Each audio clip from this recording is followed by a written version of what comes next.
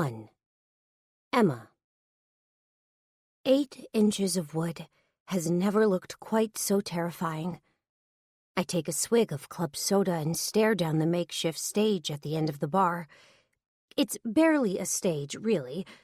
More of a platform that looks like something the bar's owner and his friends might have drunkenly cobbled together on a Sunday afternoon.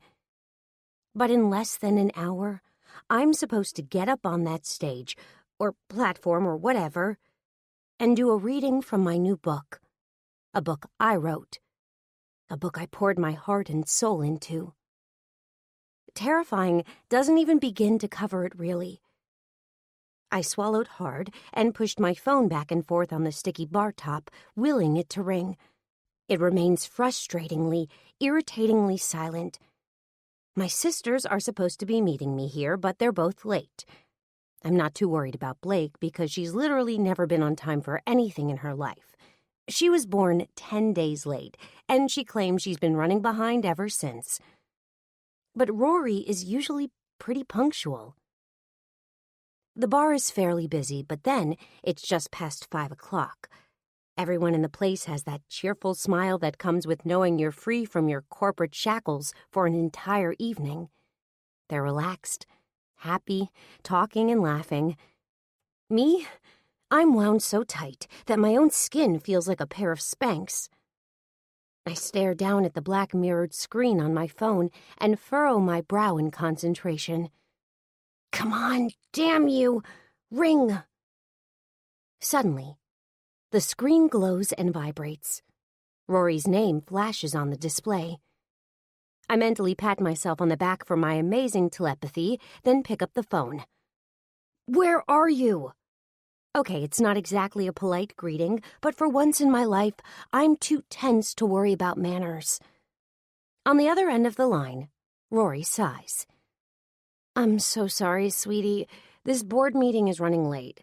We just took a break, but it looks like it's going to be at least another hour once we reconvene. I'm trying to get out as soon as I possibly can. I groan. What I really want to do is have a little freak out, but I try my best to keep my emotions under control. After all, I'm in public. Not exactly the time and place for a meltdown. So instead, I close my eyes and rub my temples. You're going to be here in time for the reading, right? There's a note of pleading in my voice that sounds more than a bit pathetic. Of course, I wouldn't miss it. Are you sure? Yes, Emma, I'm sure. I definitely wouldn't miss this. You and Blake should go ahead and eat without me, though. Blake's not here yet either, I mumble. What? Oh, shit, Em, I'm sorry. So you're sitting there all by yourself? Yeah, but it's fine. It's not fine. It's actually a wee bit horrible, but I don't want to make Rory feel bad. She's on the board of directors of this local community center, and I know it's something she cares about. I get that. I mean, I'll still kill her if she misses my book launch, but I get it. Well, hang tight, Rory says. Veneer makes awesome grilled cheese sandwiches. You should order one and try to relax. I'll be there as soon as I can, I promise. Relax? Do you even know who you're talking to? Relaxing is something other people do. The same people who wear sweatpants to the grocery store or who turn their alarms off on the weekend. People who aren't me. Rory laughs. I know, but try, Em. I'll see you soon. I let Rory go, and as soon as I disconnect the call, I see a text message from my other sister, Blake. Miss the train, sad face, coming up with Mom and Dad instead, see you at 7. I let out a frustrated sigh. Great, now neither of them are going to make it for dinner. Tonight is a huge night for me, and yeah, I'm feeling a bit peeved about being stuck here on my own. My brand new book is having its very own launch party here at Veneer, a bar in Manhattan. It had been organized by my publishing company, Good Grant Books. I have to do a reading from the book and then chat with people and hopefully sell and sign a few copies. Not going to lie, I'm a wreck. I've been a wreck ever since Solange, the publicist assigned to my book, informed me of this event a month ago. Since then, I've managed to talk myself up into quite the tizzy. Writing the book was one thing, but launching it is another thing entirely.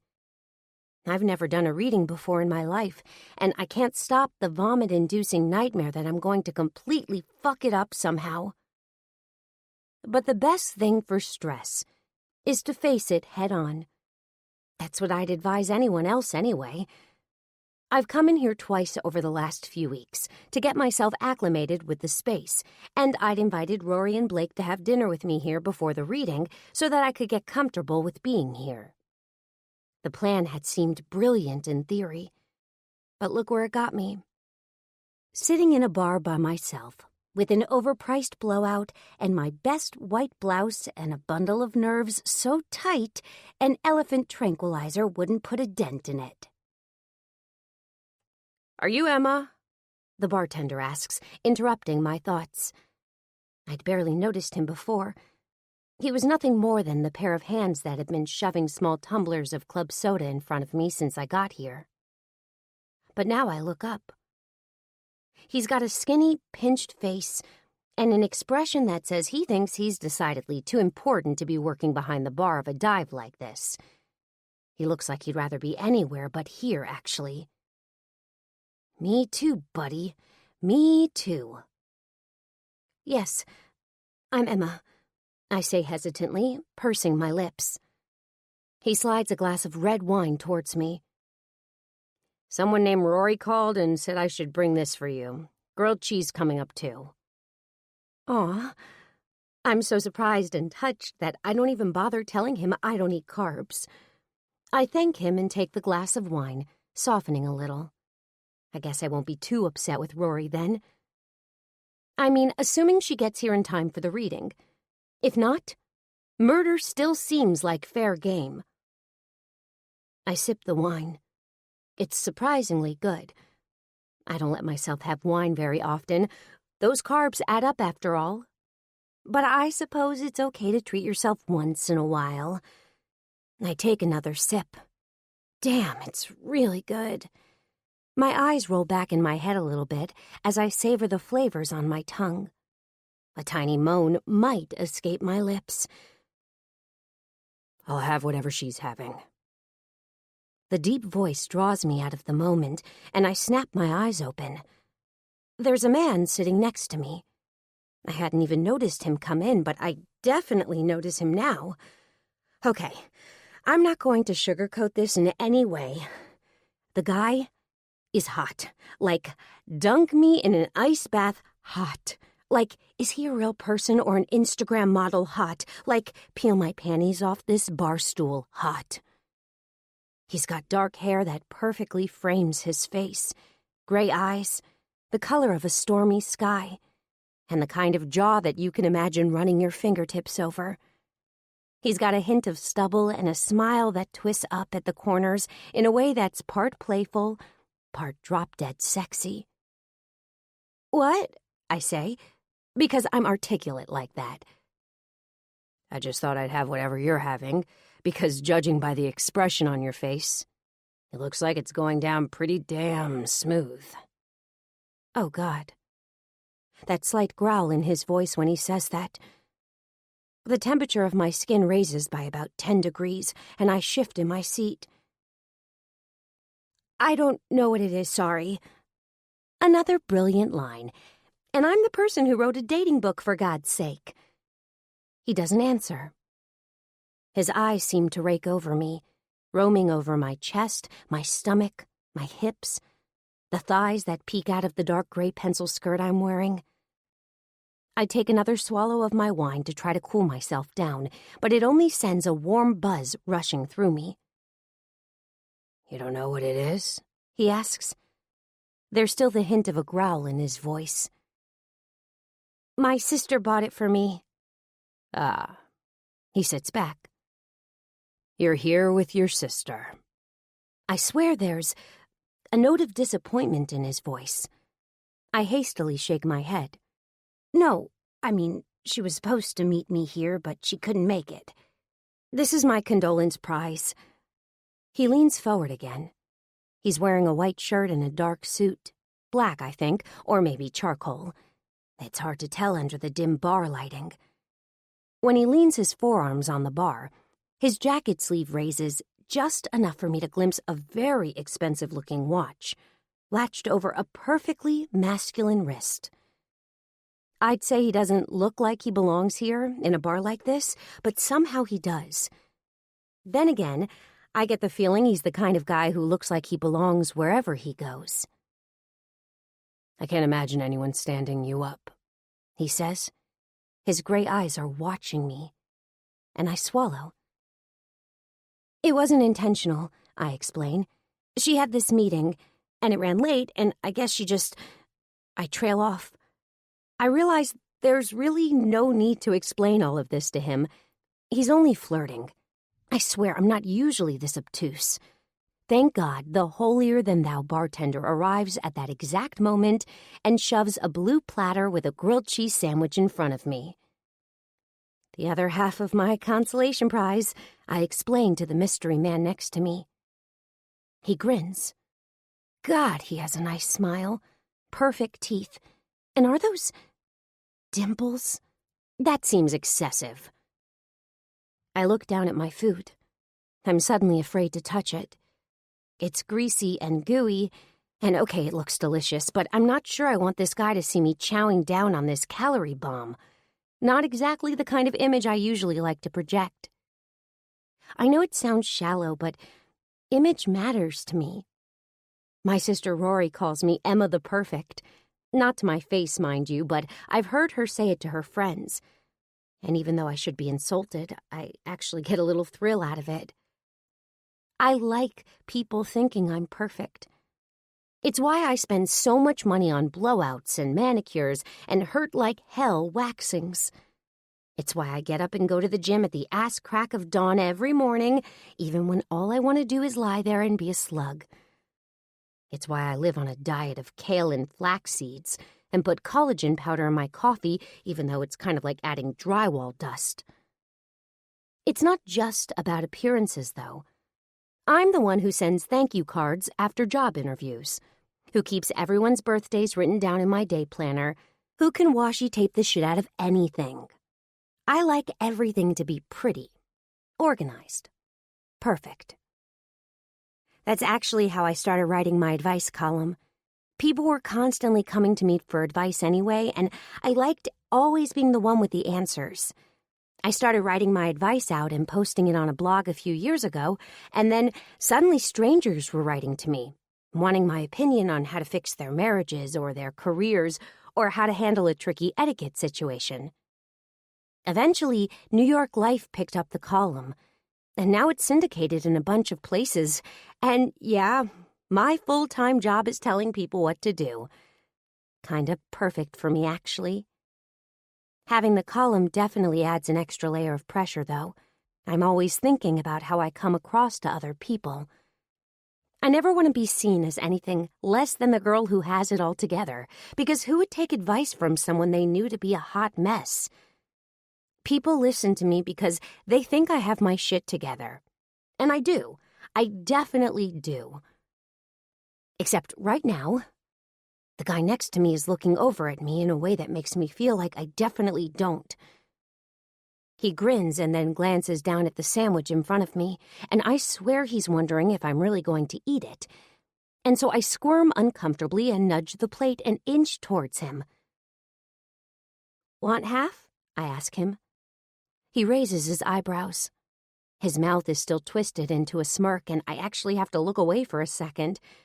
It's too much, the way he's looking at me right now. "I won't be able to finish it," I say. I dab daintily at my mouth with a napkin, even though I haven't taken a bite yet. "I think you underestimate yourself," he teases. "I think you could do anything you put your mind to." My cheeks color, but I shake my head. When it comes to some things, maybe. When it comes to sandwiches, I know my limits. "Then I might take you up on your offer," he says. His dark eyes glint playfully. I have a very hard time saying no to beautiful women. Oh, God. My cheeks flame even hotter. I swear I'm usually very composed, and I'm certainly used to this city's playboy types. I don't know why this guy is turning me into a pile of something as gooey as the 6 kinds of cheese in this sandwich. I nudge the plate over another couple of inches, and he grabs half the sandwich. I delicately pick my half up. I can already feel the butter clinging to my fingertips. I'm going to have to do an extra hour at the gym tomorrow to make up for tonight's transgressions. Except as soon as I take a bite of the sandwich, my eyes roll back in my head again. Another moan might escape my lips. Fuck the transgressions. Good? My mystery friend asks. There's another smirk on his face, but I can't even help myself. I think this might be the best thing I've ever put in my mouth. He laughs. Not the same sexy chuckle as earlier, but a full, loud, barking laugh. It makes my stomach flip. Well then. He seems at a loss for words. He shakes his head, still grinning. He takes a bite of his sandwich and rolls his eyes back in exaggeration. See, I point. Best thing you've ever put in your mouth, right? He swallows, wiping his mouth with a napkin. It's good, I'll give you that, he allows. But I prefer to have my lips on something sweet. He says it so innocently that it takes me another minute to realize he's flirting again. My cheeks flame, and I stare down at the plate in front of me. The din of the bar seems to melt away, and all I can hear is the sound of my own breath. I'm practically panting. God, this is embarrassing. And so unlike me. I reach for my wine glass, needing a sip to ease my suddenly parched throat. But at that exact same moment, my mystery man reaches for another napkin. Our hands knock together, and my wine sloshes out of the glass, and all over my pristine white shirt. Fuck! Fuck, fuck, fuck, fuck, fuck! 2. Tyler. I stare at the wall of books. Shelves and shelves of them. Hardbacks, trade paperbacks, thick little pocket-sized paperbacks. New books with slick gleaming spines, and old books with faded colors and dated fonts. Everything Good Grant Books has published since it opened its doors in the mid-'80s. Books. The one thing I know pretty much nothing about. If I was a more suspicious man, I'd almost bet my father was setting me up to fail. Why else would he make me CEO of a publishing company of all things? I don't think I've cracked a book since college. My father is the billionaire mastermind behind Good Grant Media, a conglomerate made up of about half of this country's entertainment industry. Television networks, newspapers, radio stations, a major streaming platform, a few magazines. If you watch, read, or listen to it, he probably owns at least some part of it. For a long time, I'd managed to avoid the empire entirely. Traveling after college, and then living that #trust fund life after that. Life was easy and fun. And most of all, it involved interacting with my family as little as possible. But something happened this year. Something so terrible that it's thrust me back into my father's sightlines. My sister got married. You'd think that wouldn't be a big deal, right? But Lacey, that's my sister, was always the good daughter. I never had any interest in following in our father's footsteps, but Lacey did. And for all his faults, I'll give my father credit for this. He didn't hold it against Lacey that she was his daughter and not his son. He loved that she was interested in the business, and he took her under his wing the same way he would have with me. Showed her the ropes, groomed her to take over. She was 26 and poised to be one of the youngest and highest-paid female CEOs in the country. And then she met Brendan. Brendan was a surfer-turned-yoga instructor that Lacey met at an Ashtanga class. I guess she liked how bendy he was, because 3 months later they eloped. They had a beach wedding in California. A pretty fun affair, I think. Or at least it looked that way by the pictures she posted on Instagram. No one from our family was actually invited. She quit her job at Good Grant Media, and a few weeks later she was pregnant. That was 7-8 months ago. My family's still reeling from the shock of it, I think. Especially my father. He was always, well, mostly, willing to let me fuck off and do my own thing.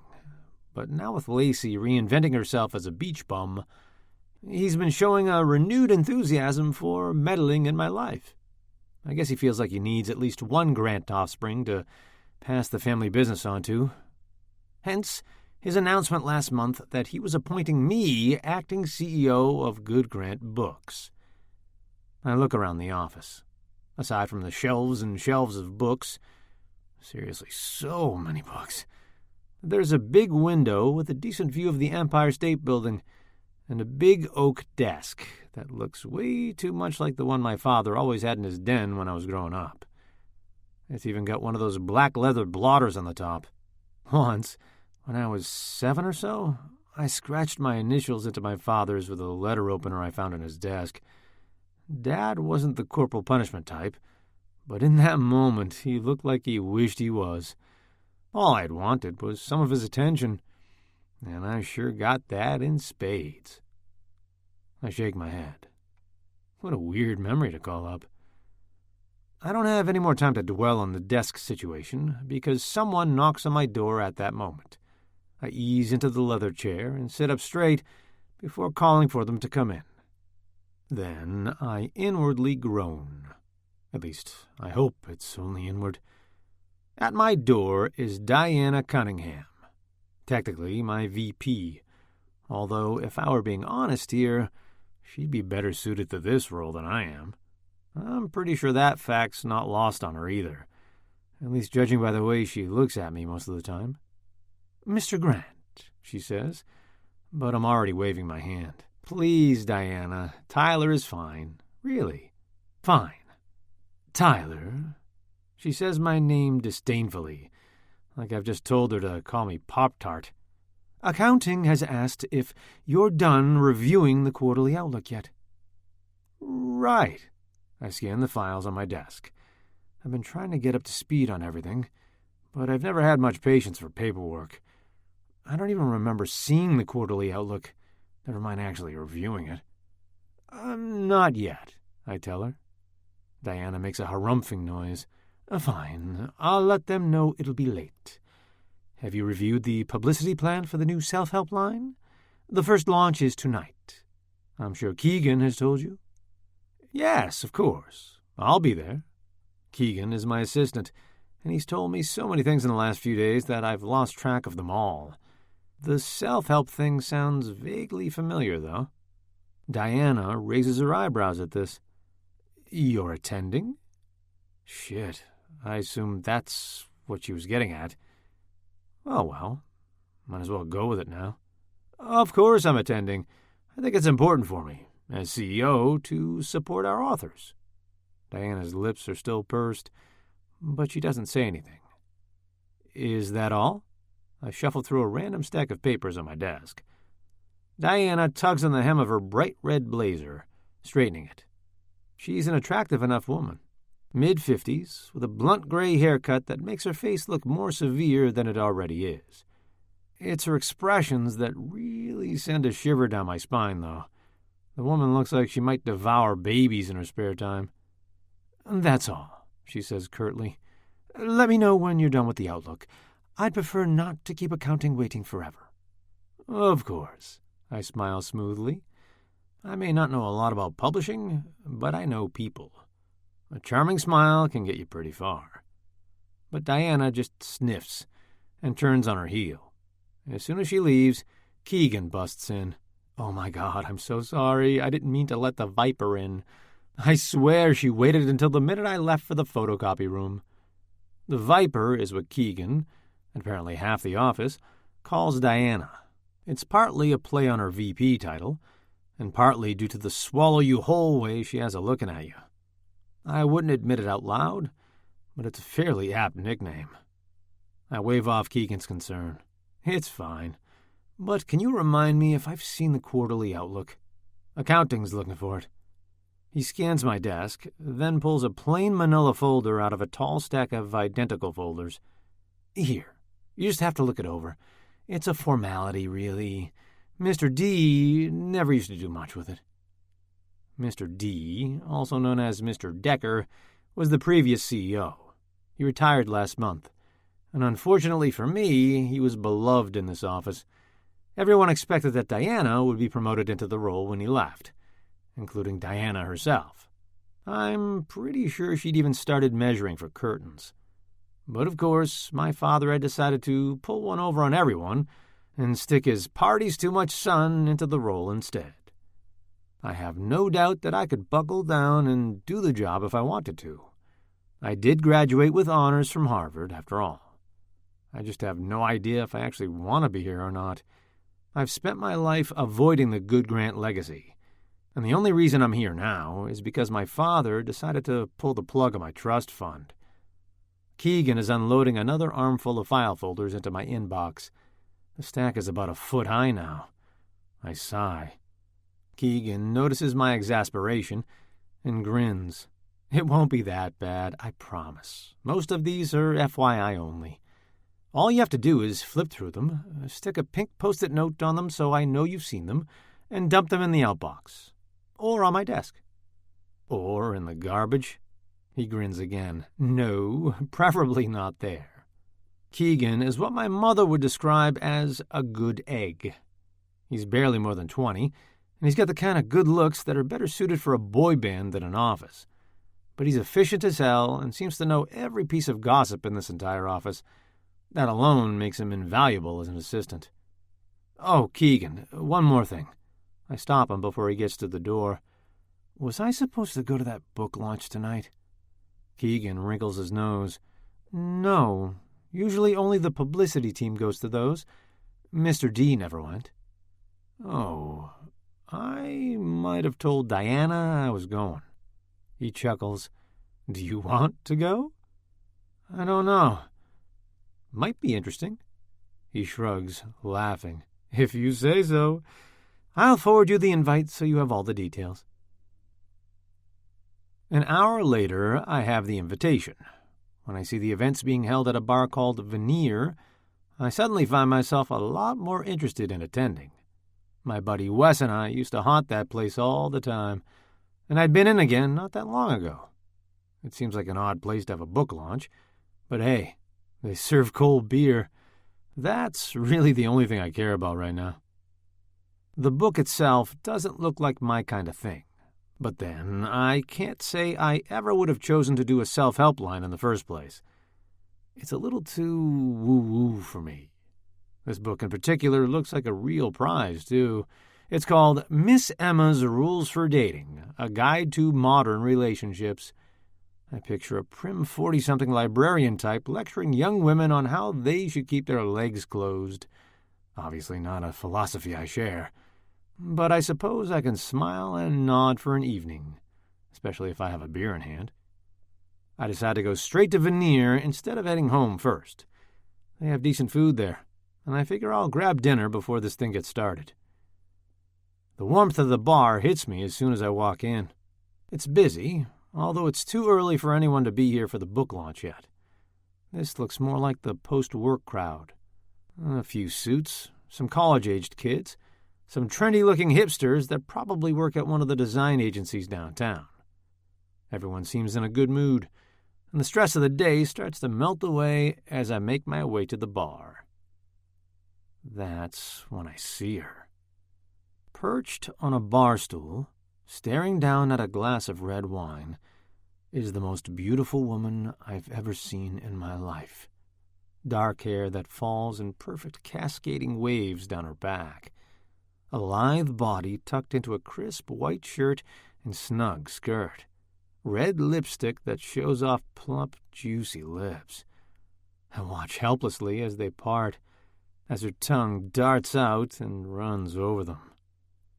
I move towards her like I'm pulled there. The bar stool next to her is empty, so I slide into it and clear my throat. She doesn't look at me. She's still staring at her wine glass. When she finally picks it up and takes a sip, I watch her throat bob, her perfectly delicate fingers on the glass. Her eyes roll back, and the look of pleasure on her face does something very, very nice to my cock. I watch her as she takes another sip. This time, she lets out the smallest little groan. Sweet mother of God, someone give me a bucket of ice. When the bartender approaches me, I have to clear my throat. I'll have what she's having. She finally snaps her eyes open and looks at me. Her cheeks pink up in the most deliciously sexy way I've ever seen. She puts her glass down carefully. Everything about her is so graceful, so deliberate, like God sculpted her himself. So yeah, I flirt with her. Can you blame me? I'm sitting in a bar next to a stone-cold fox after I've had a stressful day. A random hookup seems like the perfect way to cap off the day. Except, shit, I'm here for this stupid book launch. Maybe I can convince her to stick around for it. Then I can take her home with me and do every dirty thing that's suddenly dancing through my mind. But I'll worry about that later. Right now, I'm too focused on the turn of her lips to think about anything beyond the next minute. When the bartender drops a grilled cheese sandwich in front of her, I almost laugh at the conflicted expression on her face. Part of her looks like she wants to dive face first into it, while the other part of her is trying to be restrained about it. Instead of taking a bite, she shoves the plate towards me. One half? The question surprises me. I can't say I've ever had a woman offer to split a grilled cheese sandwich with me at a bar before. Most of the time, they either throw themselves at me or, in some misguided attempt to play hard to get, ignore me completely. Either can work, but only because I want it to work. I'm not one to fall for any kind of play. I practically wrote the playbook, after all. But this girl throws me for a loop. Even though I'm sitting on a bar stool, which is set firmly on a polished concrete floor, I have the strangest feeling that I'm bobbing along through uncharted waters. And then the undertow of her pulls me under completely. She takes a bite of the sandwich in front of her, tilts her head back, and moans. When she opens her eyes again, she says, I think that's the best thing I've ever put in my mouth. I don't know why, but it slays me to hear those words coming out of her perfect red lips. I don't think she means it to sound dirty, which is somehow what makes it so endearing and so fucking sexy. Equally endearing and sexy is the way her cheeks turn pink when I laugh. I imagine that blush spreading all the way down over her chest, across the generous tits that are begging to be set free from that crisp shirt she's wearing. I blame my distraction, and the fact that half my blood is currently located below the belt, for what happens next. I reach for a napkin, and my hand knocks against hers as she's lifting her wine glass. Ruby red liquid splashes all over her once white shirt. And she looks pissed. Really pissed. 3. Emma. I stare down at my chest in horror. Wine is pooling like blood, spreading across my chest like I took a bullet to the heart, which, hand to God, I actually feel like I did. I try not to shriek, but I let out a noise that sounds a bit like a baby rabbit being mauled. I glare at the guy sitting next to me. It wasn't even technically his fault, but I haven't spilled a drink on myself since I was about 8 years old, so he's getting the blame for this one. I'm so sorry, he says. Let me. He's already reaching for the napkins, but I grab them out of his hands and start dabbing frantically at my chest. It's not enough. I need to rinse this shirt stat. I make a beeline for the bathroom. I'm unbuttoning my blouse before I even get in there, and I run the cold water in the sink as I rip the shirt from my body. I thrust it under the tap and try to get as much of the wine out as I can.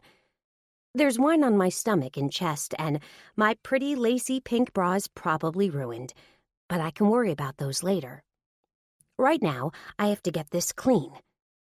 I can't stand up in a room full of people with a huge wine stain on my shirt. I rack my brain, wondering if there's a way I can get a fresh shirt in the next half hour. Rory's already running late and won't have time to stop and pick something up for me.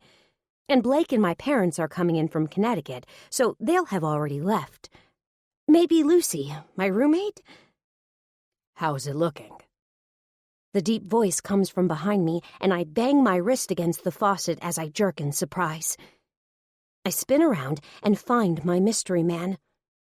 I don't even ask what he's doing in the women's washroom. He's looking chagrined and holding a stack of napkins and a pint glass of something that looks like club soda. Well, that's surprisingly helpful. Not good, I tell him grimly. He holds the glass out to me. Club soda, he confirms. My mother swears by it. Thank you, I say grudgingly. I set it on the edge of the sink, dip some napkins in it, and start blotting at the stain. It's faded to a lighter pink, but it's still completely visible. Angry, frustrated tears prick my eyes, but I won't let myself cry. Especially not in front of this guy. Tonight was supposed to be perfect, my big night, and everything's going wrong. My sister stood me up, and I made an ass of myself, and now my shirt is ruined. I tried to concentrate on scrubbing at the shirt, but the pink isn't getting any lighter. I let out a frustrated groan. I have an idea, the guy behind me says. I spin around to face him. I'm all ears. I'm sure I sound quite sarcastic, but he grins. His gray eyes are glinting, even under the harsh fluorescent light of the bathroom. And I have the sudden realization that I'm standing there in front of him in nothing but my bra. I hold the soggy shirt up in front of my chest and try to maintain at least some level of dignity. But that only makes him chuckle. It's a deep, throaty sound, one that makes my nipples pebble under my wet bra. I clutch the shirt closer to my chest. Definitely don't need him to see that. Here. He slips his jacket off his shoulders, definitely charcoal now that I can see it better. He lays it on the counter and starts unbuttoning his shirt. I watch his fingers move nimbly over the small buttons. His watch gleams. My tongue darts out involuntarily, running over my lips. I can't help it, okay? The man is dead sexy, and even the fact that I'm having the worst night of my life can't detract from that. He grins at me as he shrugs out of the shirt. He's got a tight, white undershirt on underneath. It hugs the hard muscles of his chest, and I can almost make out the lines of his taut abs below. I give myself a minute to let my eyes rove over his biceps and broad shoulders before I realize he's holding the shirt out to me. I stare down at it. I can't wear that. Why not? He's still grinning. It's dry and, most importantly, 100% wine-free. But it's your shirt, and it'll be too big for me, and it's your shirt. I lick my lips again as he laughs. I'll just wear this, he says, pointing his thumb towards his undershirt. Under a blazer, no one will know the difference. It'll look like a t-shirt. And as for this one being too big, I don't know. You women are always good at making that work. Just tie it or something. I reach out to take it, and am horrified to realize my hand is trembling. I snatch the shirt out of his hand and hold it up. It's a nice white shirt, Armani. Expensive. And he might actually be right. I could tie it around my waist. With the pencil skirt, it might even look kind of cute. Certainly better than the wine-soaked one, that's for sure. I shrug it on. The scent envelops me immediately. His scent. Spicy and masculine and sun-drenched somehow.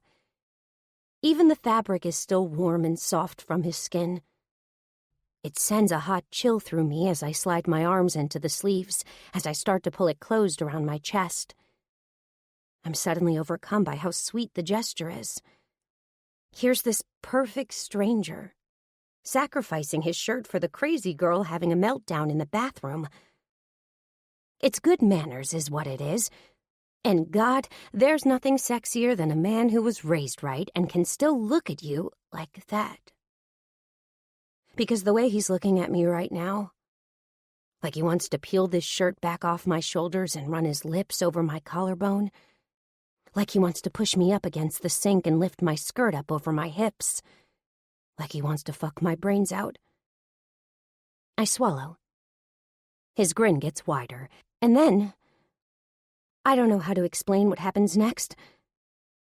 My feet move of their own accord, crossing the dingy bathroom tile in 2, 3 steps. Thank you, I say softly, when I'm standing so close to him that I can feel his breath against my face. I look up at him.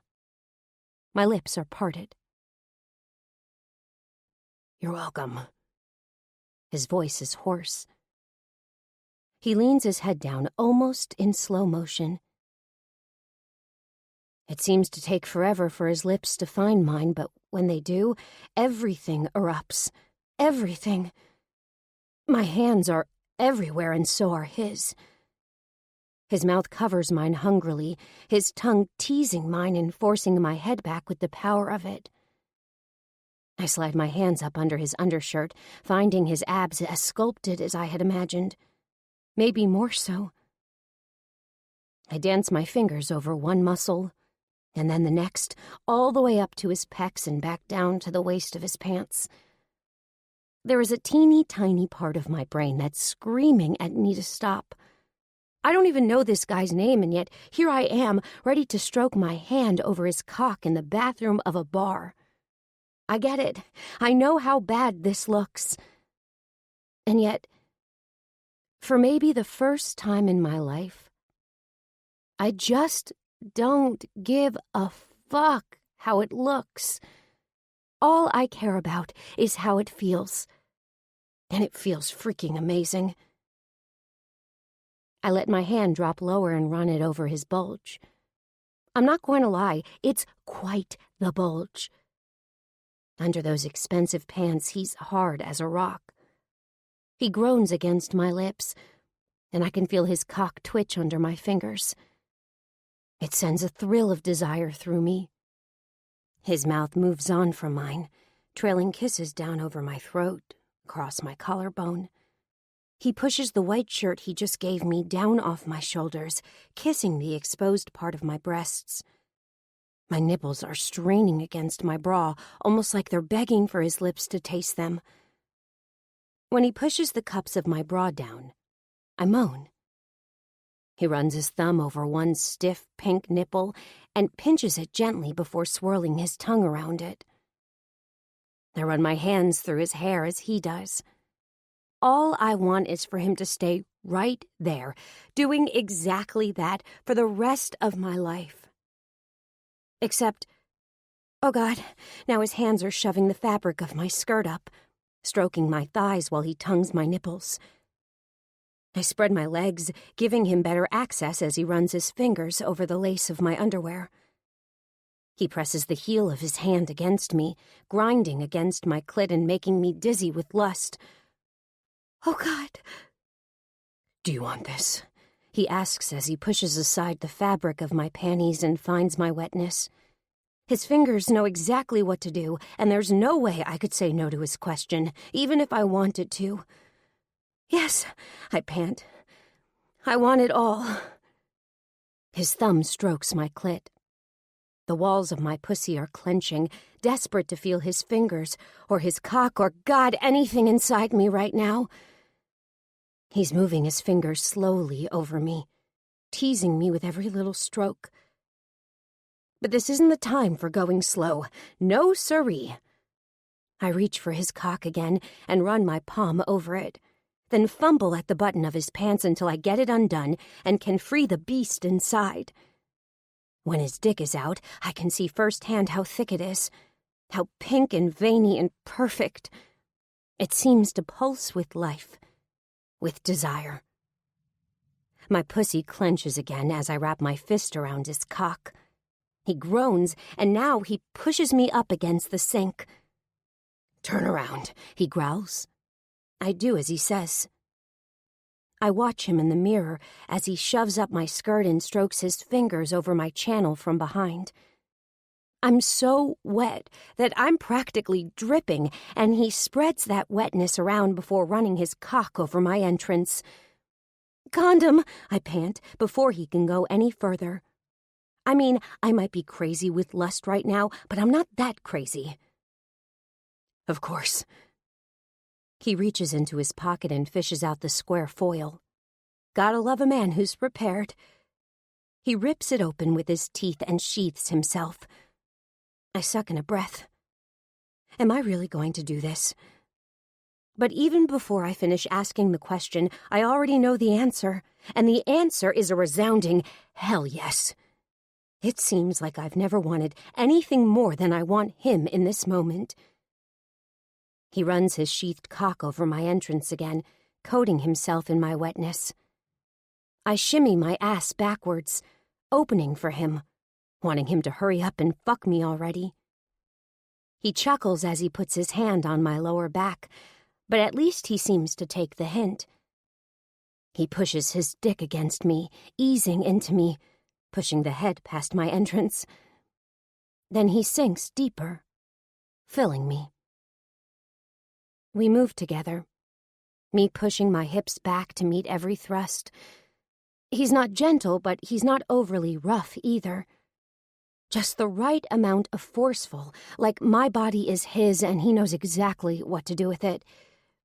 It feels amazing, indescribable. I mean, I've had good sex before.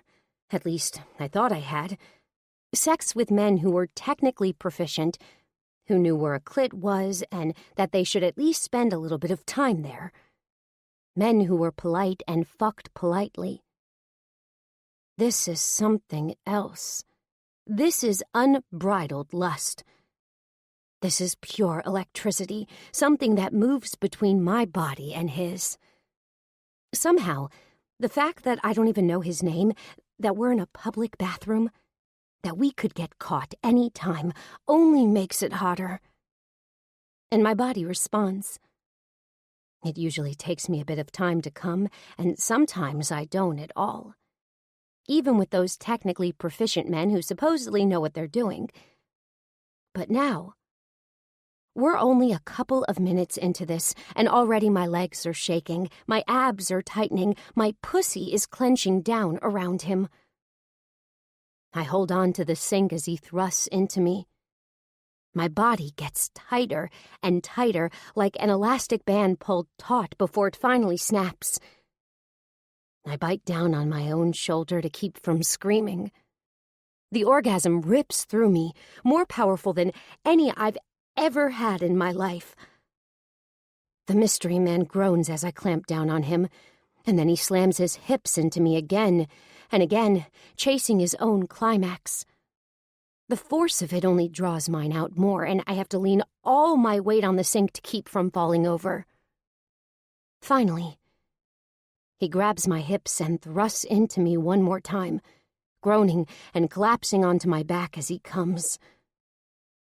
My muscles are still shaking, my pussy still clenching with the aftershocks, and it takes a few seconds before either of us can even think about standing up. I watch in the mirror as he pushes my hair aside. My expensive blowout's been shot to hell, that's for sure, and kisses the back of my neck. It's soft, gentle, special somehow. "Thank you," he murmurs. His lips are still against my neck. That was incredible. I'll say. I can't even form words. Instead, I smile at him in the mirror. I barely recognize myself. The look I give him is lazy, sensual, uninhibited. Distinctly un-Emma. Too soon, he straightens up, trashing the condom and adjusting his pants. I stand up too, tugging my skirt back into place and pulling on the shirt he gave me. I'm just doing up the buttons and am thinking about how to politely wrap this up. And that's when the bathroom door swings open. 4. Emma. Emma! There you are. I've been looking everywhere for you. Solange, my publicist, bursts into the bathroom. Her face lights up when she sees me, but it falls as she surveys the scene in here. Me buttoning my shirt, him in nothing but his white undershirt, his jacket still resting on the counter. Both of us still flushed pink with the last vestiges of lust. Thank God he'd at least managed to zip up his pants. Solange looks confused for a minute, but her face snaps into a polite smile. "Mr. Grant," she says, "I wasn't expecting to see you here. Wait, what are you doing here?" He swallows. He hesitates for only a moment before a practiced smile comes over his face. I thought I'd come out and support the team. I ran into Emma here at the bar and unfortunately spilled wine all over her, so I was helping her clean up. He gestures to my soggy shirt, still balled up in the sink, and the wad of wet napkins next to it. "Oh!"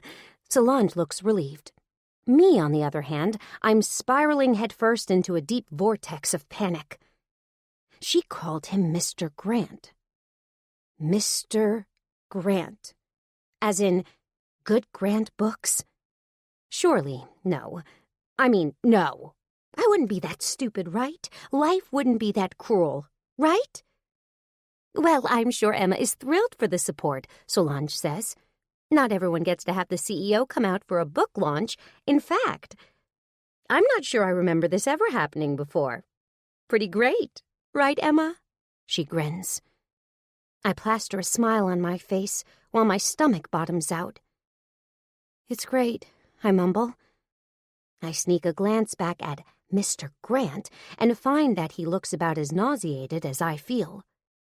Still, he gives me a barely perceptible smile. Anyway, Solange is saying, all good now. It's getting pretty packed out there. Great, I say again.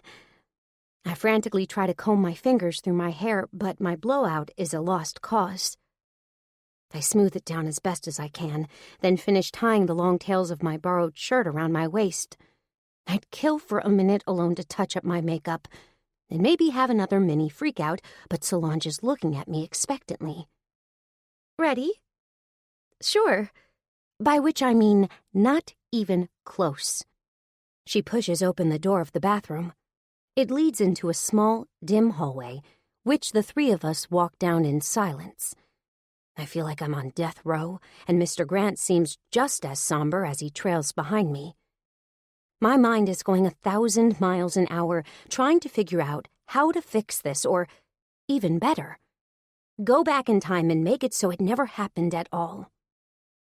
Except I don't have time to think about it anymore. Because as soon as we emerge into the main part of the bar, I'm swarmed with people.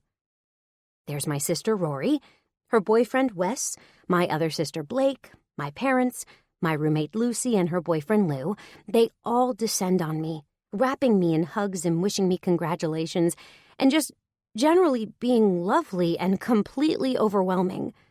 My parents thrust a bouquet of flowers into my arms, and I burst into tears. Everyone stops, frozen. I frantically wipe at my face, making an even further mess of my makeup, and try to smile. I'm sorry, I'm just so overwhelmed. You're all so sweet to come out to support me. It's Rory who pushes through everyone else and wraps her arm protectively around my shoulder. Let's all give her a moment, okay? I'm sure Emma's just a bit nervous. She pulls me back into the narrow hallway, away from the worst of the hubbub. Our friends and family stare, but Blake takes over and ushers all of them back over into the main bar area. Even from here, I can see how crowded it is in there, which makes my stomach roll again. In that moment, I love my two sisters more than I ever have in my life. "What's going on?" Rory hisses when no one else is around. Mr. Grant and Solange have disappeared into the crowd, along with my family. "Is everything okay?" "I'm fine," I say. I wipe my eyes again. "I just need to clean up a bit. It's all kind of overwhelming." Rory nods and walks with me into the bathroom again. My soggy shirt is still sitting on the counter, and I can't even bear to look at it. Instead, I focus on my reflection and on trying to finger-comb my frizzed mane into something resembling presentable. Meanwhile, I try to figure out who the hell that guy was. Solange had referred to him as the CEO, but I've seen Malcolm Grant in news articles and on television, and he's portly and gray-haired. And this guy most definitely isn't either of those things. But the Grant name can't be a coincidence, right? Rory wordlessly hands me a brush from her purse, as well as a tube of lip gloss and a stick of cover-up. I smile gratefully and touch my face up as well as I can. My cheeks are still cherry red, but hey, at least I don't need blush. Rory leans against the counter until I'm done. "Good?" she finally asks.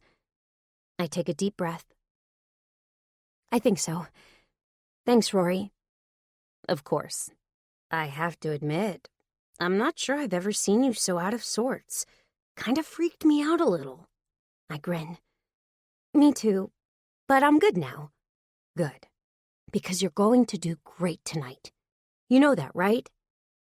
I take another deep breath. "I hope so." "I know so." She throws her brush and makeup back into her bag. Now on to more cheerful topics. I see you finally met Tyler. He's a sweetie, right? "Tyler?" "Yeah, you know, Wes's friend. I told you about him." "Tyler Grant." The words fall out of my mouth slowly. Everything suddenly clicks into place. "Yes, Tyler Grant. Emma, I've told you about him half a dozen times. How many glasses of wine did you drink exactly?" Rory's peering into my eyes, trying to gauge if I'm loaded. I want to tell her that I only wish I had that as an excuse. Of course I remember her talking about Tyler Grant. Tyler was her boyfriend Wes's best friend from college. He also happened to be the son of Malcolm Grant, media mogul and owner of Good Grant Books. Ever since Rory had found out they were publishing my book, she'd been trying to organize a lunch or a round of drinks with her, Wes, Tyler, and I. But thanks to our mutual schedules, nothing had materialized yet. "Yes, I met him," I say slowly. "Met him, kissed him, fucked him against the sink. You know, the usual." "You didn't tell me he was running Good Grant Books now. I thought you said he wasn't involved in the family business." Rory looks surprised. "He wasn't, at least as far as I knew. Must be a new thing. I'll ask Wes about it." "Right." I don't say anything else.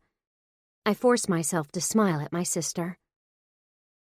"We should get back out there. Solange is probably ready to pop a blood vessel." "You sure you're doing okay?" Rory asks again. Her brow is furrowed in concern. "You look a bit flushed." Fine, really. Just nerves." "I don't blame you." Rory laughs. "I'd be a mess right now. Public speaking? Ugh." She pretends to shudder, and I fake a smile. Public speaking is the least of my worries. I sneak one more glance at my sodden shirt on the sink counter. I never want to see it again. We walk back into the bar together, and this time I force myself to greet my family and friends like a normal human being. I thank my parents for the flowers and peek inside the stiff paper wrapping at the arrangement inside. It's a gorgeous hand-tied assortment of roses and calla lilies. My parents run a small flower shop in Connecticut called Bloomers, and the rich floral perfume immediately takes me back to my childhood. I breathe them in and let the scent calm me. It works, too, for a whole 5 seconds. Then I'm right back where I started. I nervously scan the bar, trying to find Tyler in the crowd, hoping against hope that maybe he's decided to duck out early. I spot him back at the bar, in the same seats we'd been sitting in earlier. He's got a beer in front of him now, and he sips it, gazing around the room. When his eyes light on me, I look away, then peek back. He's still looking at me. There's an amused twinkle in his eye that I don't appreciate. I try to tell him with my gaze that he's welcome to leave any time, but he just sits there, grinning that smug grin. He mouths something at me, and I squint, trying to understand what he's saying. He mouths it again. Nice shirt. My hands go to the knotted tie at my waist. I glare at him, but that only seems to amuse him more. Emma! Earth to Emma! Solange is trying to get my attention, and I rip my eyes away from Tyler and smile at her. Sorry, lost in thought there. No problem. We're almost ready to get started. Are you ready? I almost snort. Hell no, I'm not ready. But instead, I do what I always do. I smile and give her the answer she wants to hear. Of course. She leads me to the front of the room. The bar immediately starts to quiet as people detect us making our way to the stage. My heart kicks up a notch with every step I take, and by the time I'm standing at the front, watching Solange climb onto the stage and walk to the podium, it's hammering almost right out of my chest. I try to concentrate while Solange gives her little introduction. She says all kinds of nice things about me, about my column, about my book, about how much she likes working with me. But when she says she wishes she could be as together as I am, I actually snort out loud. So much for that. Thankfully, no one hears me. My sisters have made their way to the front to stand next to me, and when Solange finally calls me to the stage, Rory gives my arm a squeeze. Blake pats my ass playfully and hisses, "Go get him, Tiger." I love them again in that moment, but it's still not enough to calm my quaking legs. I climb the short step onto the stage and give Solange a robotic hug before she descends back into the crowd. I stare down at the podium. There's a copy of my book up there already, bookmarked to the spots Solange or her team had picked out for me to read. My hands shake as I open it. I can feel everyone in the bar staring at me expectantly. Their eyes are like 1,000 little bedbugs, making my skin itch. I wonder if it's too late to call this whole thing off. No, I have to suck it up and be a grown-up here. Isn't that what I always tell people in my advice column? Time for me to do the same. I lean forward into the microphone. Hi, I'm Emma Holloway. Thank you, Solange, and thank you, everyone, for coming out tonight.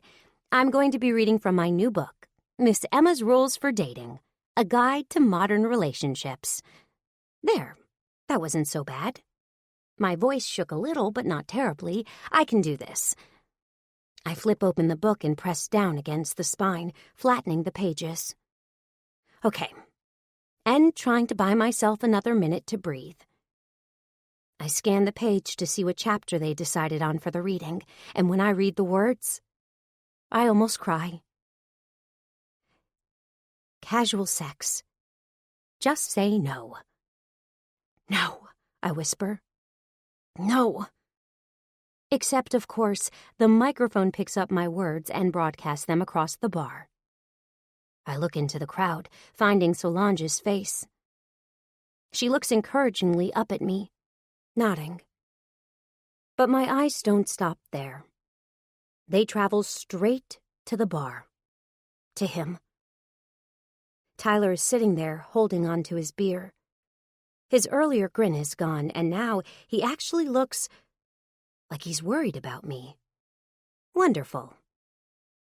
I swallow down over the huge lump that's formed in my throat. I can do this. It's fine. I'm a professional. This is my book.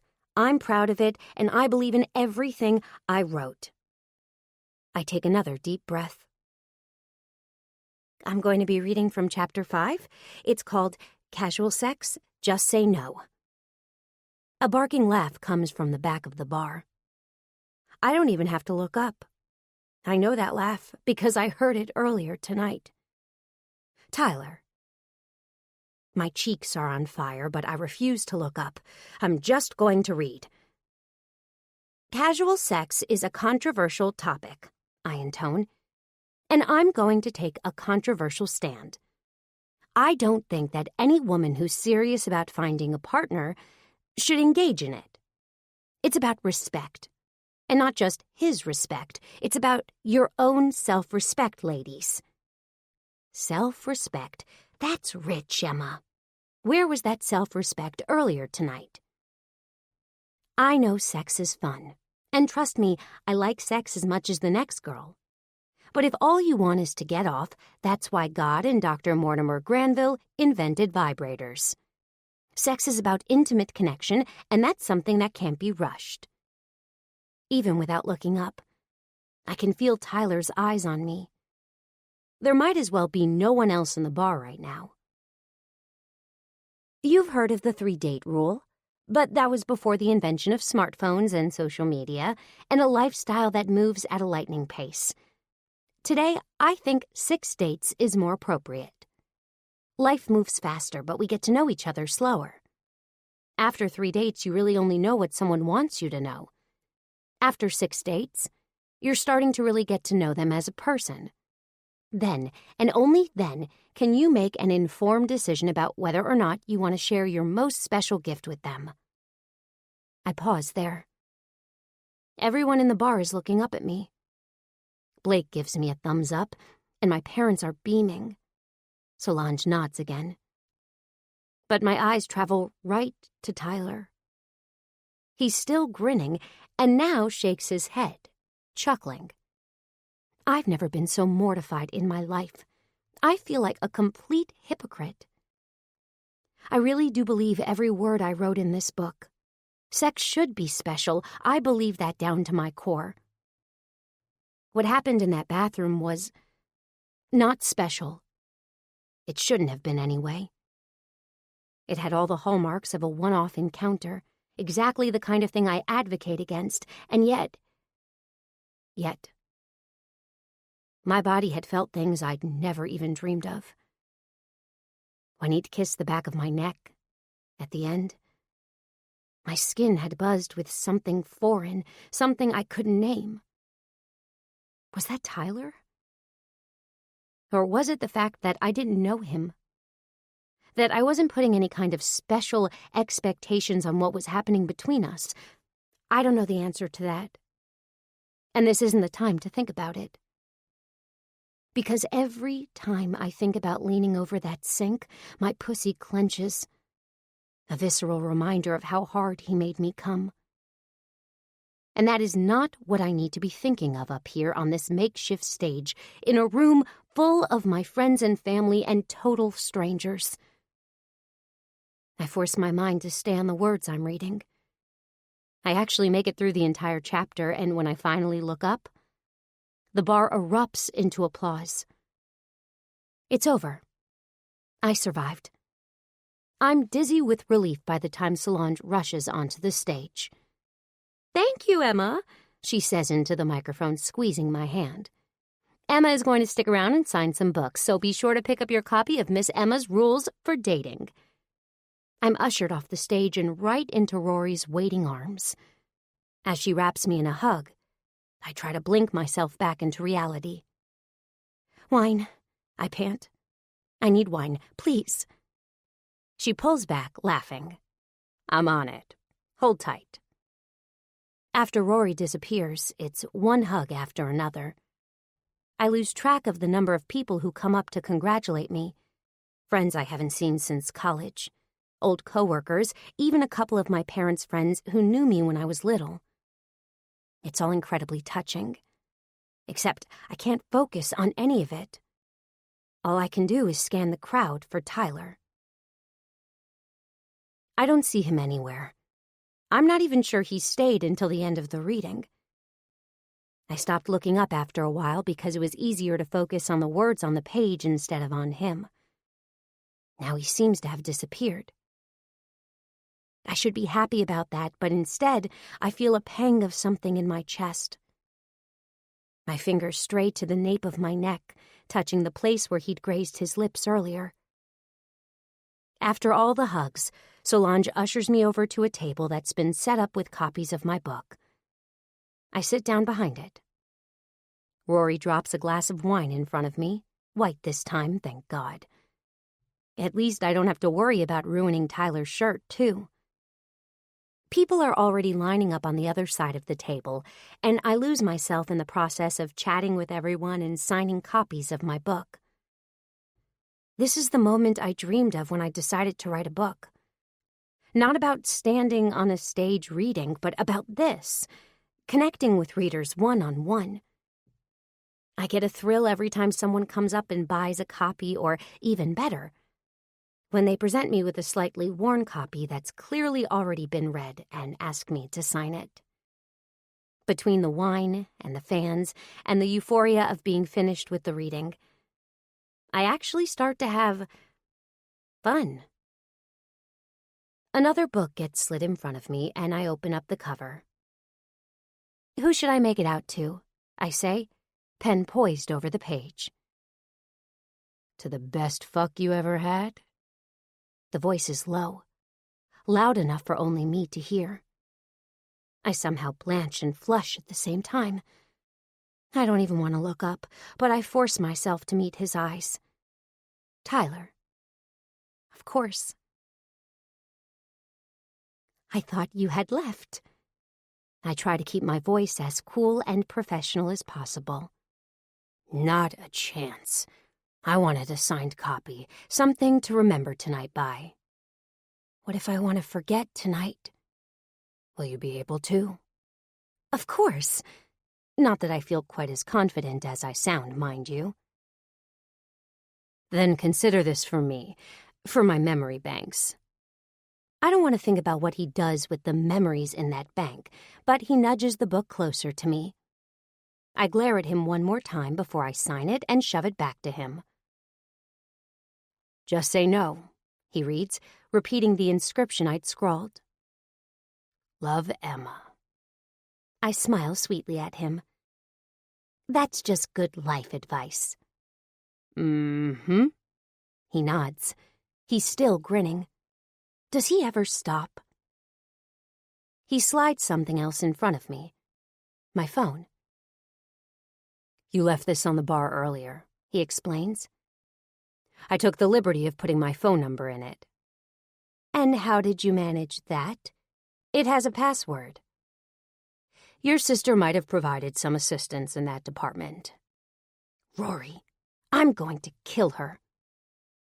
I'm too annoyed to answer, but Tyler just runs his hands through his hair. Feel free to use it any time, he says. My number, I mean. Like when you return my shirt, or if you want to have a little fun. Because judging by that book you wrote, you could use a little more fun in your life. I try to cue up a snappy response, but he's already heading away from me, towards the door. So instead, I sit there, mouth agape, and watch him walk out of the bar. 5. Emma. I expect to collapse into an exhausted heap that night, but instead I lie there in my bed, staring up at the ceiling. My blood buzzes like I've had a quad-shot espresso, and all I can do is replay the events of the evening in my head over and over. This was supposed to be one of the biggest nights of my life. I should be ecstatic right now. Actually, I should be sleeping right now, but I should be doing it ecstatically. The reading had gone well, for the most part, and we'd sold over 100 copies of my book. And Solange seemed happy with the turnout and the feedback. But it's the, for the most part, that I can't stop focusing on. Tyler. Our tryst. My abject humiliation when I had to stand up there and spout off my views on casual sex. And of all of it, it's his parting comment that runs over and over in my mind. What the hell did he mean when he said I seemed like someone who could use a little more fun in their life? I have plenty of fun. I probably have more fun than him. Just the other day I had sorted through all my summer clothes, and the week before that, my roommate Lucy and I had gone to the Container Store and completely organized our kitchen. What? That's fun for some people, okay? What does Tyler think is fun anyway? Drinking beer, having dimples, tormenting people he's had sex with? The more I think about it, the more my blood boils. I try 100 times to force him from my mind, but the more I try, the more his smug grin haunts me. I turn my pillow over trying to find a cool spot and rip the sheets from the bottom of the bed. I kick, twist, toss, and turn, but I can't get comfortable. I sit up in a huff. My cell phone is sitting on my nightstand where I set it to charge when I got home. I pick it up, scrolling through the contacts. There it is. Tyler Grant. The time says 5:30. My room is still dark, but my alarm is set to go off in another 15 minutes, since that's when I usually go to the gym. And if I, a lowly advice column writer, gets up before 6, surely the fancy pants CEO does too. Before I can change my mind, I hit Tyler's contact info and listen while it rings. Hello? My breath catches at the sound of his voice, and under the bed sheets, my toes curl. He sounds groggy, like I woke him up. Oh well, since I didn't get any sleep at all, I can't say I feel sorry for him. What did you mean when you said I sounded like someone who needs to have more fun? He's silent for a beat. Emma. Yes. What did you mean? He chuckles. It's 5:30 in the morning. Please, don't tell me you were actually sleeping. I was, in fact. He yawns dramatically. I have a sudden vision of him in his bed, his face soft with sleep, his chest bare under the sheets. I bet he has amazing sheets. Well, that's not my fault. Actually, it is. Huh? I shake my head. Anyway, I just wanted to know what you meant when you said about me not having enough fun. I meant that I had fun with you, Emma. And I think that I'd like to have more fun with you, and I think you'd probably like that too. Otherwise, you wouldn't be calling me before the cocks are even up. I choke. The what? The roosters, Emma. There's a note of teasing in his voice, and I curse myself for falling for his crude joke. Anyway, that's not why I'm calling, I tell him. I have no interest in repeating what happened last night, especially not now that I know you're the CEO of my own publishing company. That's gotta be an ethical gray area. Gray is my favorite color. I sigh in exasperation. You still haven't answered my question. Sure I have. Now, let me take you to dinner sometime. No! The word is out of my mouth before I can even consider it. Why not? Because I know your type. And what type is that? Arrogant. Entitled. The kind of guy who thinks he can have any girl he wants. I might have fallen for your nice guy act when you gave me your shirt, but I won't be making that mistake again. He makes a sound that's something between a laugh and a sigh. Emma, I'm not going to lie to you. You're not wrong about those things. But I think you like them a little more than you say you do. I don't. Hang on. I hear him rustling on the other end of the line, and then his low breath as he comes back. Chapter 3. Making the First Move. What? Your book. Chapter 3 is about making the first move, how the woman is never supposed to be the one to call first. She's always supposed to wait for the man, because men like to chase. Isn't that what you wrote? Did you read my book?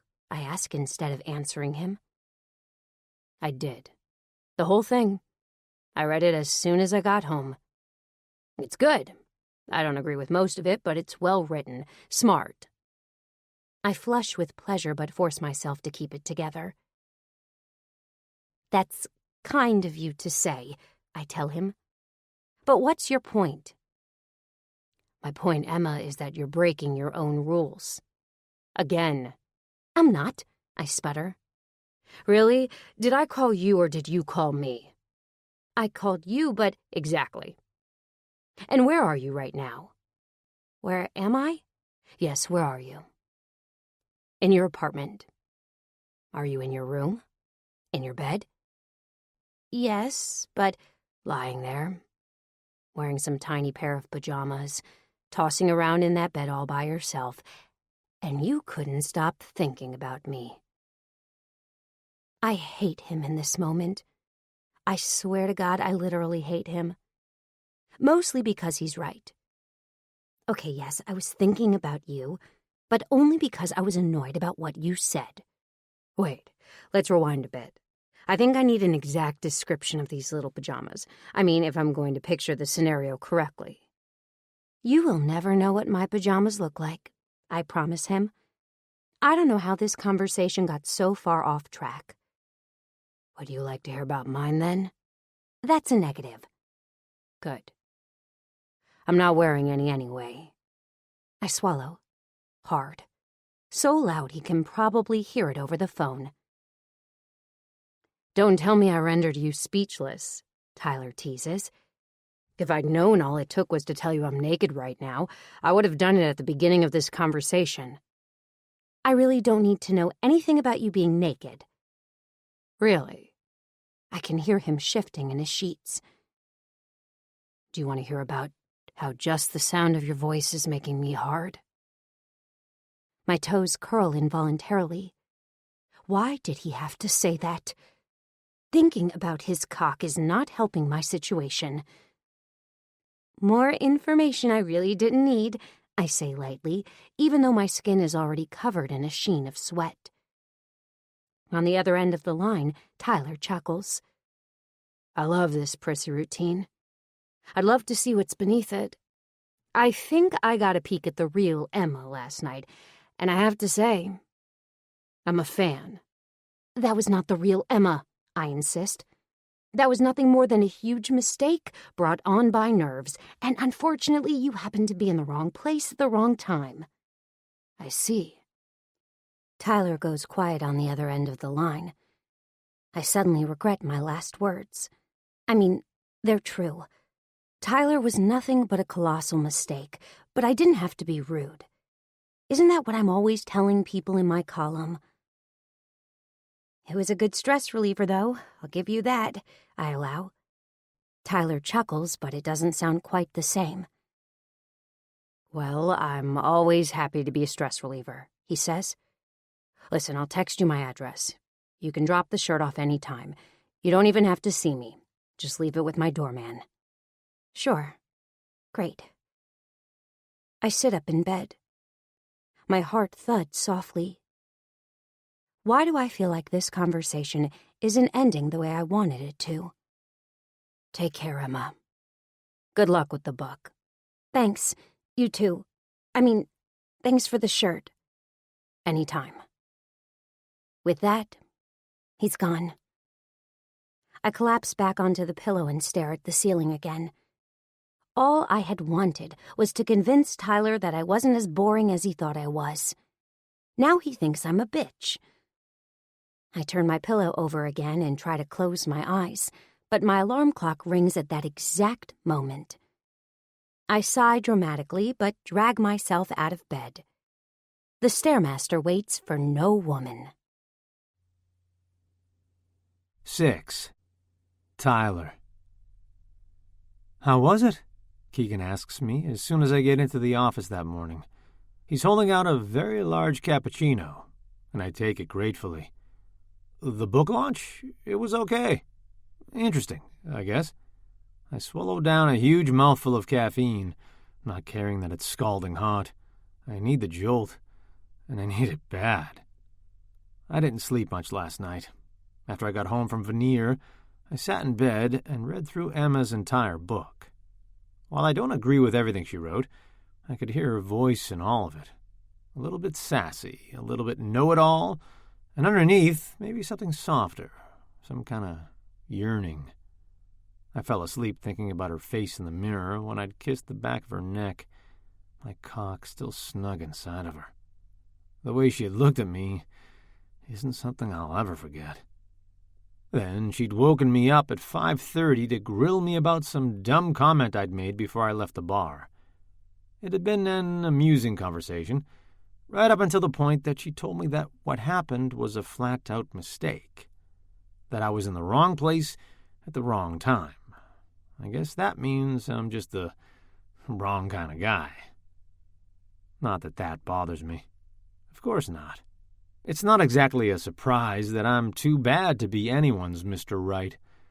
I guess it's got me feeling out of sorts a bit.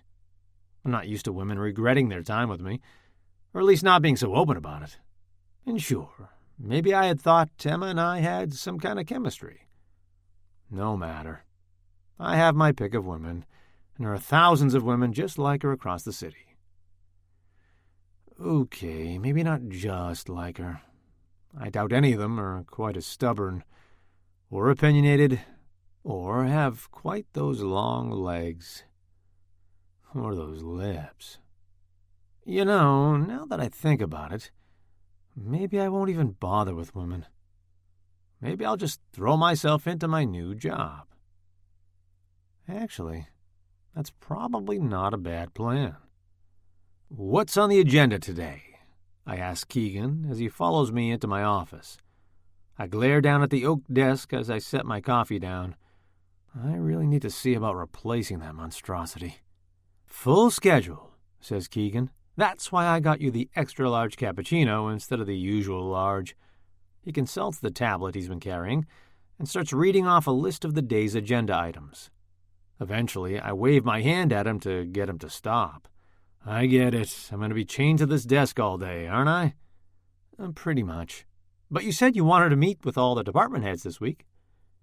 I did say that, didn't I? You did, and if you say it, I make it happen. I like that about you. Thank you, he grins. Now, I should warn you, the head of accounting is scheduled to be here at 2:00. Okay. You still haven't reviewed the quarterly outlook. Shit, right. I'll do that first thing this morning. Good, because otherwise the viper might slither her way back in. I can't promise I'm going to be able to protect you. I grin and take another slug of my coffee. Got it. I appreciate the efforts. Thanks, Keegan. Sure thing, boss.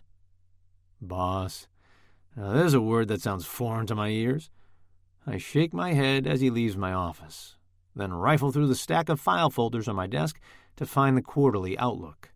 I swear the folders have multiplied again since yesterday, but I finally locate the one I'm looking for and settle in to browse through it. I expect it to be fairly routine, but the numbers I find inside shock me. I hadn't exactly expected a publishing company to be rolling in huge profits, but I didn't expect it to be bleeding money quite this badly. I skim through page after page, but I can't come to any other conclusion. This company is on the verge of going under. By the time I'm done, I sit back in my chair in shock. I stare out the window while I think, the striking Empire State Building barely even registering on my consciousness. Why would my father put me here when the company is so close to bankruptcy? My stomach twists as I consider the possibility that maybe I was right. Maybe he's putting me here to fail. On purpose. I wouldn't put it past the old bastard, quite frankly. Keegan pops his head back in my office, interrupting my train of thought. I'm so sorry. The Viper just called me. Are you done with that report yet? I look down at the pages, still open on my desk in front of me. I don't want to let Keegan know what I found. I don't need him worrying about being out of a job in a couple of months. So instead, I shake my head. I'm sorry. Tell Diana I'm going to give the report directly to Antonio when I meet with him this afternoon. In fact, better yet, I'll tell her myself. Keegan grins and nods. I'll put her through to you. Godspeed. That night, I meet my father at his Park Avenue suite. My parents ostensibly live in Westchester, but 90% of the time, my father is in Manhattan at his pied-à-terre, and my mother is in the Catskills at our family's summer home. It's been that way for as long as I can remember. My parents are married in name only. I don't know why they don't bother getting a divorce. After all, Lacey and I are all grown up, and in this day and age, it's not like it would hurt my father's reputation to not have a wife by his side. My mother only attends a very select few events with him at this point anyway, so why not cut the cord completely? Of course, I would never actually ask either of them any of that. We grew up in the kind of house where no one talked about their feelings. Ever. We didn't show affection either. We lived like roommates, I guess. Or maybe like soldiers under my father's regime. We fell in line. We didn't complain. And there wasn't much to complain about, when you get right down to it. We had a fancy house, the best clothes and toys. We took expensive vacations, too. I probably saw more of the world's must-sees by the time I was 10 than most people see in a lifetime. It's the only part of my childhood that I look back on fondly, and it's probably why I spent my post-college years traveling around Europe and Southeast Asia. In fact, I've been back in New York City a full year, and that's probably the longest I've stayed anywhere. Not since my Harvard days, at least. It's a new feeling, waking up in the same city every day, the same loft apartment, staring at the same exposed brick walls. I still haven't decided whether I like it or not. But now that I'm working at Good Grant Books, I guess I'm committed. You know, assuming the company doesn't tank in the next 2 months. That's what I'm here to talk to my father about tonight. I don't know if I'll get a straight answer out of him, but I figure it's worth a shot. I get the concierge to call up to Dad's suite. Even after a year, I still haven't been here often enough that they know I'm his son, which I guess is kind of sad when you think about it. I ride the elevator up to the 18th floor, and his housekeeper, Ariana, lets me in. I eye the short dress she's wearing, and the way she shimmies away to let him know I'm here. And I wonder, not for the first time, if keeping house is the only thing she does for him. I meet my father in his dining room. "You'll stay for dinner, Tyler?" he says, instead of hello. There's a copy of the Wall Street Journal spread out in front of him, and he barely looks up. I look at the china laid out on the table, at the crystal wine glasses.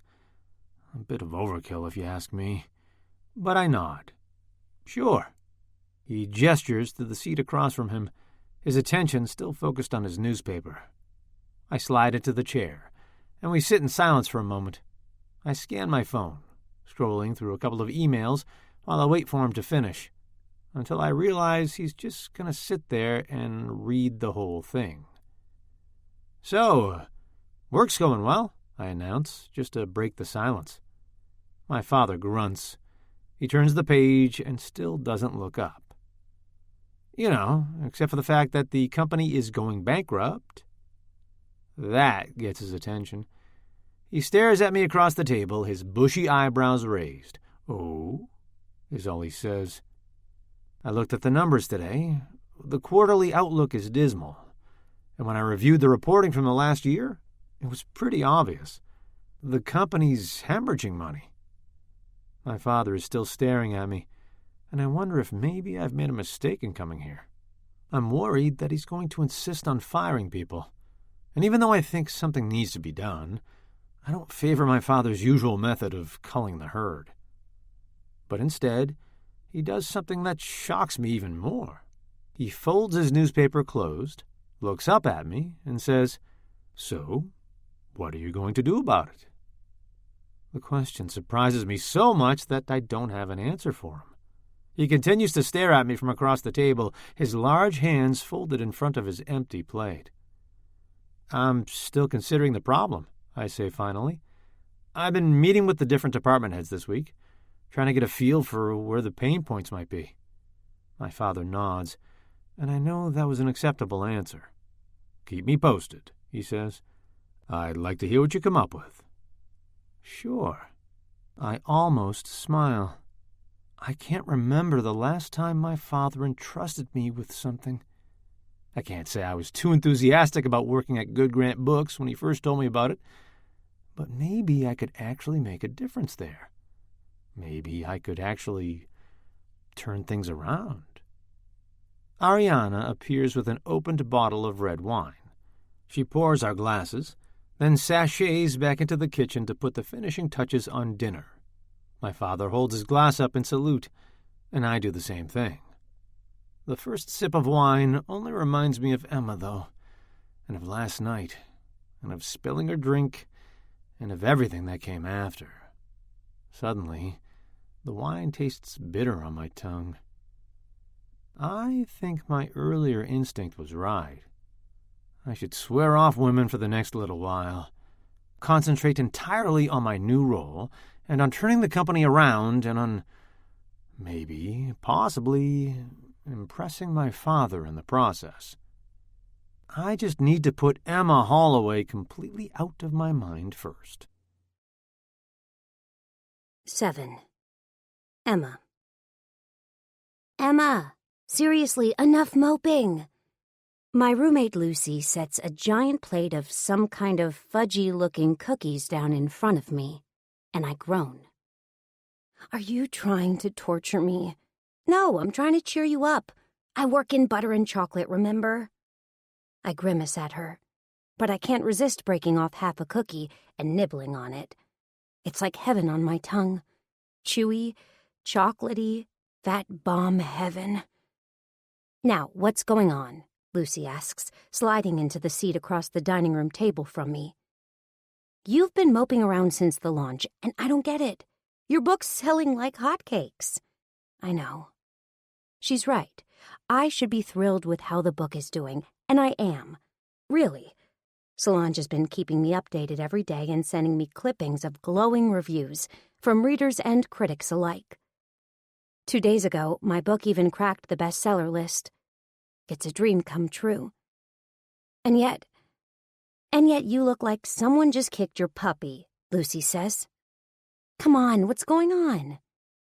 Nothing, honestly. I guess it's just the low after the book launch high, you know? I spent so long working on that damn book, and now it's just over. Okay, I made up that answer on the spot, but I guess there's some truth to it. I did live and breathe that book for almost a year, and I seem to have way too much free time now that it's over. But the real unvarnished truth is that I felt like this ever since I talked to Tyler the other day. I kept replaying the way his voice had changed at the end of our call. He actually sounded kind of hurt. I guess it took me by surprise. He texted me his address as promised, but I had yet to summon the guts to go over there and drop off the shirt. I want to find a way to apologize when I do, but I haven't thought of a good way to do it yet. I've considered including a thank you card with the shirt, which is what I'd normally do, but it doesn't seem personal enough somehow. So until I figure that out, I'm hanging on to the shirt. And okay, I might have worn it to bed a couple of times. Not that I'd ever admit that to anyone on Earth. It's just a comfortable shirt, okay? Somehow it always seems to feel soft and warm. The same way it did when Tyler first shrugged it off. You need something to take your mind off everything, Lucy announces. You need to let loose.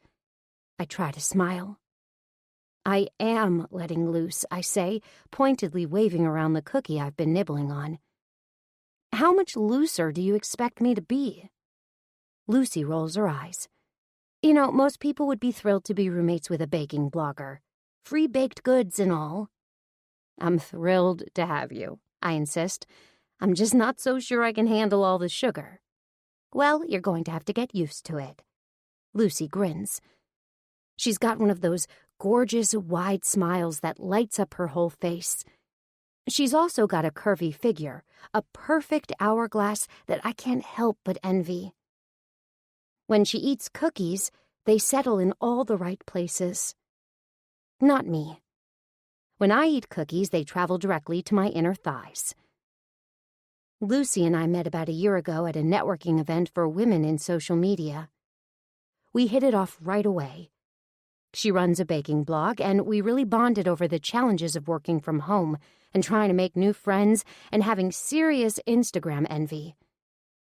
I had been living with my sister Rory at the time, but when she decided to move in with her boyfriend Wes, I'd invited Lucy to move into her room. So far, we get along great. Except for the fact that Lucy is the queen of delectable baked goods, and my own apartment has become a source of constant temptation. Every day, my resolve weakens a little more. Lucy snaps her fingers. I just had the best idea. We should go out dancing. Dancing? I wrinkle my nose. Yes, come on, it'll be fun. It'll take your mind off the book, and who knows? Maybe you'll meet someone. She winks. And I know she's just being playful, but the thought fills me with dread. I don't want to meet anyone. I already did, a voice whispers. I silence the voice and force myself to smile at Lucy. Sure, that sounds great. Let's do it. Lucy claps her hands together. Perfect, Friday. We can invite Rory. Maybe my friend Tess? That sounds great. Girls' night. Girls' night. I shove the rest of the cookie into my mouth and try to look excited. That Friday, I find myself crammed against the stainless steel bar of a place called Carbon. Lucy had insisted we get dressed up, so although I'd much rather be home, snuggled in bed in a certain shirt, I'm wearing a short black dress and high black heels and silver earrings that dangle all the way down to my shoulders. I survey the room. It's packed in here, and hot. As soon as we walked in, I wanted to turn around and leave. Now that I'm already on my second martini, I'm finally starting to loosen up. I'm determined to at least sort of enjoy myself. So are we going to dance or what? Lucy demands. I stare at her, no longer quite so sure about enjoying this. Dance? Lucy looks at me like I'm crazy, then gestures out to the dance floor. Yes, dance. That's what we're here for, isn't it? I thought we were here to drink. I distinctly remember suggesting we go dancing. I assumed that was a euphemism. Lucy puts her hands on her hips. Her dark hair is hanging down over her shoulders, and her wide smile is covered in a flattering, bright red lipstick. She turns to face Rory. Can you believe this? She demands, looking to my sister for backup. Rory throws her hands up and shrugs. I've learned to pick my battles with Emma. But come on, we came out to go dancing. That means we actually have to, dance. Rory laughs. Come on, Em, suck back that drink. I don't think Lucy is going to let you get away with this one. With a glare at my sister, I finish off the drink. I could pretend to be irritated, but the truth is, now that I've had a couple of cocktails, I'm starting to think that maybe Lucy was right. Maybe this is exactly what I need. A night to let loose and forget about everything. Forget about him.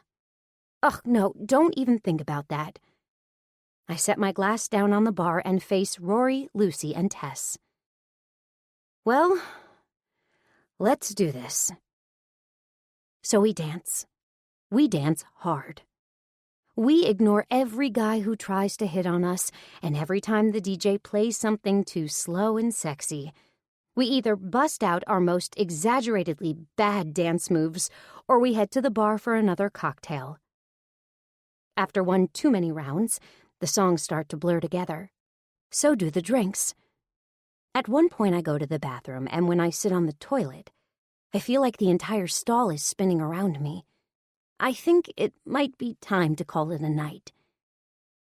It's times like these that I wish I had a boyfriend, or at least someone to go home to. Climbing into bed by yourself when you're drunk is pretty much the worst, most loneliest thing in the world. I envy my sister. Going home to Wes, a man who clearly loves her more than life itself. And even Lucy, whose boyfriend Lou might be kind of dull and sell insurance, but at least has a warm body. "Emma!" Someone is pounding on the stall door. "Did you fall in?" I hear snorting and laughter from the bathroom, and I finish up and come out to find Rory, Lucy, and Tess all waiting for me. "I think it might be time to call it a night," I announce as I wash my hands. "No!" I nod. "Yes, sorry, ladies. One more drink and you're going to have to peel me off the floor." "One more drink," Lucy starts chanting. "One more drink."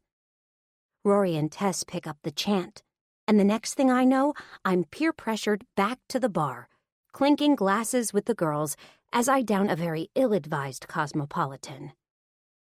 Everything after that is a blur. More dancing, a lost earring, another drink, Rory throwing in the towel and taking a cab back to her apartment, dancing, possibly me yelling at the bouncer about something, standing outside on the sidewalk.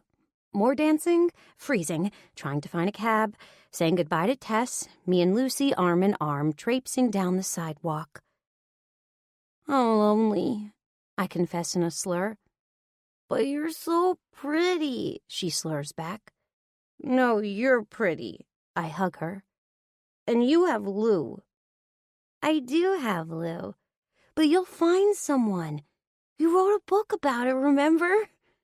I stare at her, and then dissolve into giggles. "I wrote a book about dating, and I don't even have a boyfriend."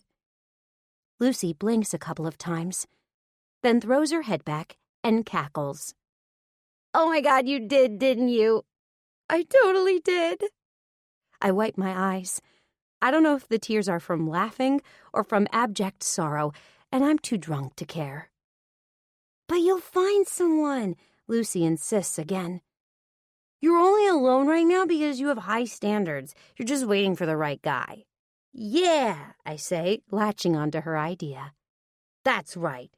Yeah," she hiccups. "You're so lucky that you already found yours." "It's because you're pretty." "Yeah," Lucy says again, but she looks down at the sidewalk. When she looks up again, her smile is back.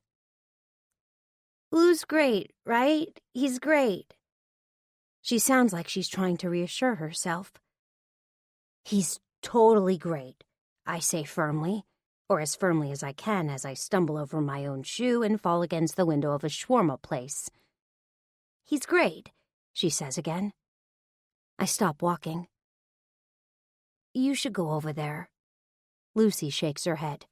"No, this is girls' night. I'm coming home. We're going to pound water and watch an episode of The Mindy Project and pass out." "No," I insist, even though that does sound appealing. "You should go see him. Tell him that he's great and then get some." I try to wink, but I think my face scrunches up into a weird crease instead. Lucy giggles. "No, Emma, that would be lame. I'm coming home with you. You shouldn't go home by yourself." "I'm totally fine," I tell her. I wave down a cab as it approaches. "You should go to Lou. I'm fine by myself, really. I'm used to being alone." I hold my head high, trying to sound noble. The cab crests to a stop in front of us. Lucy is still protesting, but I shove her into the back seat and slam the door closed behind her.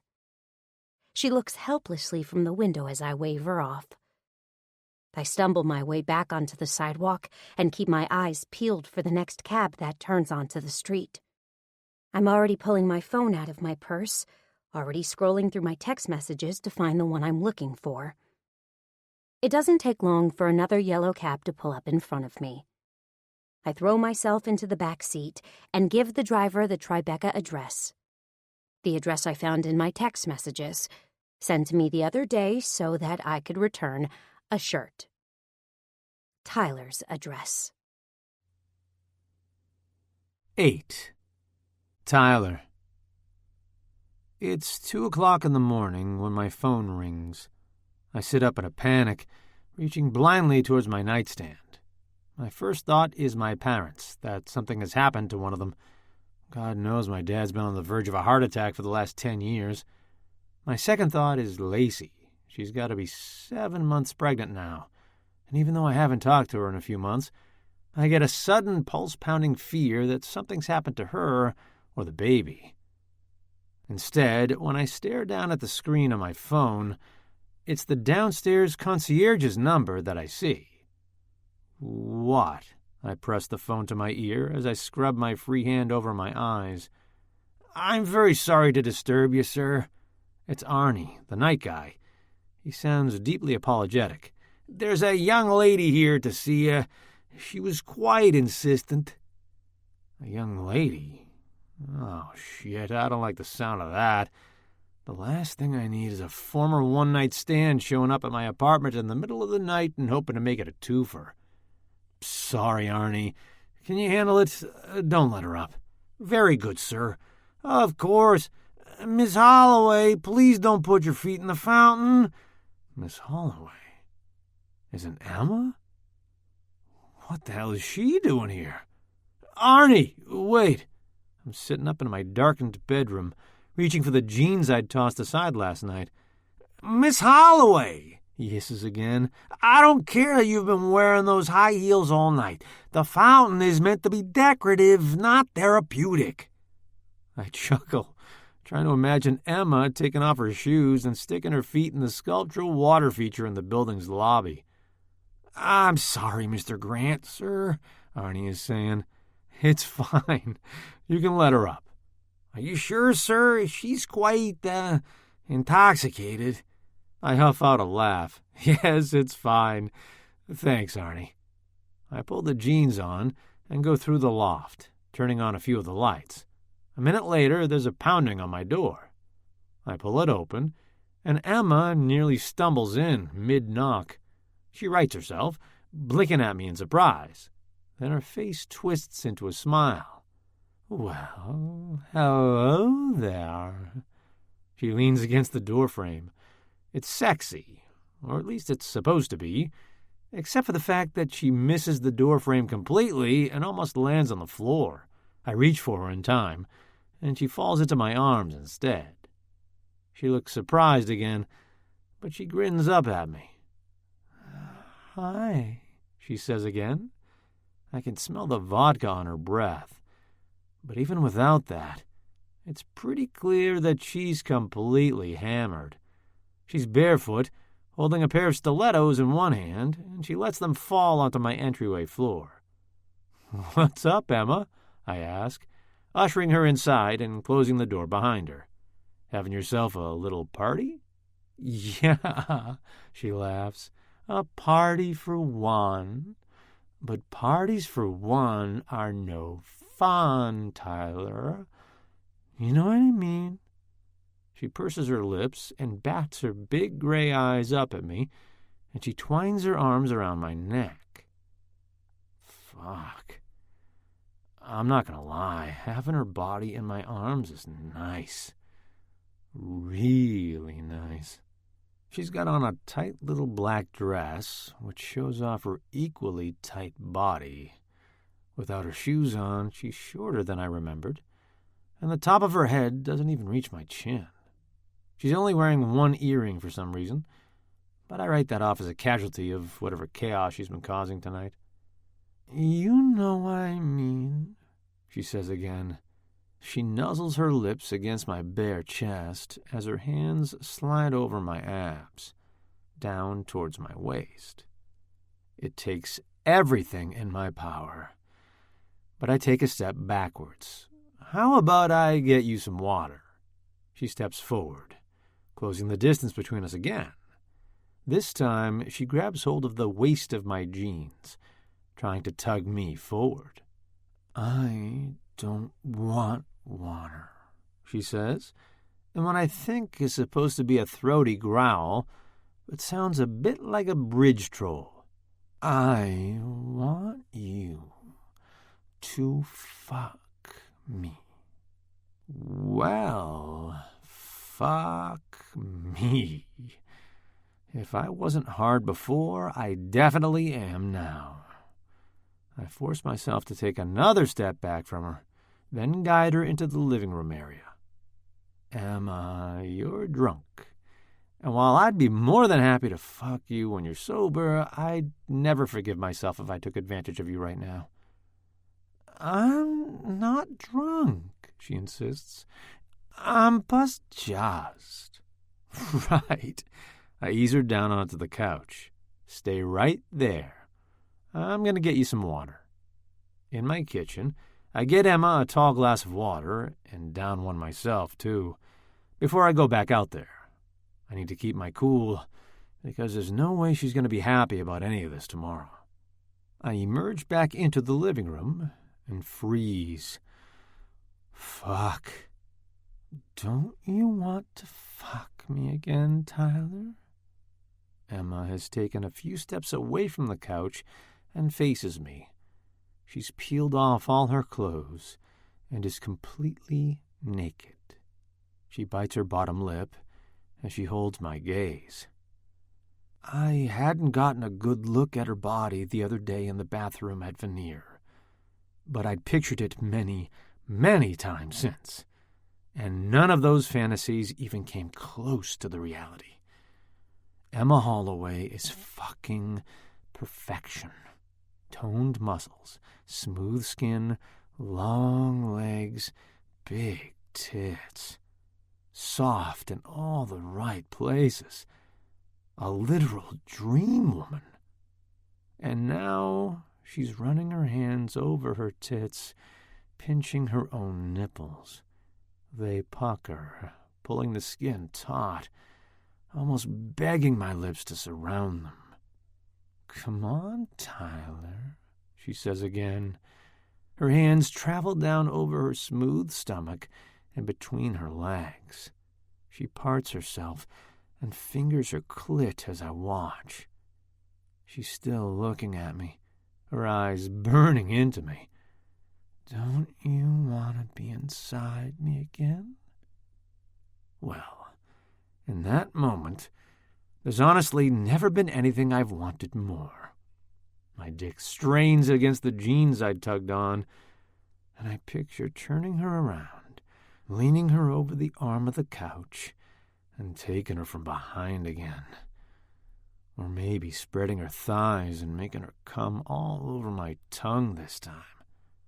Hell, why not both? Instead, I do the fucking obnoxious and responsible thing. I pick her up and carry her down the hall. She shrieks when I sling her over my shoulder. I can feel her tits crushed against my bare chest, and it doesn't help matters when she squirms against me. "Are you taking me to bed?" she giggles. "No, I'm putting you to bed." "That's no fun." "I'm not a very fun guy." "Yes, you are. That's why I like you, Tyler. You're fun." "Thanks," I chuckle as I let her fall into my bed. It's unmade from when I climbed out of it earlier, and I try to pull the sheets up over her, but she kicks them off. "Aren't you gonna join me?" she teases. Her hands are slipping down between her legs again, stroking her pussy. I groan. I deserve a fucking medal for this level of restraint. "Tomorrow," I promise her, swallowing hard. "If you still feel like this tomorrow, I'll fuck you so hard you'll forget your own name." "I will, Tyler. I'll always want it. Look how wet you make me." She pulls her fingers away from her pussy, and sure enough, they're glistening. Look, I'm not Superman, okay? Or if I am, maybe Emma's my kryptonite.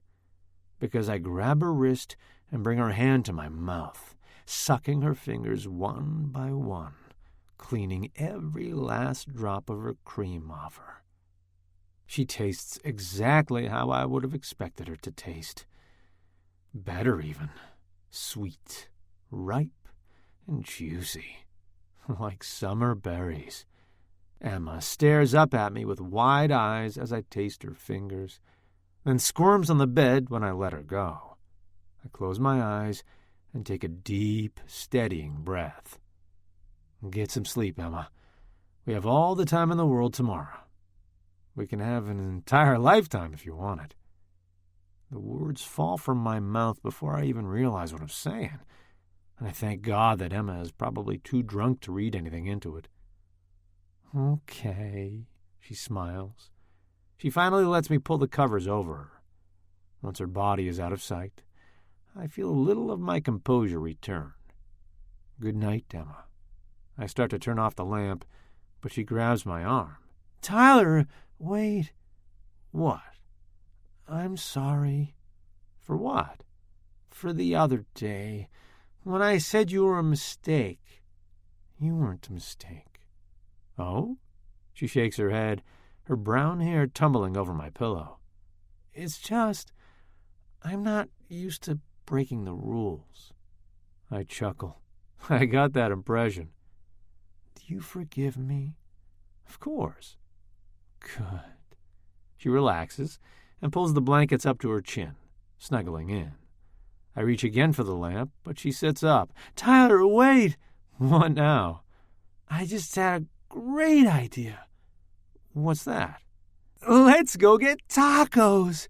Her eyes gleam excitedly, and I bark out a laugh. We'll get tacos tomorrow. Now get some sleep. Okay. She sinks back onto the pillow. This time, her eyes start to drift closed. And when I turn the lamp off, she doesn't protest. I ease myself out of the bedroom and back out into the living area. My dick is still rock hard, and I run my hands through my hair, trying to get my breathing back to normal. I try my hardest to forget about the naked beauty in my bedroom, but I have to down a straight shot of vodka from the freezer before I shut myself off in the guest bedroom. It's gonna be a hell of a long night.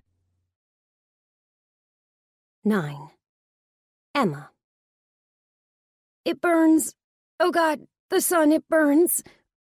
I cover my eyes with my hand and try to burrow deeper under the blankets.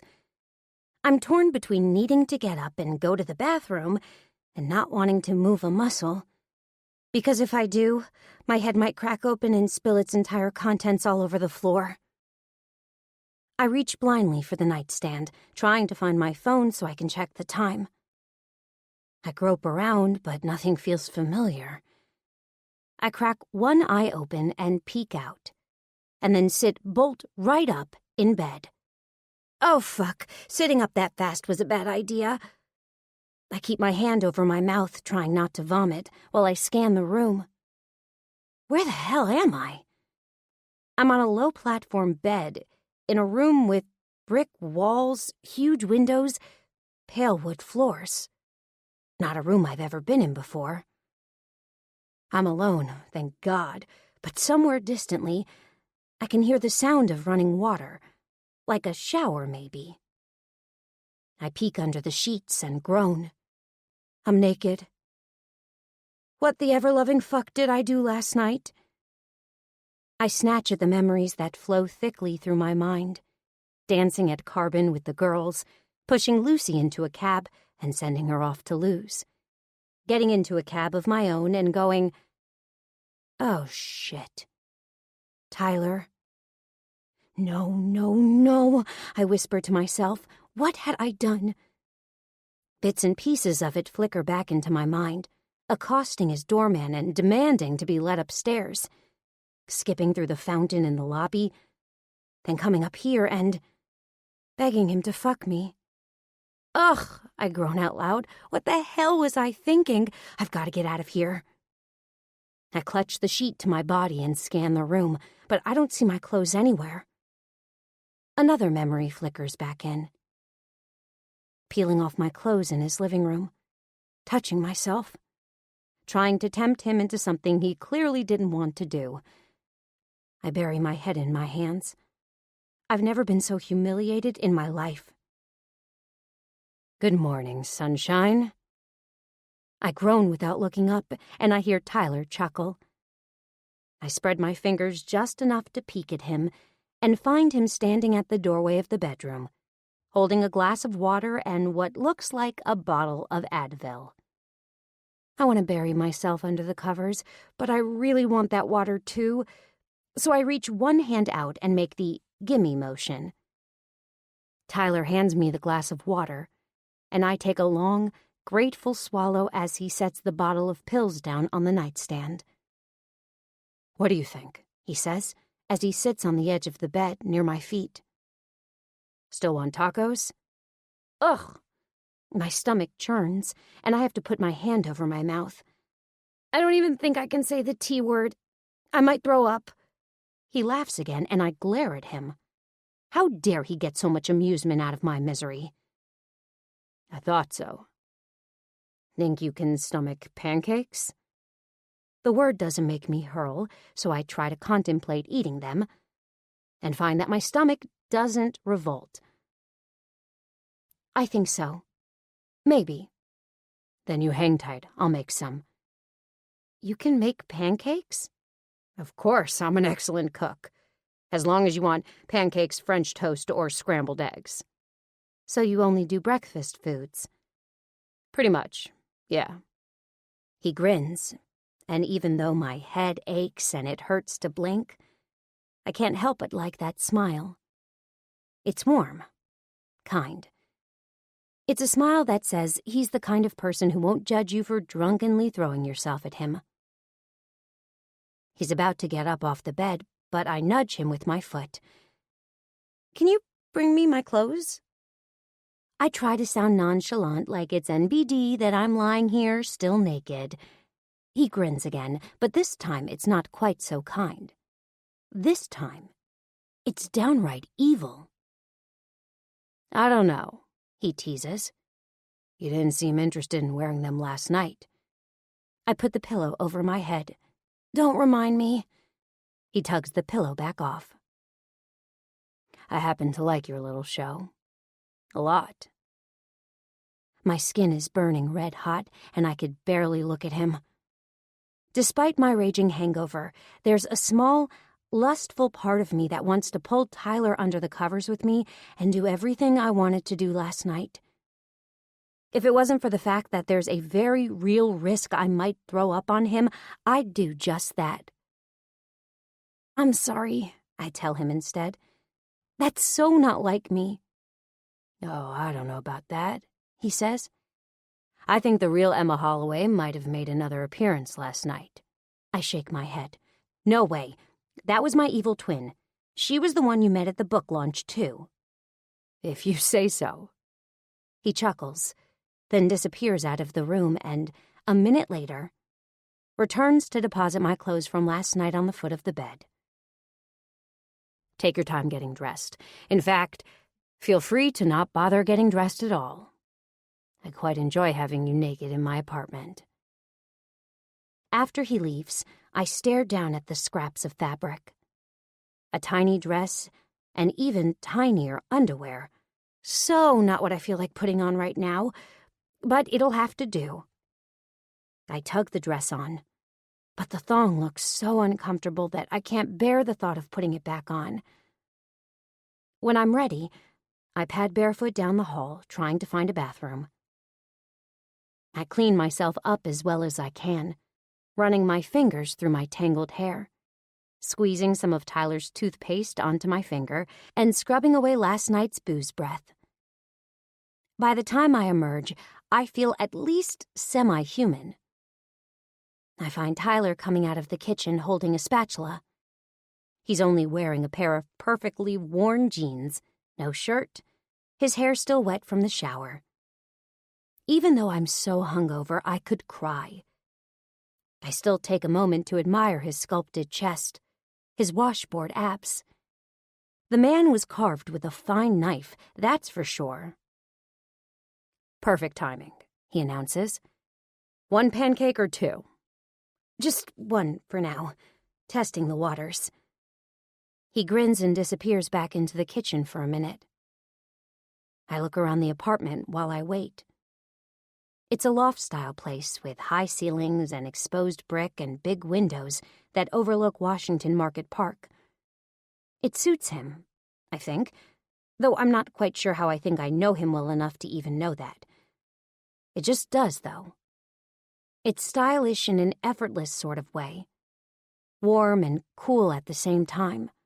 Luxe without being stuffy. Comfortable and classic both. I tug at the hem of my dress as I look out the window. I don't even hear Tyler come back in, but I feel his presence behind me. It sends a chill up my spine, and I turn to face him. Nice view, I say, feeling suddenly tongue-tied. Yeah, it is. He doesn't look out the window, just takes in my bare legs, my tiny dress, my chest spilling out the top of it. My pussy pulses at his nearness, and I suddenly regret not pulling on my underwear when I had the chance. The last thing I want to do is leave a wet spot on his chair. That would bring my humiliation to an all-new high. Or is it low? Tyler leads me back to the kitchen where we grab plates and cutlery and butter and syrup. We take everything into the living room, even though I spy a perfectly good dining room off the kitchen. I take a tentative bite of pancake and find it both surprisingly delicious and stomach-settling. I dig in hungrily while Tyler watches. A minute later, I'm staring down at my empty plate. Tyler's barely even started on his own pancakes. I guess I was hungrier than I thought, I admit. I guess so. Here. He slides a pancake off his plate and onto mine. Part of me wants to protest, but the rest of me really does want to eat it, so I keep my mouth shut. When I've inhaled that pancake too, I finally set my plate down on the coffee table and sit back and sigh. I feel better than I did earlier, so I guess there's some benefit to carbs after all. They're good at soaking up leftover alcohol. Thank you, I say to Tyler as he saws into his pancakes. It was nice of you to make me breakfast, instead of throwing me out on my ass, which is what you should have done. He grins. Are you kidding me? It's not every day a guy gets to see the famous Miss Emma completely intoxicated and letting loose like that. I shake my head. I honestly don't know what came over me. Can I plead temporary insanity? You can plead whatever you want, he teases. I still maintain that I liked seeing this side of you. In fact, I'd like to see it again. I shake my head. No way.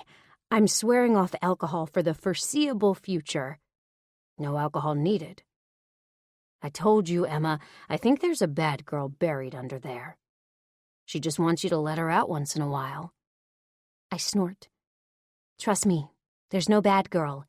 There's only a drunk one. You weren't drunk at Veneer the other day. If I recall correctly, you wore more alcohol than you drank. My cheeks color. He's not wrong, and I don't have a good explanation for what came over me that night.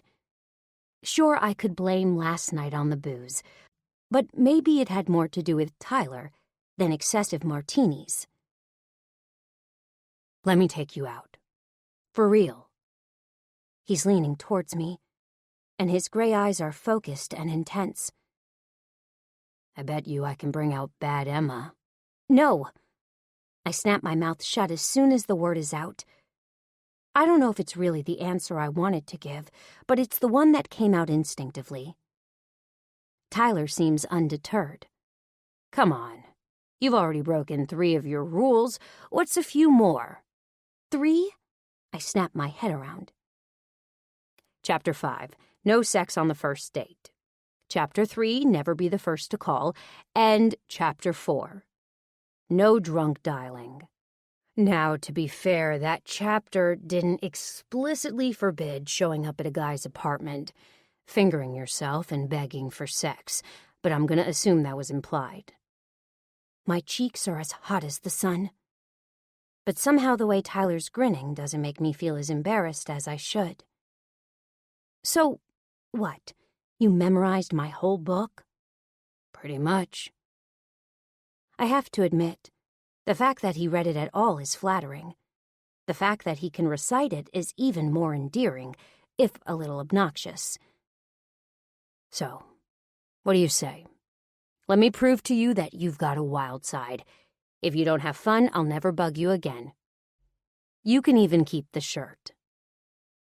I mull over his suggestion. I should say no. I know I should. But Tyler's right. I've done everything wrong so far. So what's one more? And like Lucy said last night, I'm alone because I have high standards. I'm waiting for the right guy. But maybe I can have a little fun with the wrong one in the meantime. Fine. I accept. Tyler leans back, satisfied. The heated way he's looking at me makes me wonder what he's planning. And the fluttering in my stomach makes me wonder if I've just made a huge mistake. 10. Emma. Tyler and I make plans to go out on Friday night. It's an entire week away, but the thought of it never leaves me. Every time I try to work or sleep or even hit up the Stairmaster, Tyler's face runs through my mind. His smile, his eyes, his stubble, his laugh. But more than that, I keep thinking about what he said. Is there a wild side of me that's been buried all this time? You'd think if I had a wild side, I'd know about it, right? But everything I've done with Tyler so far is completely outside of who I thought I was. Who is Emma Holloway? I don't even know anymore. I sit at the small desk in the corner of my bedroom, staring at my computer screen, and sigh. I force myself to put Tyler out of my mind, at least temporarily, and focus on the task at hand. One of the letters I'd picked to include in an upcoming advice column. It's from a woman who thinks her boyfriend is about to propose and wants to know if it's okay to tell him maybe. He's a good guy, she writes, with a good job and good manners, and her family likes him. But she just isn't sure. I mull over the question for a long time. But every time I start to type out a response, I hesitate. The old me would have told her to say yes, that good guys with good jobs don't come around all that often. But every time I start to type out that response or something like it, I end up frantically backspacing. The words sound hollow. What I really wanted to tell her is that if her heart isn't in it now, it probably never will be. I want to tell her that if she isn't ready to leap with him, she needs to leave him. I want to tell her that if she isn't screaming his name from the rooftops and between the sheets, that he isn't the guy for her. But that isn't on brand for me. People come to me because I give them practical, well-reasoned advice. There's no reason that Not Sure Nebraska should walk away from a decent relationship with a decent guy, right? Women would kill to be in her position. I can't be the one to tell her to throw it all away. Eventually, frustrated and completely blocked, I slammed the laptop closed. I consider texting Rory to see if she wants to do something tonight, but I'm not sure I could talk to her without bringing up Tyler, and frankly, I'm not ready for my sister to know anything about this. It's not that I think she'll judge me exactly. It's more that she'll enjoy it a little too much. The thing is, Rory calls me Emma the Perfect, but I'm the one who had to grow up in her shadow. Rory is the oldest in our family, and growing up, she was the golden girl. She had a heart that was 10 times too big for her. She still does, actually. She's been volunteering since she was old enough to scrub out kennels at the animal shelter, and when she was 7, she started a campaign to raise money to buy books and games for the local children's hospital. She even donated all her birthday gifts every year. Who could compete with that? Our parents were so proud of her. She was their angel. And then there's Blake, the baby of the family. It was hard to compete with her, too. With her blonde hair and blue eyes and cherub cheeks, she was always Daddy's little girl. Mommy's, too, for that matter. She was closer to both of them than either Rory or I were. I guess that's why she opted to stay in Highfield and work at the flower shop with them. That left me, the middle child. Average in every way. Not beautiful like Blake, and not insufferably good-hearted like Rory. So I found my own niche. I might not have been born gifted, but I could certainly act that way. I started focusing on my grades, my appearance, my manners, anything that might make me stand out. And it worked. My teachers started to praise me. My parents, too. Every time I heard someone say, "Why can't you be more like Emma?" I got a secret thrill. I liked being perfect. I liked being someone worth emulating instead of just plain old Emma, nondescript middle child. It made me feel worthwhile. It still does. I guess that's why everything with Tyler is throwing me for a loop, because the things I've done with him are far from perfect. No one says, "Why can't you be more like the girl who banged a stranger in the bathroom? Why can't you be more like Emma, who showed up at her crush's house begging for sex and tacos?" Crush. The word tickles something inside me. Is that what Tyler is, a crush? I guess he must be. I'm sure it's only a brief infatuation brought on by the fact that he's so different than the guys I usually date. And okay, I'm not going to lie. The sex was pretty good. Incredible, really. So were the pancakes, come to think of it. But sex and pancakes don't make for a good relationship. I want someone I can marry someday, someone who works hard and wants a family and a 401k. I want exactly the kind of guy that Not Sure Nebraska found. The one I almost told her to throw to the curb. I scrub my hands over my face, trying to clear my thoughts. But still, all I can see is Tyler. But Tyler's not that guy. I've heard enough about him from Rory to know that he's exactly the opposite of what I'm looking for. He's a playboy, a partier, a trust fund kid who never really grew up, who never had to work hard for anything.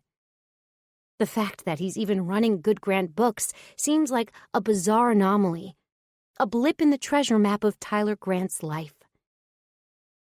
So I don't know how to explain the thrill that runs through me when my phone buzzes, and I look down to see that it's him. "How's the hangover?" he writes. I grin and type back. Took 2 days, but I finally feel normal. "Nothing about you is normal, Emma. It's what I like about you." Another thrill runs through me at that. I don't know how to respond, so I send back a tongue-out emoji. Very mature, I know. He doesn't answer for a minute, and I'm just thinking about sending something else when another text stings. "Are we still on for Friday?" I bite my lip. I'd agreed to this date in a compromised, read hungover state. The rational part of me wonders what the hell I'd been thinking, but it's too late to get out of it, right? I mean, backing out would be rude. I hate to be rude. "Yes. What do you want to do? Nothing involving too much alcohol, okay?" "I have something in mind." "Oh?"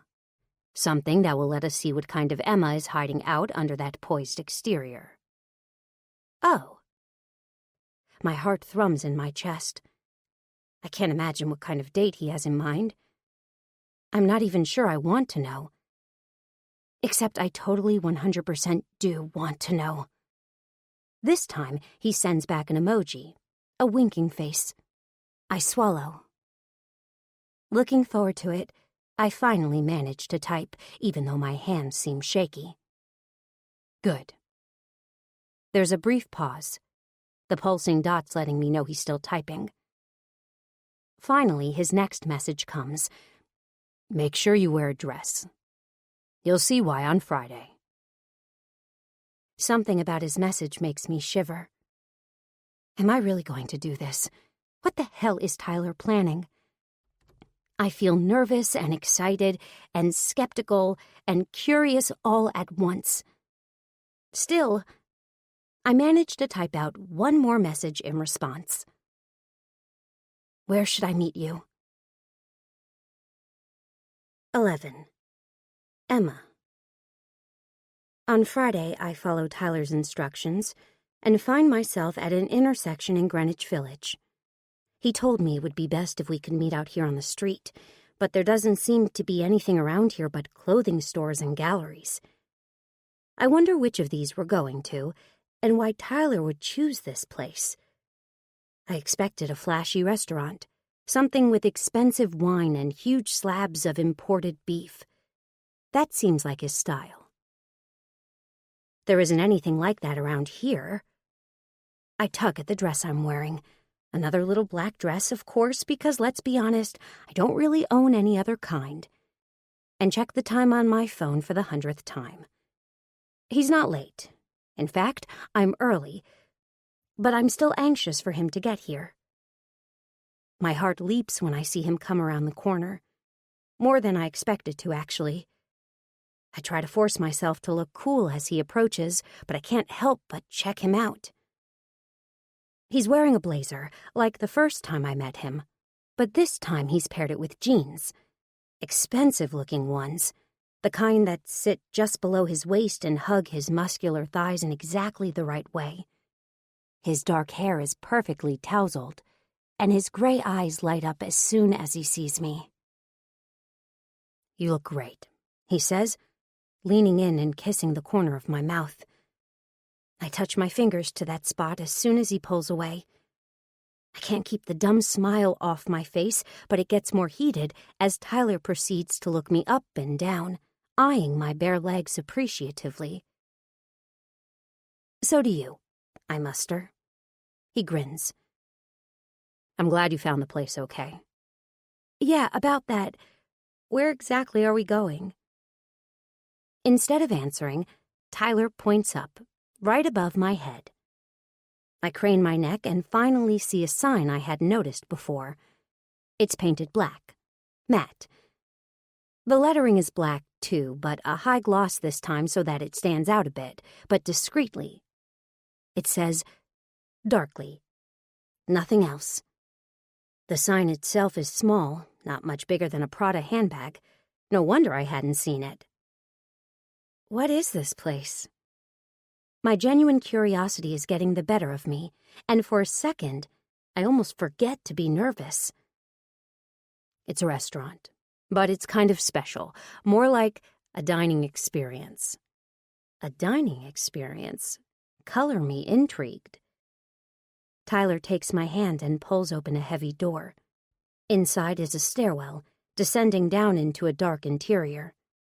The stairs themselves are lit only with minimal emergency lights. I look at Tyler, confused. What is this place? Instead of answering, he holds his hand out. Do you trust me? Now there's a loaded question. For a minute, I stare at him, and then down at his open palm. Do I trust him? I don't know. But in this moment, I want to. I trust you. I slip my hand into his. Tyler begins to lead me down the stairs.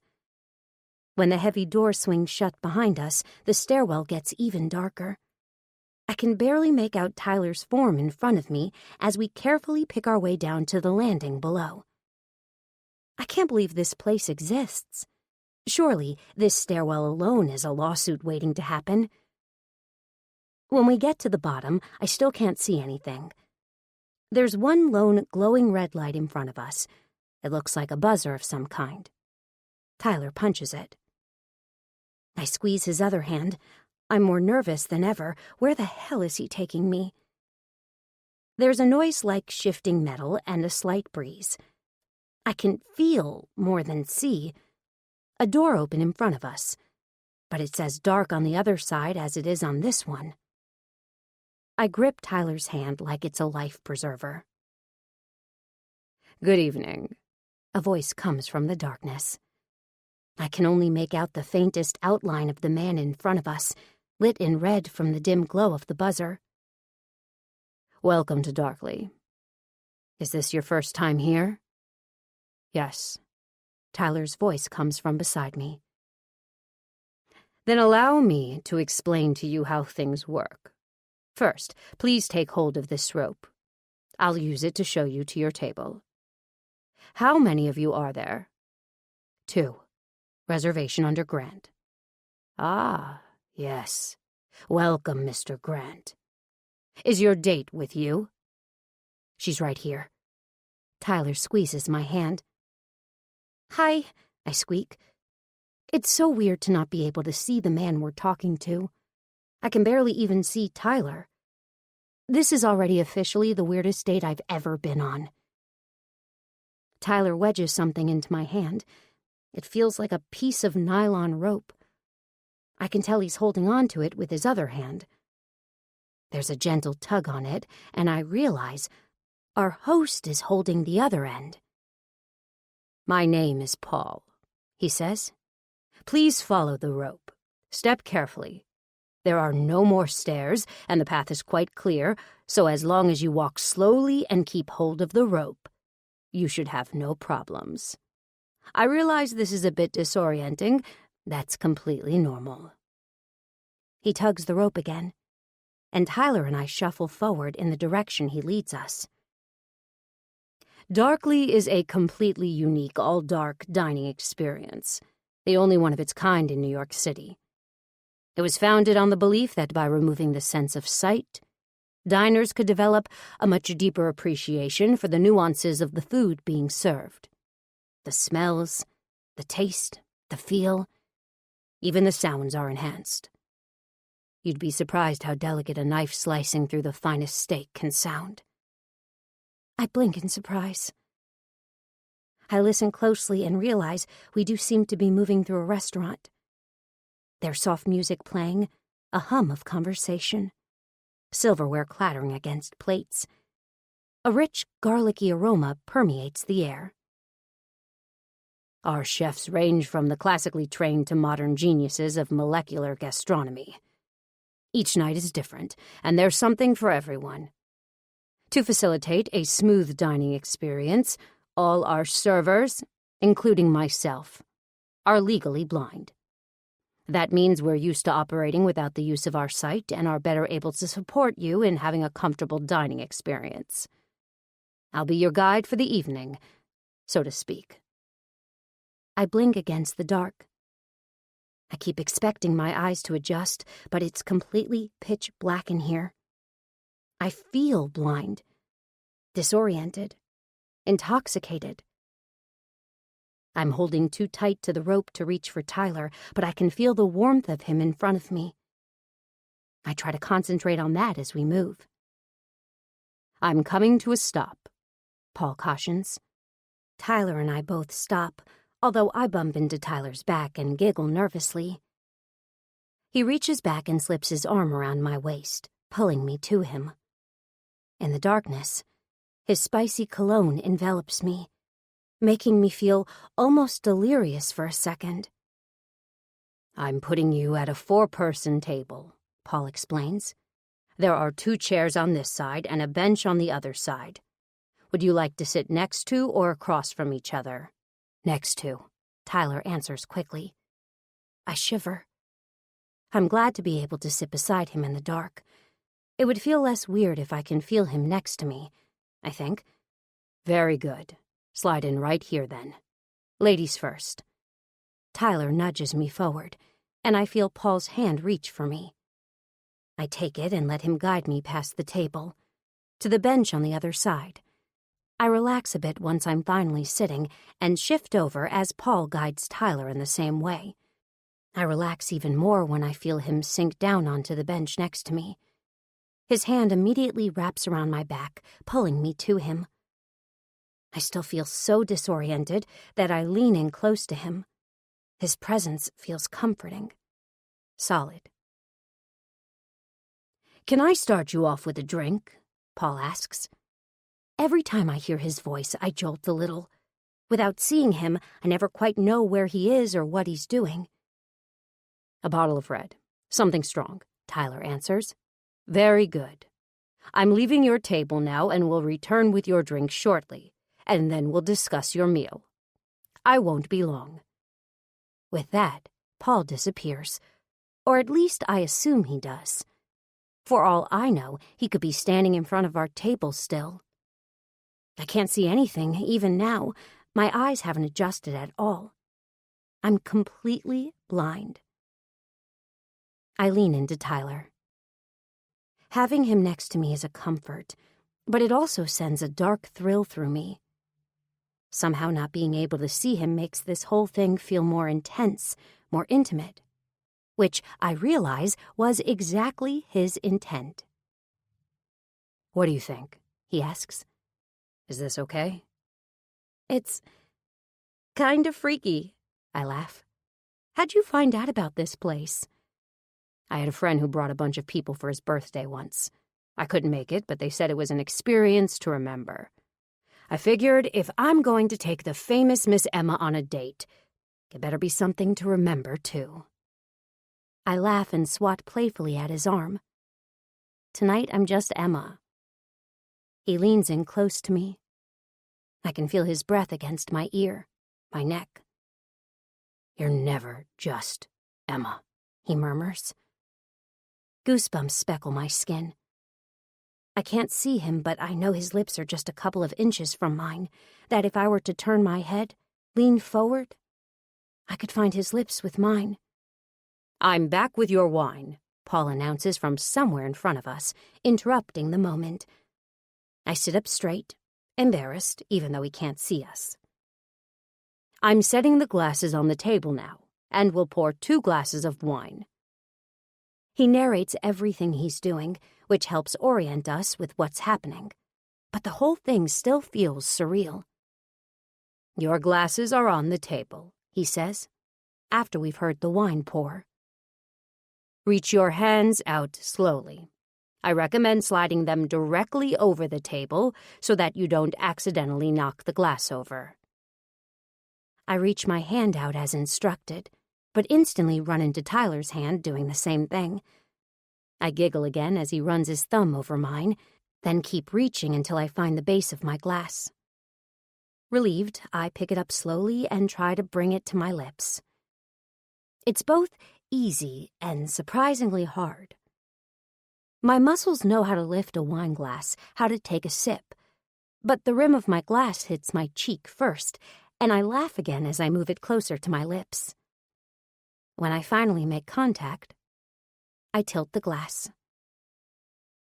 The wine explodes against my tongue. Maybe it's the placebo effect, but I swear it does taste more flavorful, more bold. I take another sip and carefully set my glass back on the table, trying to remember exactly how far it is from me so that I don't knock it over. "Now, regarding your food," Paul says, "tonight our feature is an assortment of appetizers and small plates. For 2 people, we recommend 5 to 7 items. I can present you with an assortment of choices, or you can opt for the chef's selection." Tyler leans in close to me again. His breath is against my neck. "What do you think? Chef selection?" Sounds good to me. At this point, I might say yes to anything. I feel giddy with nervous energy. I reach for my wine again. "Very good," Paul says. "I'll be back shortly with your first course." I take another sip of my wine. Once again, the tangy berry notes burst onto my tongue. I close my eyes to savor it, even though it's as dark with them open as it is with them closed.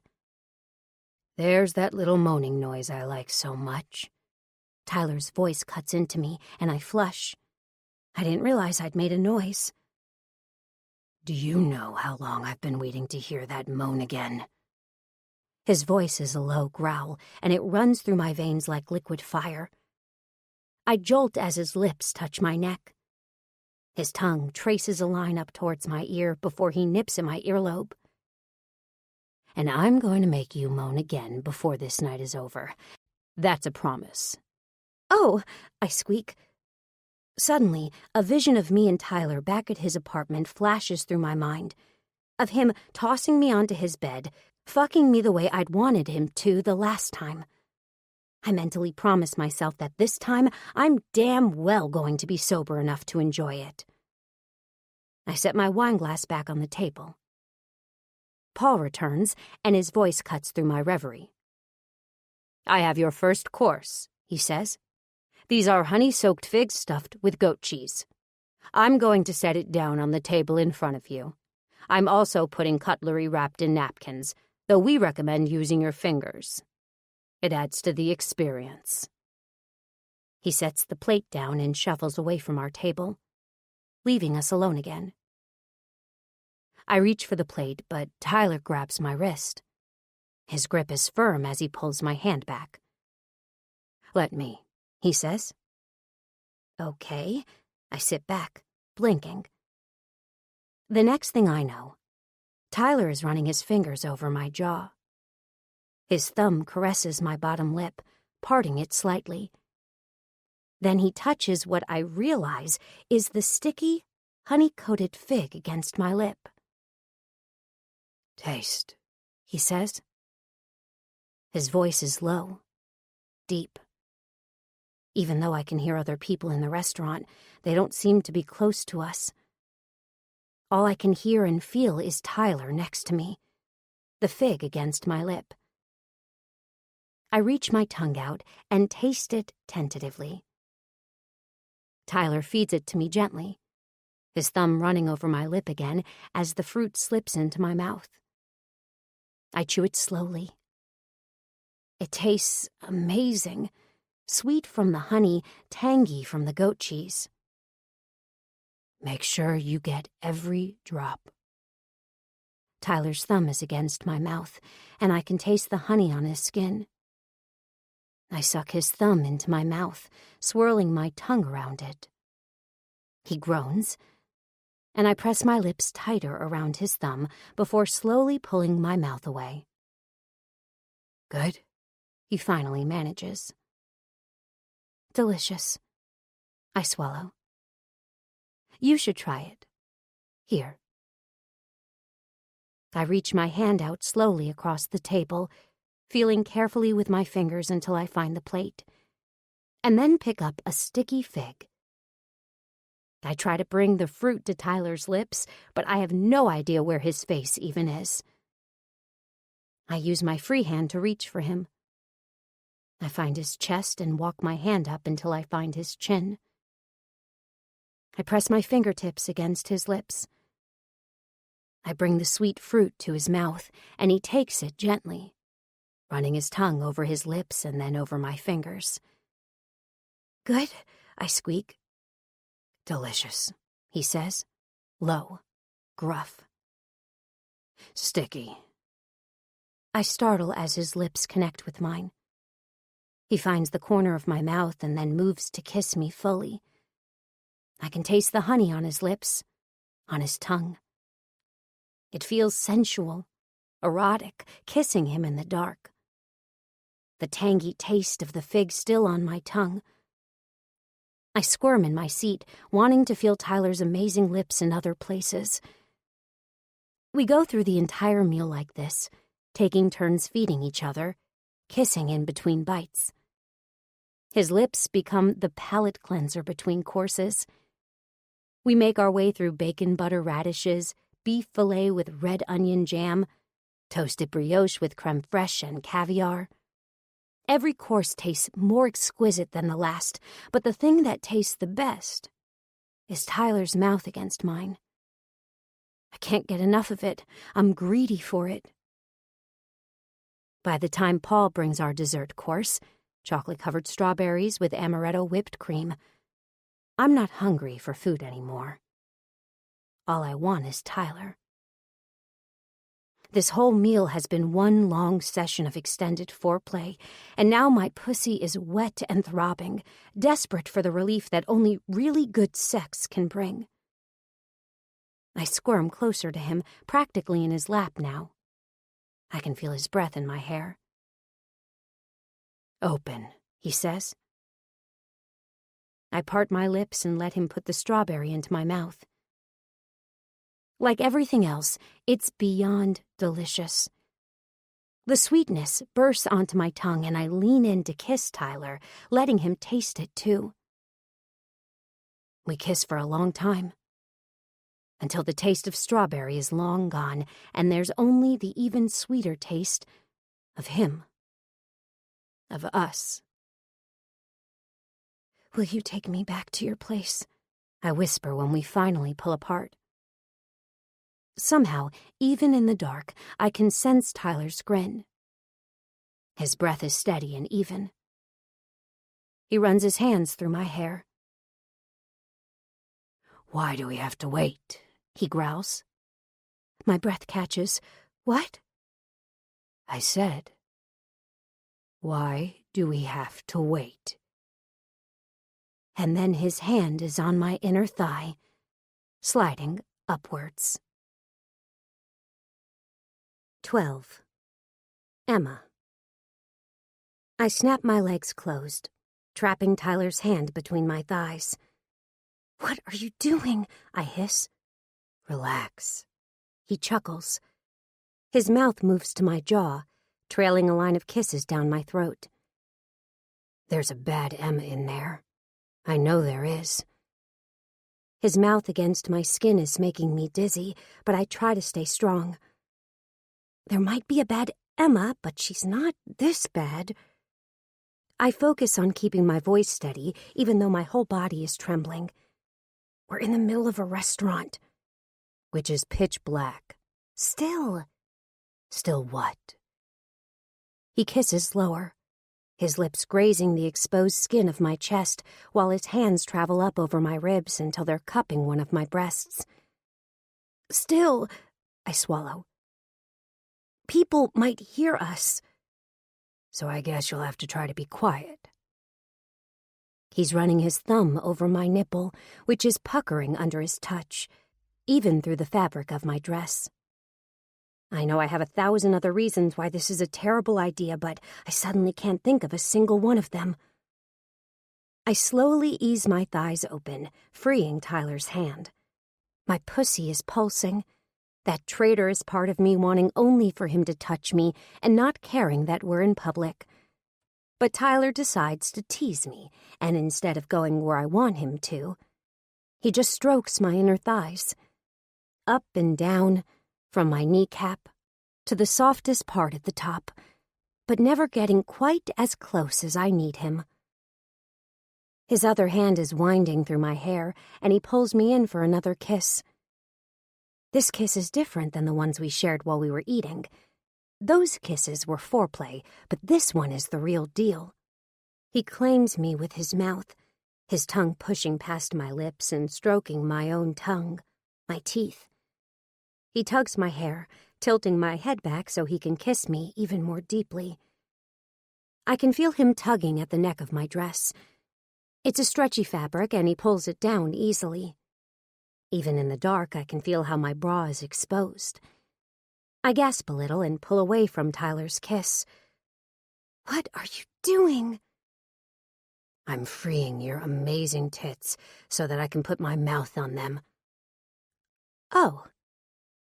I know I should object.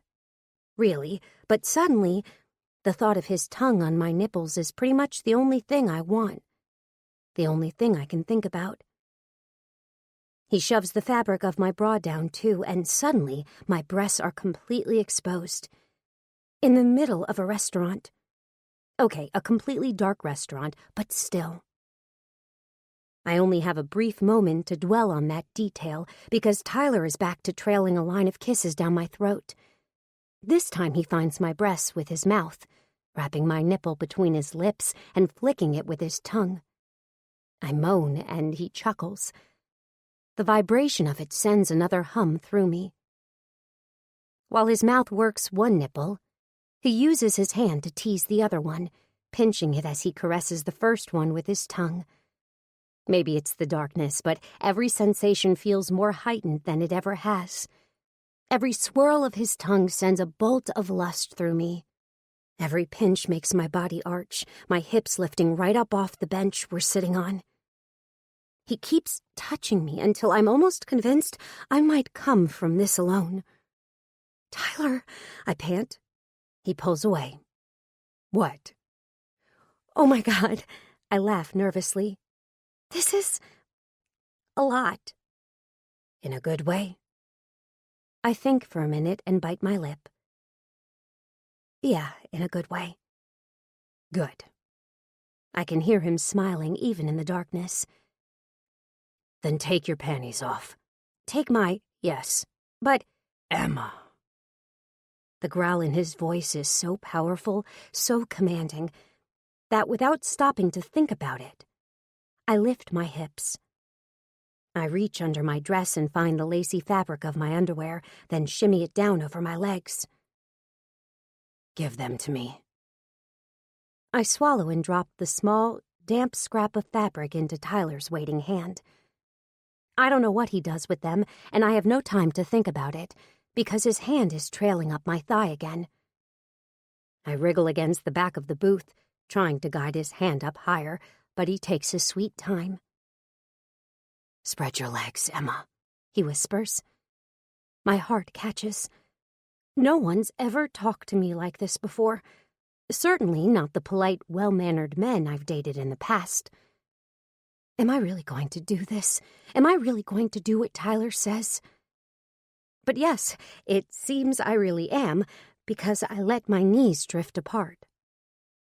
I can feel the cool air against my warm, damp skin, and somehow it feels like I can even feel the darkness, too, seeping into me and turning me into someone lustful and wanton. Someone distinctly not Emma. "Touch me, Tyler. Please." I practically beg him. He moves his hand further up my thigh, but at a pace that's so maddeningly slow I want to scream. I almost do scream when he finally flicks his thumb over my clit. It's pulsing with heat, so sensitive that I almost shatter at that single touch. Tyler touches me in exactly the right way. Light, deliberate, just the right amount of pressure and just the right way of massaging my clit. He strokes me, caresses me, exploring my folds, uncovering my body with his fingers. When his hand dips lower and he circles my channel, I moan again. I have to bite down on my lip to keep quiet. "I told you I'd make you moan again before the night was over," Tyler says. His mouth is so close to my ear that I can feel his breath on my neck. I imagine how his gray eyes must burn, how his lips would be twisting into that cocky grin of his. He eases his finger inside me, just a little. It's a tease, the way he holds it there. Enough to taunt and not enough to satisfy. "Do you want this, Emma? Tell me you want it." "I want it," I pant. "Tell me." My cheeks flush, and I'm once again grateful for the darkness. "I want you to fuck me with your fingers. Please, Tyler." My voice is hushed. A whisper only Tyler can hear, but I still turn crimson. I've never said anything like that in my life. But the words do the trick. Tyler finally acquiesces. I groan as he pushes forward, not one finger but two, pulsing inside me. He's got the wrist movement down pat, because when he moves his hand against me, it feels almost like he's fucking me for real. The heel of his hand grinds against my clit with every thrust. "Oh, God." Those are the only words I can manage. "Oh, God." "Do you like that, Emma?" He nips at my earlobe, and I groan again. "Oh, God," I say in response. All I can manage, remember? Oh, God. Tyler is manipulating my body like a master musician, like one of the great painters. Nothing has ever felt as good or as intense as his hands on me right now. I rock closer to my climax with each flick of his wrist. I grab onto his arm for support and lean my head against his shoulder, biting down on his suit jacket when it finally overtakes me. I manage not to scream. At least I think I do. I'm so delirious that I don't know what comes out of my mouth, but I hope it's at least muffled against Tyler's shoulder. My body trembles and shakes as he keeps working his hand until finally I have to squeeze my thighs closed, pinning him in place while my pussy spasms around him. Oh, God! I pant again when the last ripples of the orgasm have been wrung from my body. I grab Tyler's neck and pull his head towards me. I want to feel his mouth on mine again. I want to lose myself in his kiss. I want to cement this moment in my mind. I want to never let go. Are we all finished here? Paul's voice from in front of us jerks me back into the here and now. Yes, thank you, Tyler says, clearing his throat. How was the dessert? Perfect.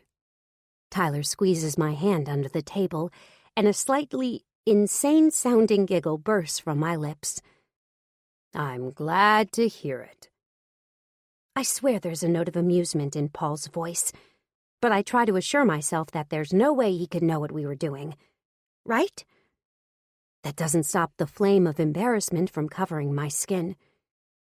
I tug the skirt of my dress down and try to comb my hair back into place. I have no idea what's gotten into me lately. The things I'm doing with Tyler, I don't even recognize the person I am right now. I must have a temporary case of insanity. I don't let myself relax until we're out of the restaurant, standing out on the open street again. It's dark outside, but even the light from the streetlights and storefronts are enough to burn my eyes. I blink furiously as my pupils recalibrate. Tyler steps in front of me. I blink again as I try to focus on his face. Focusing on him seems easier somehow. More appealing anyway. My embarrassment fades away, and all I can think about is letting him take me home so I can get more of what I just had. More of him. I had a good time, he says. His voice is low, deep, sensual somehow. Me too. Okay, a little of the embarrassment is back. Not enough to keep me from saying what I say next, though. Do you want to go back to your place? Tyler grins. Instead of answering, he leans in and kisses me. It's not the light, sexy kisses we shared during dinner, or the ferocious way he'd kissed me after. It's polite. A peck, really. He catches me right on the side of my lips, then pulls away. I'll call you. I squint at him. Okay. He grins. I will, I promise. I try not to let my disappointment show. At first, I think he must be joking. How can he not want to fall into bed after what just happened? But when he hails me a cab and eases me into the back seat, I realize he's totally not kidding. As the cab pulls away, I look out the back window. Tyler stands there, watching me go.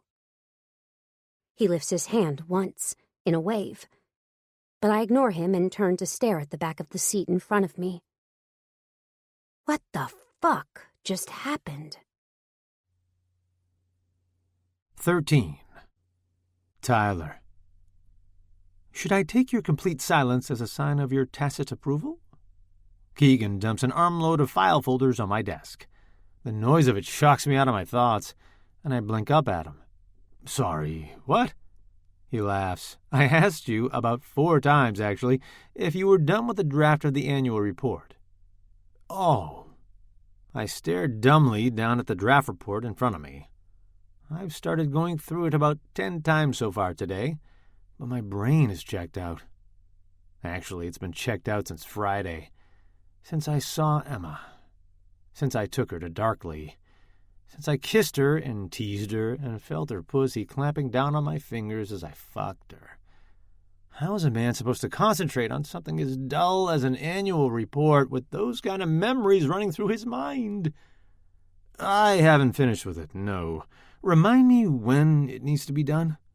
Mr. Grant, your father, needs reports from all the good Grant subsidiaries in the next 3 weeks, before the annual meeting/gala thing. Right, the annual meeting/gala thing. An event I've managed to get out of attending 5 years running. I guess I won't be able to avoid it this year. Okay, just give me another day with it. I promise I'll go through it by the end of today. Hey, Keegan says, throwing his hands up in the air. You're the boss, and it's your father that you'll have to face down if it's late. Take all the time you need. No. Today is fine. I'm starting right now. Look. I make a show of finally opening the report, but when I try to concentrate on the words printed inside, my eyes blur. All I can see is Emma's face. God damn, I have to get that woman out of my mind. I'd put her in a cab after we finished dinner, which I knew as soon as I'd done it was a mistake. I'd only wanted to tease her a little, to make her realize that she was the one who wanted to be wild. I just wanted to torture her a little so she'd admit how much she wanted it. But sending her away was as much torture for me as it was for her. Probably more so. Ever since this weekend, I've had the world's worst case of blue balls. Even a few extended sessions of self-therapy haven't helped.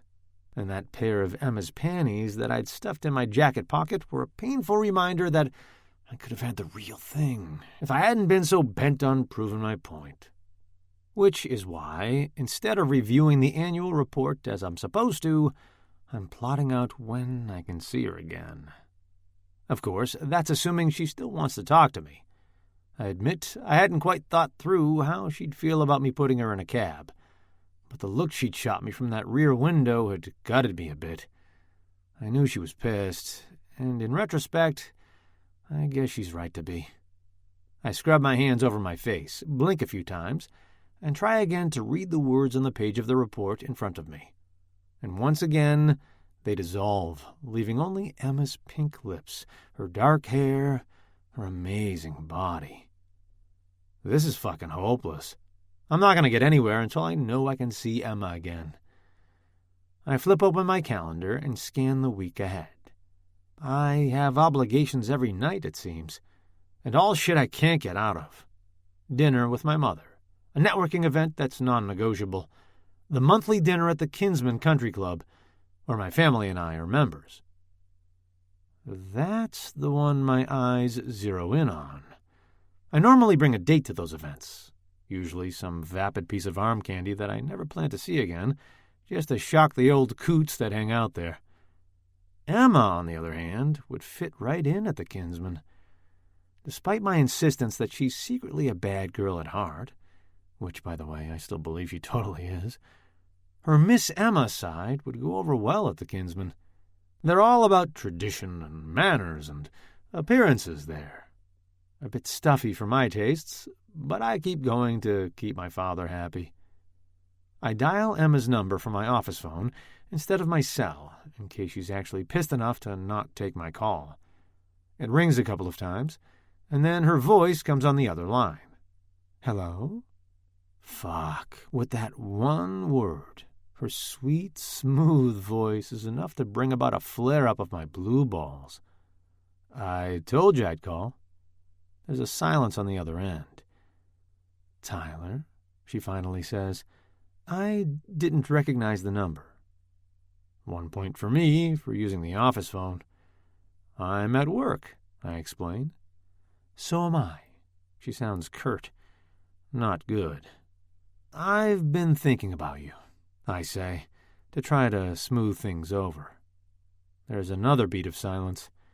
Then, oh, Her voice is hesitant, but she's definitely intrigued. I grin. Oh, yeah. In my bedroom, in the shower, a couple of memorable times in my office with the door closed. Tyler, she admonishes, but I can hear the laughter in her voice. I'm just being honest.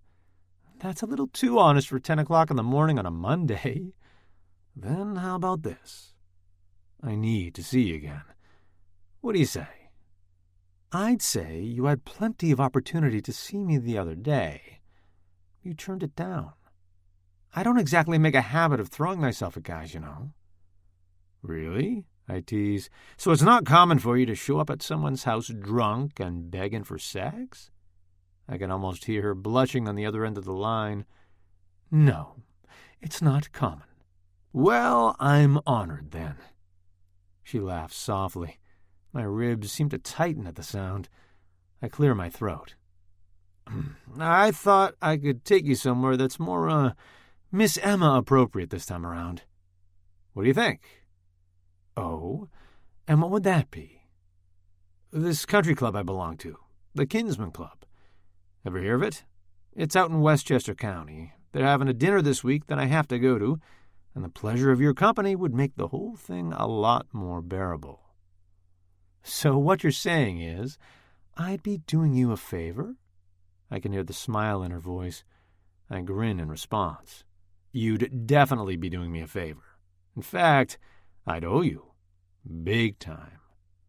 Well, I picture her biting her lip as she thinks, I guess that would be okay. If I'm doing it as a favor. Phew! Thanks, Emma. We talk a little bit longer, and I arrange to pick her up at her Brooklyn apartment on Thursday night. By the time I reluctantly hang up, she actually sounds excited, and I'm fucking elated. I stare down at the report in front of me and try to dive in now that I've squared things away with Emma. Except the words still blur. All I can think about is how many hours until I get to see Emma again. 14. Emma. By Thursday night, I'm sweating bullets. I've changed my outfit 6 times, even though Lucy swears each one looks fine. I don't want to look fine. I want to look amazing. I've done all the usual stuff. My nails are done, and my hair is blown out, and all my nooks and crannies are waxed and trimmed. Nothing is out of place. Except my own mind. My thoughts are all over the place. I'm excited to be going to the country club, and nervous about messing up in such a fancy establishment. But most of all, I'm excited to see Tyler again, and nervous about what that means. I never thought, that first night I met him at Veneer, that he'd be anything more than a very brief way to let off a bit of a steam on a night that I was crazy with stress. Now I've seen him a few times, and every time is more intense than the last.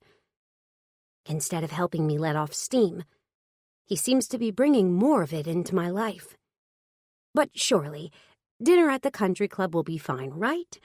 I mean, those places are usually pretty stuffy, I think. At least that's how they've always seemed. So it won't be like the other night when we went to Darkley. This will just be a normal dinner. I'm sure of it. Almost. When it comes to Tyler, I'm never 100% sure of anything. I finally run out of time to change outfits again and end up in a black wrap dress that highlights my waist and, more importantly, my chest. Not in a trashy way, of course. I don't think I even own anything that could be described as trashy, but I think Tyler will like it. He arrives at exactly 7, just as he said he would. I meet him out on the street and glow as his eyes travel appreciatively over me. You look beautiful. There's nothing cocky in his tone this time. Just something that sounds like true admiration. I bite back a smile and feel glad that I went to the trouble of getting my hair done. People like it when you go the extra mile for them. Tyler holds the door of his car open for me. I climb in, and a few minutes later we're driving out of Brooklyn on the way to Westchester. We chat as we go, and I'm surprised to find that talking to Tyler is actually easy. I even start to relax, just a little, and then we pull up in front of the Kinsman Club. I'm not sure what I was expecting from a country club, but this place is 100 times that. More. The main building looks like a slightly smaller version of the White House, and I can see the massive grounds sprawling out behind it. A white-capped valet approaches the car as soon as we come to a stop, and then Tyler and I are making our way into the building. I swivel my head around, trying to take everything in. This place is, I'm going to say astounding or impressive or incredible, but Tyler groans. I know. But my father's been a member for years, and it was important to him that Lacey and I keep up the tradition. Lacey, I start. Is that your sister? He nods. Is she in the family business too? He grins ruefully. She was, but that's too long of a story for right now. Got it. My curiosity is piqued, but I don't push him. We enter the main building of the club, and Tyler leads me into a lavish dining room. This area is much closer to what I expected from a country club. Dark wood furniture, tables covered in expensive white linens, rich toupéed men peeling tiny shrimp with fat fingers. Tyler leads me through the space but abruptly pivots, waving to someone. Wes, he calls out. I freeze. Wes? As in, my sister Rory's Wes. I didn't realize you guys would be here tonight. I thought you had a conflict. Managed to get it cleared up. Yep, that's definitely Wes. I peek around Tyler's shoulder. Shit. And Rory's here too. Why don't you join us? Wes is saying. I poke Tyler in the back, trying to tell him to say no, but he either doesn't notice or doesn't know how to read my oh-so-subtle cues. Sure, he says. He slings his arm around my waist, pulling me forward. Okay with you? Well, a little too late for that, I think. Of course. I smile instead. Hi, Wes. Emma. Wes looks surprised. Hey, what are you doing here?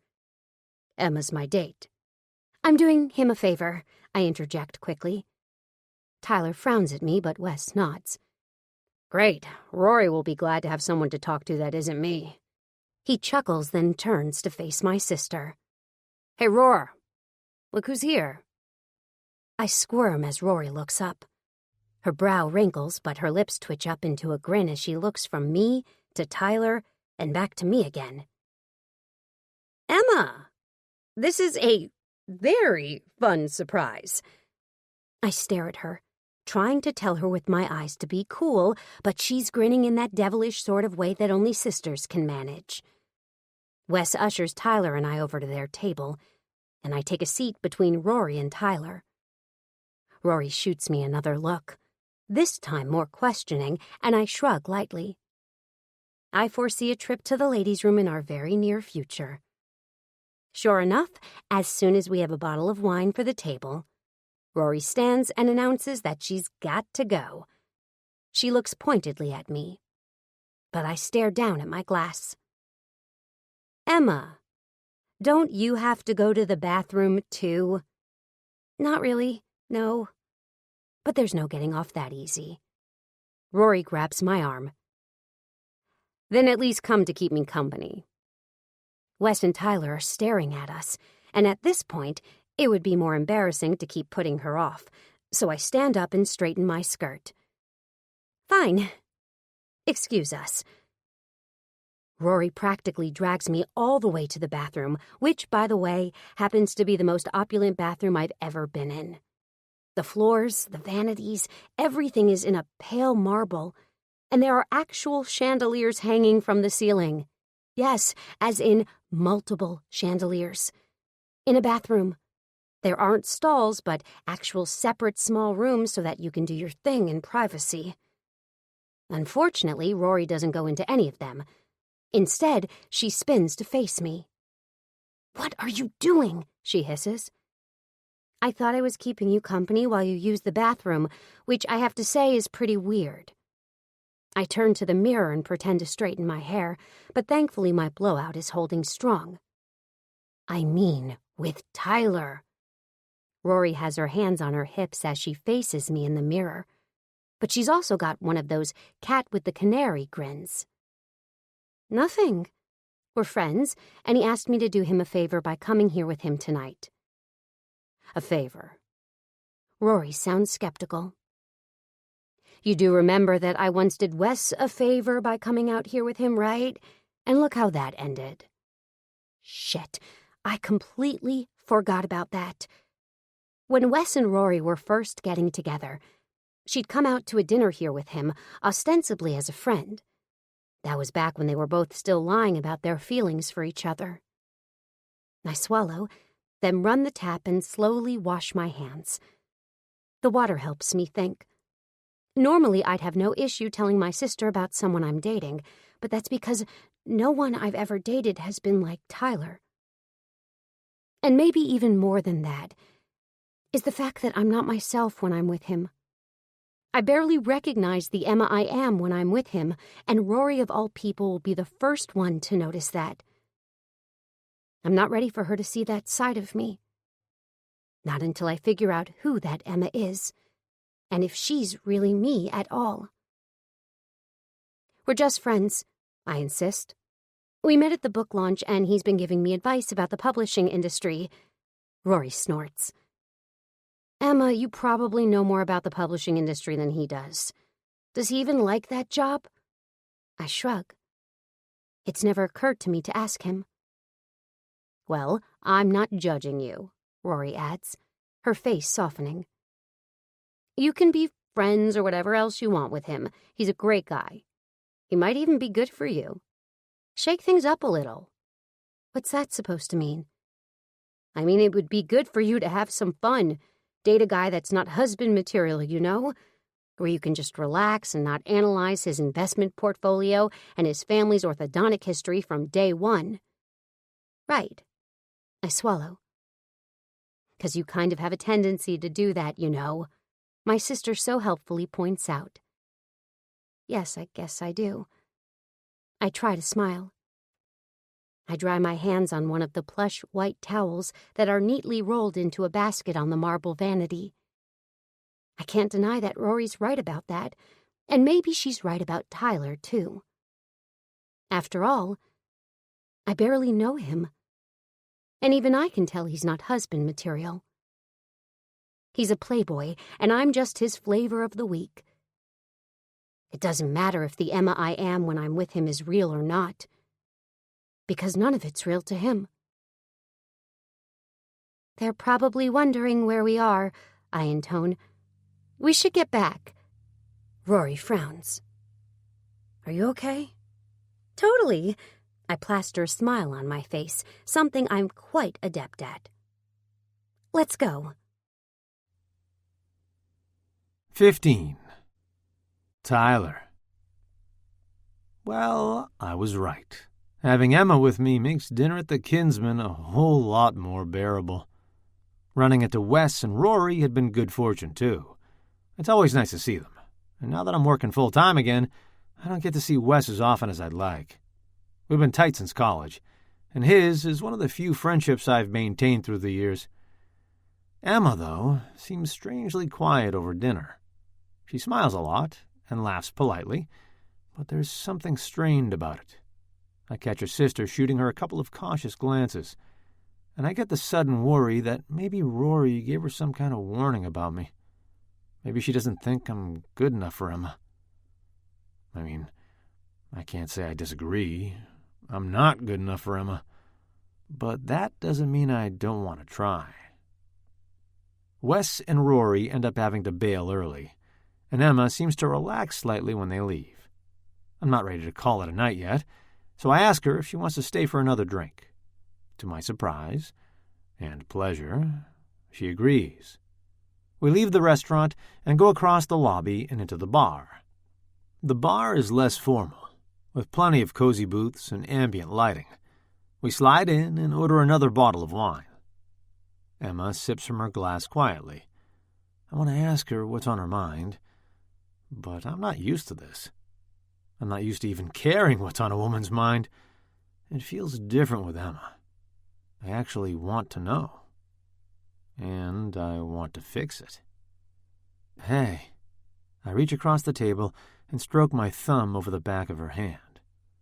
I should have slid into the booth beside her, but I'd stupidly chosen the seat across from her. She looks up at me. Her gray eyes are thoughtful. "Can I ask you a question?" she says. "Of course. Anything." She bites her lip and looks down at the table for a minute. "Do you like your job?" Huh? That's definitely not what I expected her to ask. I lean back against the wooden booth and consider the question. It's not one I've ever really given much thought to. "I suppose," I say. "I grew up knowing I'd probably eventually be part of the Good Grant Empire. My father always made it clear that he was building this not just as a business, but as a legacy. There's never been any question that my sister Lacey or I would take over someday." I take a sip of my wine. Emma is looking at me intently, and she seems surprisingly interested in what I have to say. "So, is publishing exactly the area of the company I would have chosen?" I continue musing. "Not really. I'm not really a books guy. Well, except yours. That's definitely one of my top 3 desert island books." "Stop," she says, but she's laughing. "What parts of the company interest you more, then?" Again, it's a question I actually have to pause to consider. I guess I'm more interested in the digital side of things, all the streaming media, music, movies, radio, whatever. Good Grant has a streaming service, don't they? Yeah, although I don't know if it's doing as well as my father had hoped. The market is getting so divided. I think consumers are getting frustrated about having to sign up for 10 different services to get the content they want. There are still opportunities there, but I'm not sure my father's as comfortable in the digital sphere as he is with more traditional media. Emma nods thoughtfully. "That makes sense. You're pretty smart, you know?" I grin. "Well, thank you. I'm not so sure my father agrees, but I'm doing my best to prove him wrong." "I think you will." She smiles again, and she sips her wine. Her dark hair is shining under the dim lights of the bar, and all I can think about for a second is running my hands through it and messing up all those perfect waves. "Can I ask you another question?" "Of course." "Do you think it's bad that we're, whatever we're doing?" Her question again catches me off guard. Why would it be bad? I mean, because you run the company and I'm one of your authors. I've considered the question before. I don't think it's a problem within the company. You had your contract long before I started working there, and you don't deal directly with me on anything. I probably won't start flaunting it around the office. Although, believe me, I definitely want to flaunt it. But I think as long as we're discreet, no one should be concerned. Emma snorts a little, and I grin. I guess we haven't exactly been discreet so far. I drum my fingers on the tabletop, thinking. The only real problem I see is my father. I already get the feeling he thinks I'm going to fail at this, and I really want to prove him wrong. If he knew that you and I were doing whatever we're doing, he'd take that as a sign that I can't be trusted. I pause for a sip of wine as I consider what I've said. I've never really said it out loud before, but I realize now how true it is. My father expects me to fuck this up. And what do I know? Maybe I will. But for once, instead of making me want to run, the thought makes me want to stay and prove him wrong. Prove to him that I can do this, that I'm as good as Lacey, and that his company would be in good hands with me. Your dad sounds pretty tough, Emma observes. I nod. He has high expectations, but he also let me off the hook for a long time. I haven't even had a regular full-time job in years. That's kind of embarrassing to admit, actually. I just never needed one, thanks to my trust fund. I lived comfortably, doing whatever I wanted, whenever I wanted. I let my sister carry the burden of our father's expectations. I paused long enough to take a sip of wine.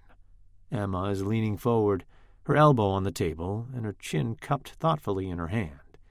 Under the dim light of the bar, she looks absolutely radiant, like a Vermeer painting.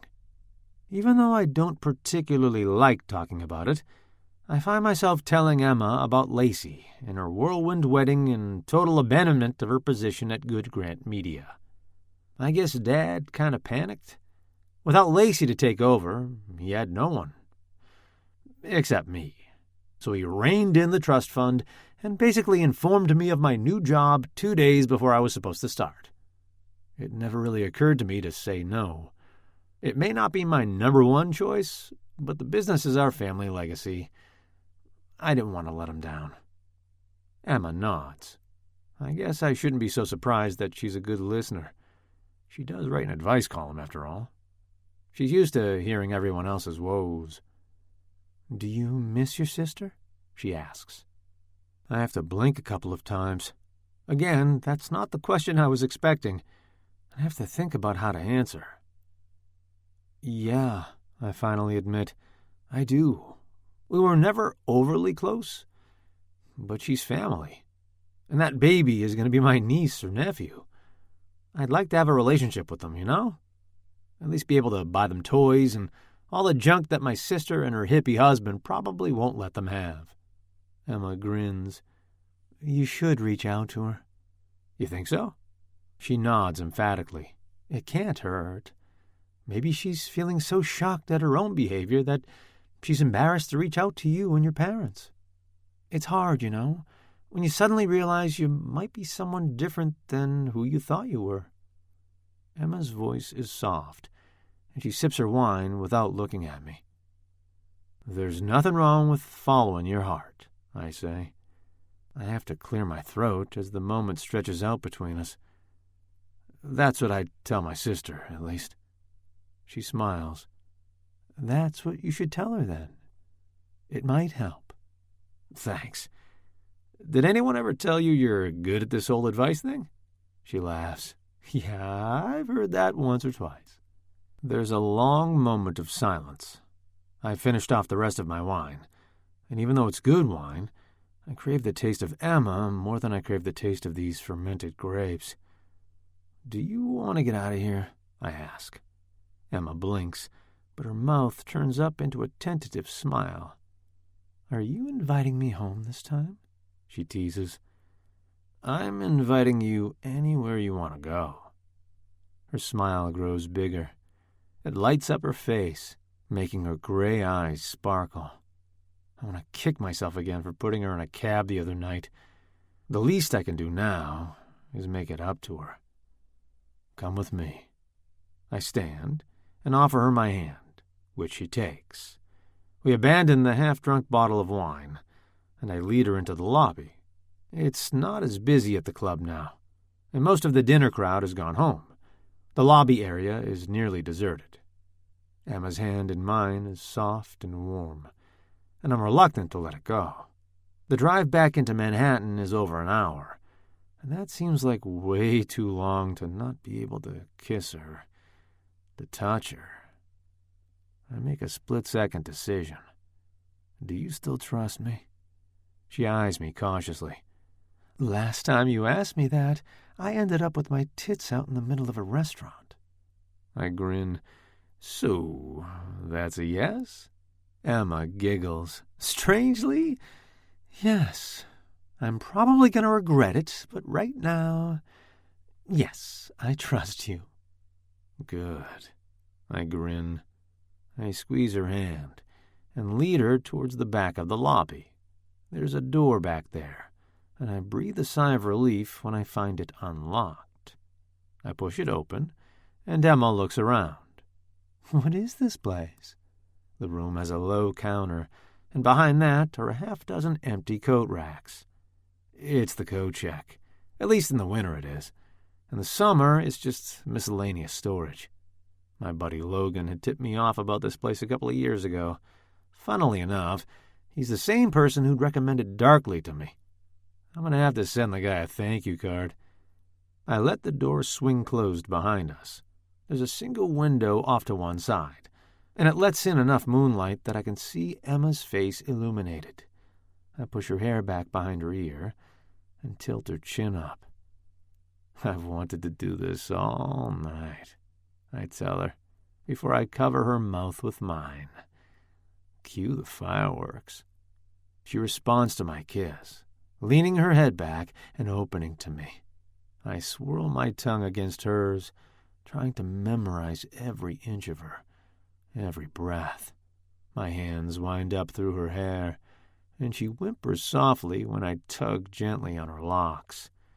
Oh, God, Emma, everything about you is so sweet, I manage, when I finally come up for air. Do you even know how sweet you are? I don't feel sweet when I'm around you, she whispers. Her fingers trace over my jaw. I want to feel those fingers everywhere. No? How do you feel? I don't know. Spicy, she giggles. It's cute as hell. Good. I like you spicy and sweet. I wrap my hands around her waist and lift her up.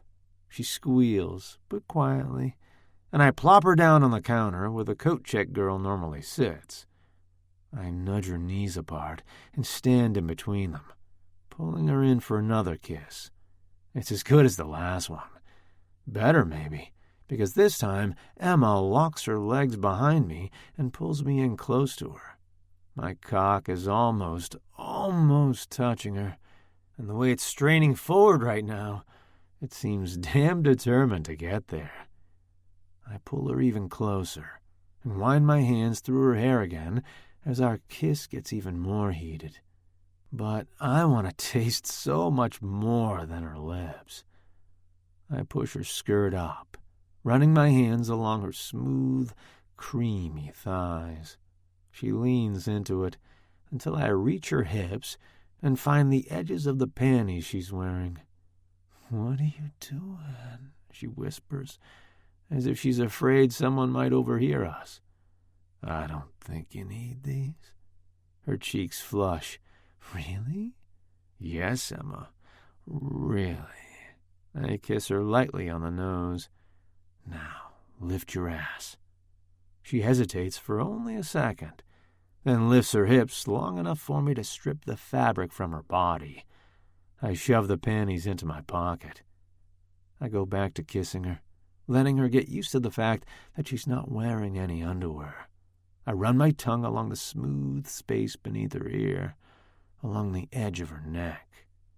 "Do you want my tongue on your pussy, Emma?" She makes a noise that sounds like a kitten mewling, and I chuckle. "Is that a yes?" She nods. "Tell me yes, Emma." "Yes." Her voice is a hoarse whisper, and the desire in her eyes is unmistakable. I love watching her lose control like this, pushing her beyond the edge of her comfort zone, turning my sweet Emma into the spicy one. I push her dress up again and lean over. I can already smell the sweet, ripe wetness of her pussy. Knowing she wants this as much as I do is the ultimate turn-on. Part of me wants to skip the oral session and jump straight to the full meal deal. But the thought of making her come all over my tongue is too tempting to resist. I lick my lips and then slowly, softly, kiss her throbbing clit. She jumps and giggles nervously, but as I swirl my tongue around her swollen bud, her laughter melts into soft moans. I taste every part of her, every fold, every crevice, every sweet and spicy inch of her. I grip her thighs to hold her in place, but she still manages to wriggle her hips, easing her pussy even closer to my lips, begging me to devour her. I oblige. In this moment, I can't imagine ever doing anything but exactly what I'm doing right now. Going down on Emma Holloway feels like exactly what I was born to do, and I bring every ounce of skill and passion that I can muster. And Emma responds. Her body arches and bucks, and under my hands her thighs flex. She's got strong muscles under her creamy white skin, but I hold her tight. I love feeling her squirm. I can tell she's getting close. I let go of her thighs with one hand and use that to bring her pleasure to the next level. 2 fingers in her pussy, fucking her until I can feel her starting to spasm around me. I swirl my tongue around her clit. "Come for me, Emma," I tell her. And she does. Her body explodes, her whole being rocking on the counter in front of me. And that's when the door behind us opens. 2 club employees stumble into the room laughing. Emma moves to tug her skirt down, but her body is still half in spasms, and instead she snaps her knees closed around my head. The laughter behind us comes to an abrupt stop.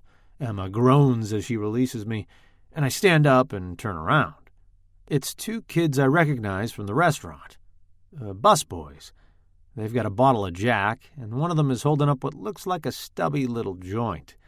Thankfully, they're more embarrassed than we are. Or maybe just terrified that I'll have them fired. I clear my throat, grabbing Emma's hand and helping her slide off the counter. "Gentlemen," I say, nodding at them as we go, "I'll appreciate your discretion." I can still feel their wide eyes following us as we leave the room. I laugh silently to myself when one of them gives me the thumbs up. 16. Emma. What the ever-loving hell is wrong with me? That's the thought that runs through my mind over and over that night, as I lie in my bed, staring at the ceiling and not sleeping. Every time I see Tyler, I do the dumbest things. I mean, it's really getting ridiculous. It's like he's a drug and my judgment suddenly becomes impaired when I'm around him. What's the legal limit for a dose of Tyler? I'm starting to think that for me, it's 0. Any amount of Tyler is too much Tyler. I might need an anonymous support group. Getting caught at the country club last night is just another in a long string of very inappropriate things we've done. I don't know how I can keep up with this, or why I'm even still going along with it. I feel like an elastic band that's been stretched almost to breaking. It's time to snap back into place. I've finally managed to start drifting back to sleep when my phone rings. I grope for the nightstand and knock the phone onto the floor. Fuck. I reach down for it, but I lean over too far and roll right out of the bed. Ow! Ow, ow, ow, fuck! I'm still swearing as I hit the answer button on my phone. Hello? Emma? Are you okay? Shit, it's Solange, my publicist. Hi, Solange. Sorry, I was sleeping. At 9:30, she laughs. Haven't you already been to the gym and, I don't know, scrubbed your entire apartment by this time? I try to laugh. Usually, yeah. I just haven't been sleeping well lately. I obviously don't mention the reason I haven't been sleeping well is that I've indulged in a mind-altering dose of her boss. That probably wouldn't go over so well. I'm sorry to hear that, but I have some news that I think is going to put you in a good mood. Oh yeah? What's that? You've been invited to appear on Wake Up New York.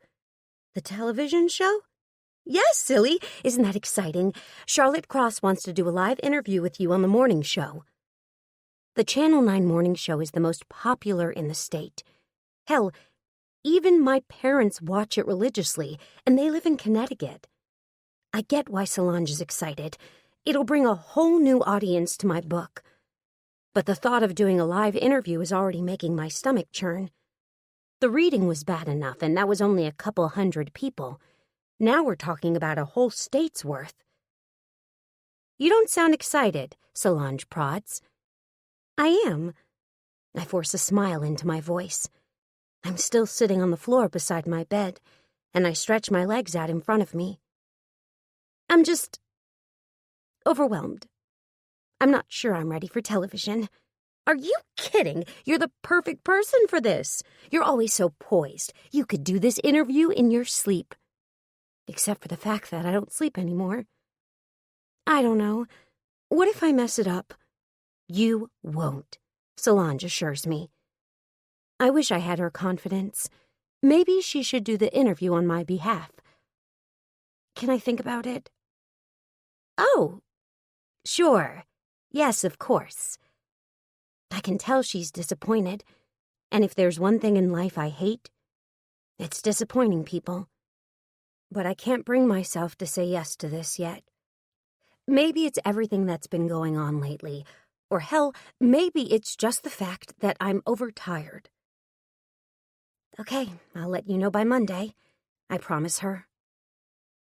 I get off the phone and toss it on my bed, then put my head in my hands.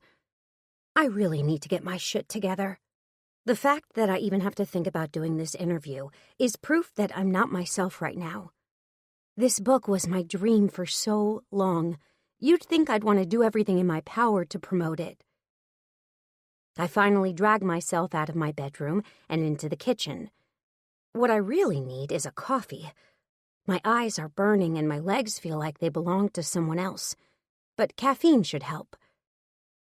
I find Lucy in there, humming while she whisks something in a vintage enamel bowl I didn't even know we owned. Morning, I mumble as I reach for a mug. She jumps about 6 feet. Emma, I didn't realize you were here. I assumed you were at the gym. Why does everyone feel the need to remind me that I didn't go to the gym this morning? Or, that I haven't been once in the last 2 weeks? Didn't sleep well. Do we have coffee? She nods and gestures to the coffee pot on the counter. It's half full. It's fresh, she assures me. But do you even drink coffee? Today I do. I pour myself a cup and dump in some cream and sugar, also property of Lucy. I lean against the counter and watch as she continues to whisk. What's in the bowl? Coconut whipped cream. I'm making waffles. Do you want some? I nod and she smiles. Good, because I made a lot. You'll just have to wait while I photograph them first. They're for the blog. Anything I can do to help? As long as it doesn't require any actual expertise. I grin. You want to slice some strawberries? That I can do. I set about slicing fresh strawberries while Lucy finishes whipping the cream and starts pouring rich brown batter into the waffle maker. Something else I didn't even know we owned. So, Solange called me this morning, I say while I slice. Solange, your publicist? Yeah, it turns out they want me to go on Wake Up New York to do an interview about the book. What? Lucy turns away from her waffles. Her face lit up. That's amazing! When? I don't know. I haven't actually accepted yet. She stares at me. Are you insane? Why wouldn't you accept? I shrug, turning back to the berries. I don't know. What if I mess it up? You won't. Look how well the launch went. Oh yeah, that went super well. I still cringe when I think of the humiliation of reading my anti-casual sex screed in front of Tyler. I guess, I mumble. You're crazy, Lucy says. She turns back to her waffles. You know, most people would kill for an opportunity like that, right? I mean, I would personally kill for it. I assume there are others like me out there. I'm instantly filled with guilt. Like me, Lucy works for herself, and her income lives and dies by the success of her food blog. And here I am, complaining about this amazing opportunity that's landed in my lap. You're right, I admit. I'd be dumb to turn it down. I'm still not sure I'm going to take it, but I should at least quit whining about it. Well, I wasn't going to say it, but yes. She grins as she flips the waffle maker open. The scent of warm chocolate fills our small kitchen. So, what exactly are you making? I ask, peeking over her shoulder as she slides a perfectly formed waffle out of the machine and onto a platter. Belgian chocolate waffles with cayenne pepper and coconut whipped cream. I blink a couple of times and she laughs. My mouth is already watering. You better hurry up and take those pictures, I tell her, because otherwise you're going to get a photo of my fork sneaking onto the plate. An hour later, I'm stuffed to the brim with chocolate waffles and more whipped cream than one person should realistically eat in a lifetime. I practically have to roll myself into my bedroom. But Lucy's waffles were totally worth it. I find my phone on the bed where I left it and discover I have a text from Tyler. Are your legs still shaking? I bite back a smile. Despite the abject humiliation of having a couple of teenagers walk in on us, everything up to that point had been beyond amazing. Is it any wonder I feel high on that man? Of course, Rory's warning still runs through my head. Tyler's not husband material. I don't even know if he's dating material. Sure, the sex is good. Phenomenal, really. But that's not exactly enough to grow a relationship on. And for someone who's built a career around telling people how to live their lives right, I can't quite figure out how I've managed to make so many mistakes with him. I can't decide how to reply to the text, so instead I do something else I never, ever do. I don't respond at all. Instead, I pack my gym bag. Maybe some time on the good old Stairmaster will bring me some clarity. 17. Tyler. Right. This looks fine, I sigh as I flip through the final draft of the Good Grant Books annual report. It's not exactly filled with stellar achievements, but since it's an annual report that covers last year's activities, there's not much I can do to make it look more impressive. Not unless I can invent a time machine in the next week, that is. Diana flips the report closed with a loud sigh as the rest of the executive team looks on in silence. It is what it is. Her lips are pursed. Many people worked hard on pulling that report together. Other than the new self-help line, there's not much to brag about for last year. A few fantasy series that are way past their prime, cookbooks that ended up being remaindered after a couple of months.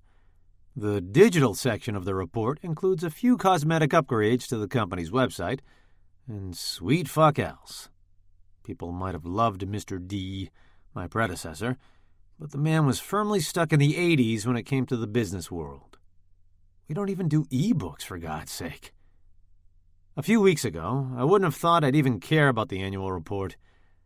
I wanted to do the bare minimum to keep my father happy, and I would have signed off on this report with my eyes closed, just to get it off my desk. But ever since my conversation with my father the other day, when he'd asked me what I was going to do about the fact that the company was losing money, I've had this nagging sense of something pushing me forward. A sense of drive, of purpose, something I haven't felt in quite a while. I get that. I try to assure her and everyone else in the room. And the report itself is fine. Clear, concise, polished. Please make sure your teams all know that I value the work that went into this. But mark my words, next year's is going to be a hell of a lot more impressive. My words seem to surprise her, and to be honest, they kind of surprised me a bit, too. I hadn't really thought much about being here next year. But now, the idea of producing another report this lackluster is a no-go as far as I'm concerned. And regardless of what the outlooks say, I know the publishing arm could be profitable, with the right direction. For the first time, I feel excited about the possibility of being the man to take it in that direction. I slide the report back to Diana, and she slips it between two folders, out of sight, maybe so that we can all put it behind us for now. Any other updates? I glance around the rest of the executive team.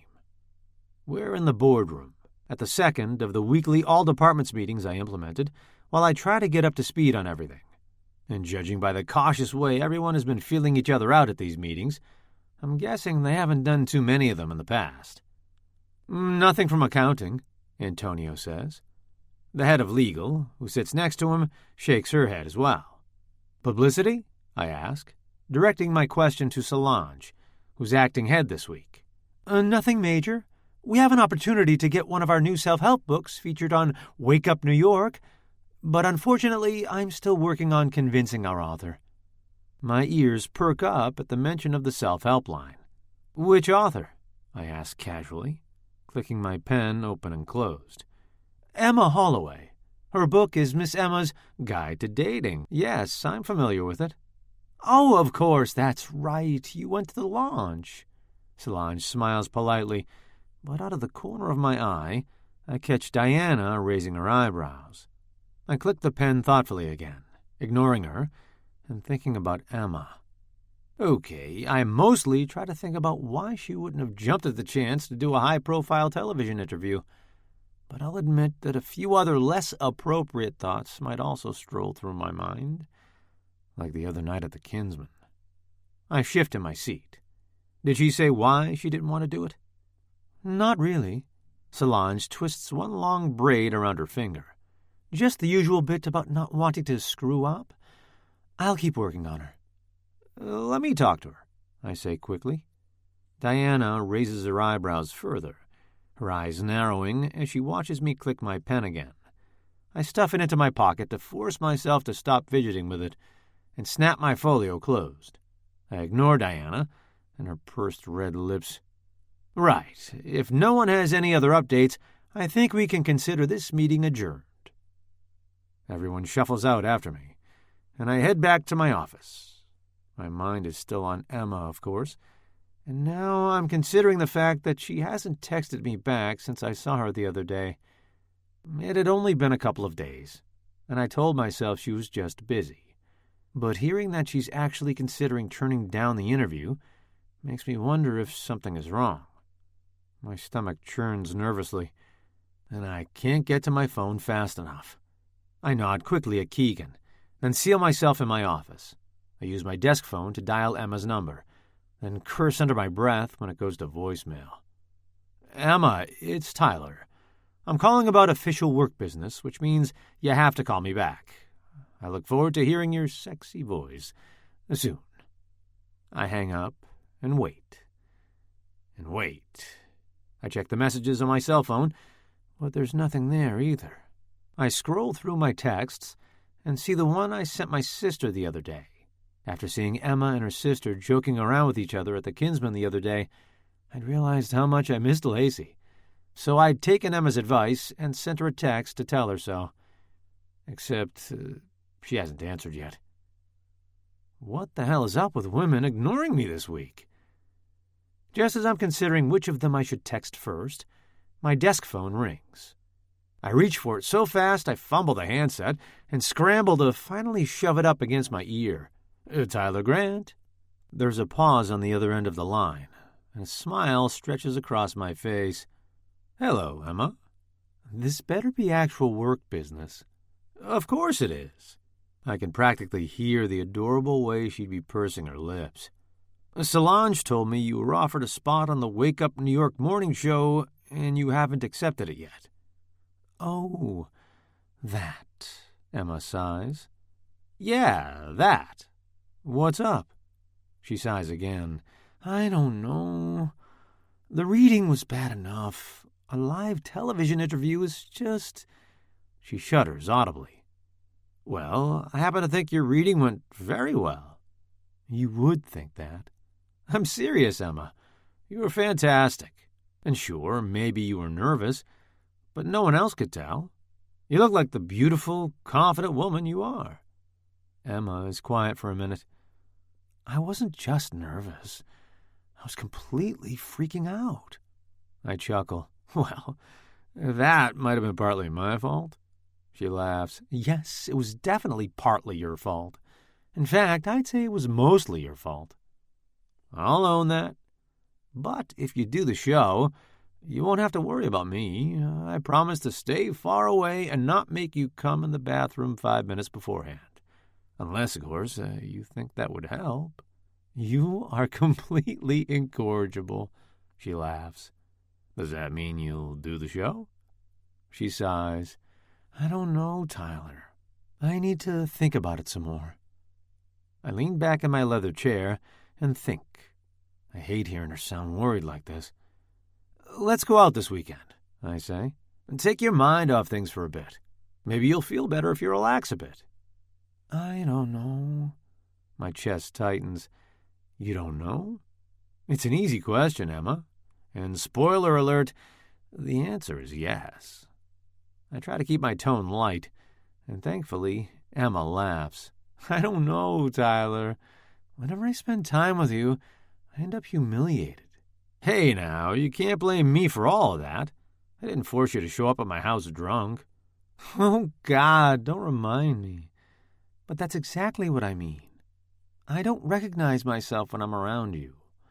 I feel like a different person. I swallow. Is that a good thing or a bad thing? I don't know, she says honestly. I run my hands through my hair. As much as I enjoy tormenting Emma and watching her squirm, I never want her to feel bad about it. Let's go away, I blurt. Go away? Just for the weekend. Then you don't have to worry about who you are or aren't. Hell, you can be whoever you damn well please. Where will we go? My mind races. I haven't exactly put any thought into planning this. Catskills? We have a summer home up there, but my mom's in Milan this week, so no one's using it. It's a beautiful spot, right on a lake. We can go to dinner, get ice cream, whatever you want. Make it a fun getaway weekend. I'm rambling, but I suddenly feel desperate for her to say yes. The thought of an entire weekend away with Emma, with no work, no family, nothing to keep us apart, seems like a fucking dream come true. Maybe, she says slowly. Say yes, Emma. Come on, you need this. Give yourself some time away from all the book craziness. Maybe you'll even feel better about the interview by Monday. I could use a break, she admits. I haven't been on vacation in, God, I don't even know how long. See, a woman like you deserves some quality bikini time. If you won't do it for yourself, at least do it for me. You can't deprive me of a vision like that. To my relief, she giggles. Well, when you put it that way, is that a yes? I can picture her pursing her lips, but then she laughs again. Yes, I suppose it's a yes. I grin. My heart is racing, but now it's with elation. Good. I promise you a weekend you won't ever forget. That's kind of what I'm afraid of, she laments, but I can tell that she's smiling. 18. Emma. When Tyler's SUV cruises to a stop in front of my apartment building, my heart gives an involuntary flutter. It stutters again when he climbs out and strides towards me. His broad chest swathed in a casual polo shirt, a pair of jeans hugging his hips in an effortless and completely sexy way. My heart flutters one more time when he presents me with a huge takeaway cup of coffee in a greasy paper bag. I peek inside the bag and find both a breakfast sandwich and what appears to be a chocolate croissant. Are you trying to torture me? I ask, blinking up at him as he grabs the tan leather weekend bag that's sitting on the sidewalk beside my feet. Hey, you're on vacation this weekend, remember? He tosses my bag into the back seat. Besides, I didn't know which one to get you. And then I remembered someone once told me you're both spicy and sweet, so I went for both. He grins and my damn heart flutters again. I flash back to the night inside the coat room at the Kinsman, to the words that had tumbled out of my mouth in the heat of the moment. In the harsh Saturday morning sunlight, they feel embarrassing and tawdry. But the way Tyler's looking at me makes me want to say all of that again. And then some. He holds the car door open for me and then crosses around to the driver's seat. After he pulls back into traffic, he takes a slow glance over at me. I don't think I've ever seen you wear jeans before. I cross my legs self-consciously. I don't wear jeans often, and choosing them this morning had felt like the sartorial equivalent of thumbing my nose at all my usual rules and embracing Tyler's vacation idea. Now I wish I'd put in the effort of wearing something nicer. Tyler chuckles. Emma, relax. I like the jeans, and I'm really going to like slowly peeling them off of you later. I bite back a smile. Okay, the jeans can stay. Where exactly are we going anyway? I ask him. Up near Wyndham. My parents have a summer home there. Wait, isn't that area known for their skiing? I guess. He shrugs. Yet you have a summer home there. For skiing, we go to Aspen. He grins. Besides, it's a beautiful spot, right on a lake and very private. Perfect for skinny dipping. He winks. I snort in laughter until I realize he isn't kidding. Nice try. What? He asks innocently. You should know I don't do skinny dipping. Have you even met me? Oh, I've met you. And I seem to remember there were quite a few other things you claimed you'd never do, but that turned out to be quite enjoyable. He keeps his eyes on the road, but I don't mistake the devilish glint in them. Besides, this weekend is for letting go. Remember? I pretend to roll my eyes. Look, let's not go too crazy here. I'm already wearing jeans, remember? He chuckles. Fine. We'll table the skinny dipping. For now. His hand crosses the space between us, and then it's resting casually, comfortably on my knee. It's so easy, so natural that for a second it takes me aback. I stare down at his hand, at the way his thumb moves back and forth over the fabric of my jeans. I swallow. Well, now I really wish I'd worn a skirt. I distract myself by finishing the greasy breakfast sandwich, and then Tyler and I split the pastry. The drive to the Catskills seems to take no time at all, and we spend most of the trip laughing and reminiscing about trips we took with our families as kids. Of course, his stories are all about fancy Swiss chalets and Italian villas, while mine involve being stuck in a pup tent with my two sisters on our few ill-fated family camping trips. But in some ways, we're not that different. Tyler speaks fondly of his sister, but he makes me laugh with stories about torturing her. Like when he tells me about their family trip to Prague and how he told her she'd been adopted from Eastern Europe as a baby, and that they were going back there now to return her to her real parents. It seems like exactly the kind of thing Rory and I would have done to Blake. The thought makes me feel strangely nostalgic, both happy and sad at the same time. By the time we reach the mountains, I've laughed so much that my cheeks hurt, and I've already almost completely forgotten my trepidation about coming on this trip. Tyler is fun to be around, and I like how he makes me forget about my real life, even if it's just for a weekend. My thoughts of real life are washed even further away when we pull up in front of an enormous chalet that looks like something out of a magazine. An A-frame with a dark wood exterior, walls of windows, and a wraparound deck. I climb out of the car, pushing my hair back out of my face and staring up at the place in awe. I'm not sure what I was expecting when Tyler mentioned his family's summer home, but this house blows all of my ideas out of the water. This place is beautiful, I breathe, as Tyler comes to stand behind me. Yeah, it's not bad.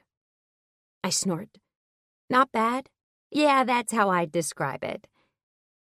We're surrounded by trees, and from somewhere not too far away, I can hear the faint sound of waves lapping over rocks. So he wasn't joking about being right on the water.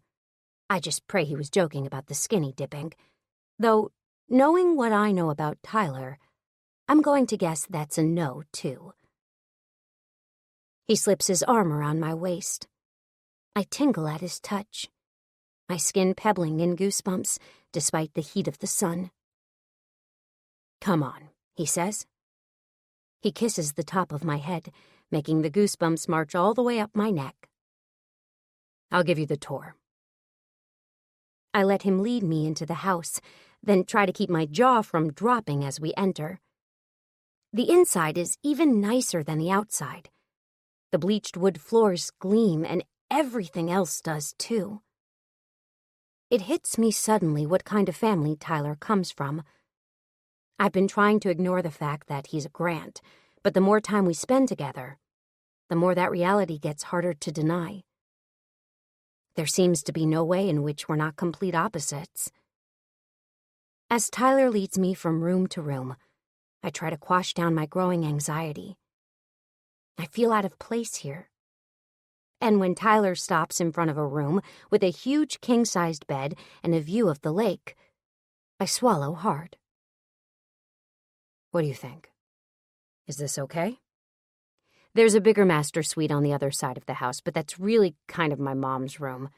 This is where I usually stay when I'm out here." He shoves his hands in his pockets, and I realize he actually seems nervous. Maybe something about the realness of this moment is getting to him, too. "It's perfect," I say, forcing a smile onto my lips. And it is perfect, really. I'd be a crazy person to complain about accommodations like these. I touch my fingers lightly to Tyler's jaw. It's beyond perfect. He gazes down at me. His eyes burn into me. His jaw is rough and stubbled under my hand. And now that we're standing so close, his masculine scent envelops me. Woodsy and spicy and yet sweet, too. Like cinnamon, maybe. I swallow. I suddenly feel more than a little lightheaded. Tyler is still looking at me, and I lick my lips nervously. "Tyler," I start. I have no idea how to finish that sentence. I want to tell him that I'm scared of what's happening between us, that I don't know how to walk away, that I'm afraid that everything between us has gotten completely out of my control, that I'm not used to being out of control. "I know," he says.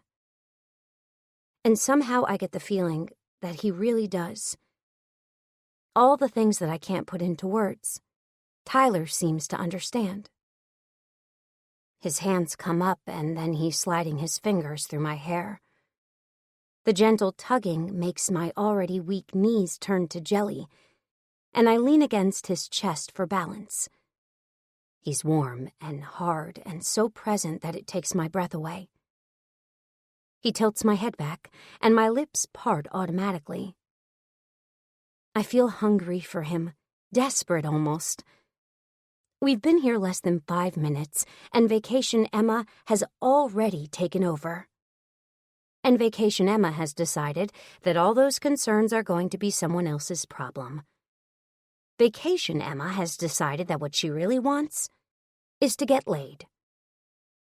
Vacation Tyler seems to be on the same page, because when he finally presses his lips against mine, his kiss is just as ravenous. His hands thread through my hair, yanking my head back, deepening our kiss.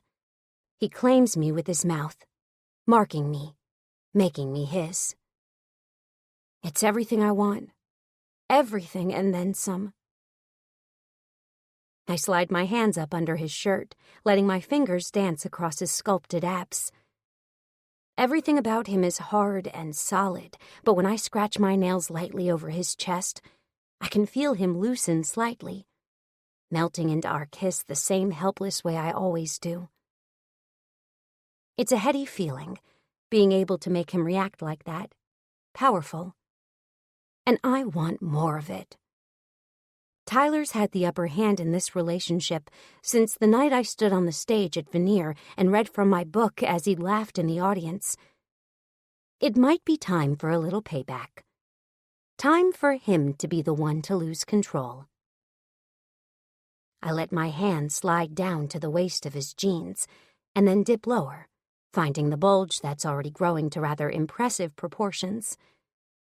Tyler growls, tugging my hair even harder, but I grin. I stroke my hand over his cock a few times, exploring the length beneath the thick fabric of his jeans. Then I reach for his zipper. Tyler seems more than happy to oblige me because he helps me shimmy off the pants, kicking off his shoes in the process. The rest of it too, I tell him, already tugging off my own t-shirt. He grins and whips off the polo shirt and the boxer briefs. I take a brief moment to admire his lean, sculpted body, licking my lips at the way his cock is bobbing heavily. Get on the bed. I barely recognize my own voice. It sounds husky, sultry almost. Turns out Vacation Emma is a lot like Bad Emma. But Tyler welcomes her presence, whoever she is. He grins as he backs up against the bed and sits down.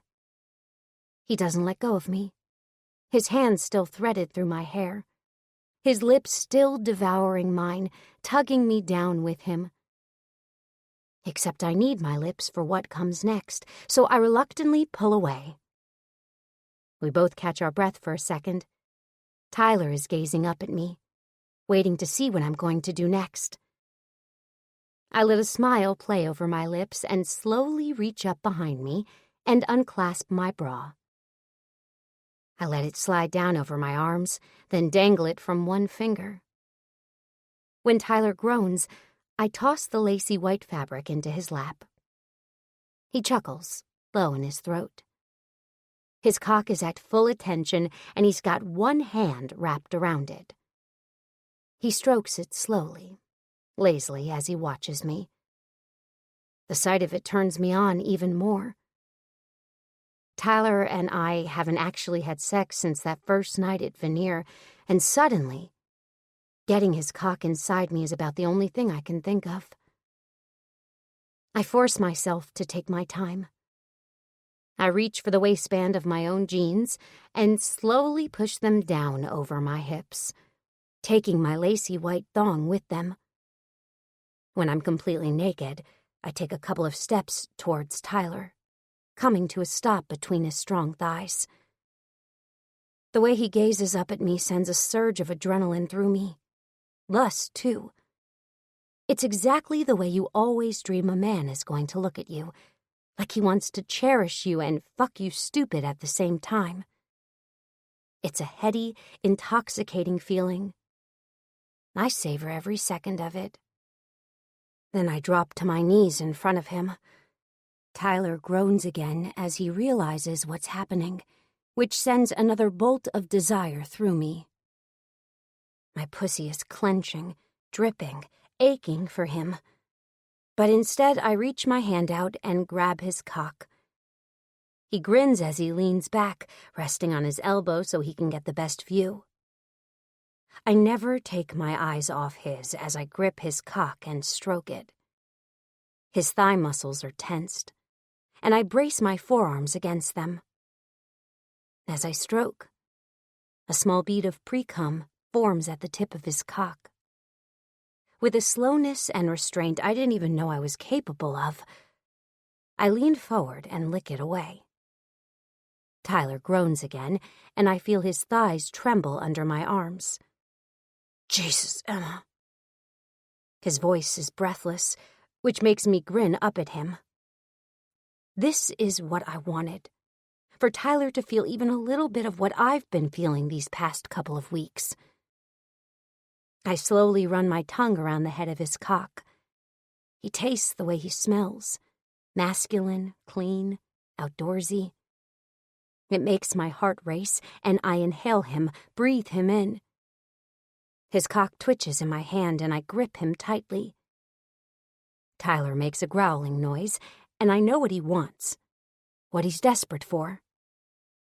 Which, of course, means I take my sweet time.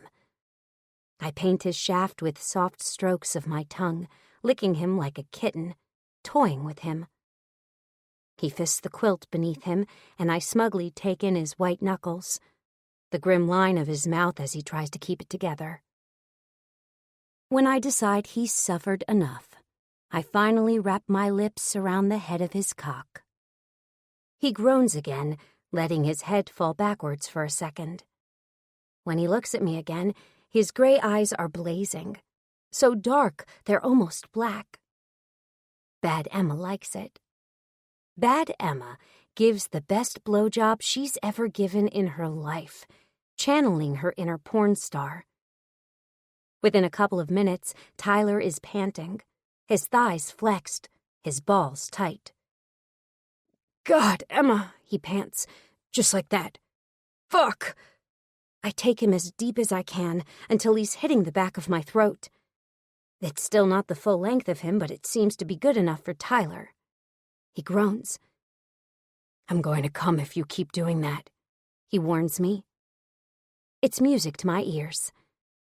I tighten my grip on the base of his cock and suck harder, flicking my tongue over the head every time I come back up. Tyler's head falls back again at the same time that his hips buck towards my face, and his cock pulses as a low groan comes from his throat. I swallow everything, taking it in like a champ. By the time he's done, I feel rather proud of myself, actually. I grin up at him, and he scrubs one hand over his face. He has the dazed look of someone who just woke up from a deep sleep. Well, that's all he says. For once, Tyler Grant seems to be at a loss for words. The thought makes me giggle. "Come here," he says finally. He grabs my wrists and pulls me to my feet and into his lap. His lips are already against my neck, tracing a line along the hollow beneath my ear. "Has anyone ever told you that you're fucking incredible?" Maybe, I say. But you can tell me now if you want to. "I think I'd rather show you." And how would you do that? "Well," he says, nuzzling his way further down my neck, "we do have an entire weekend ahead of us, so anything is on the menu. Whatever you want is yours. Everything is yours, Emma."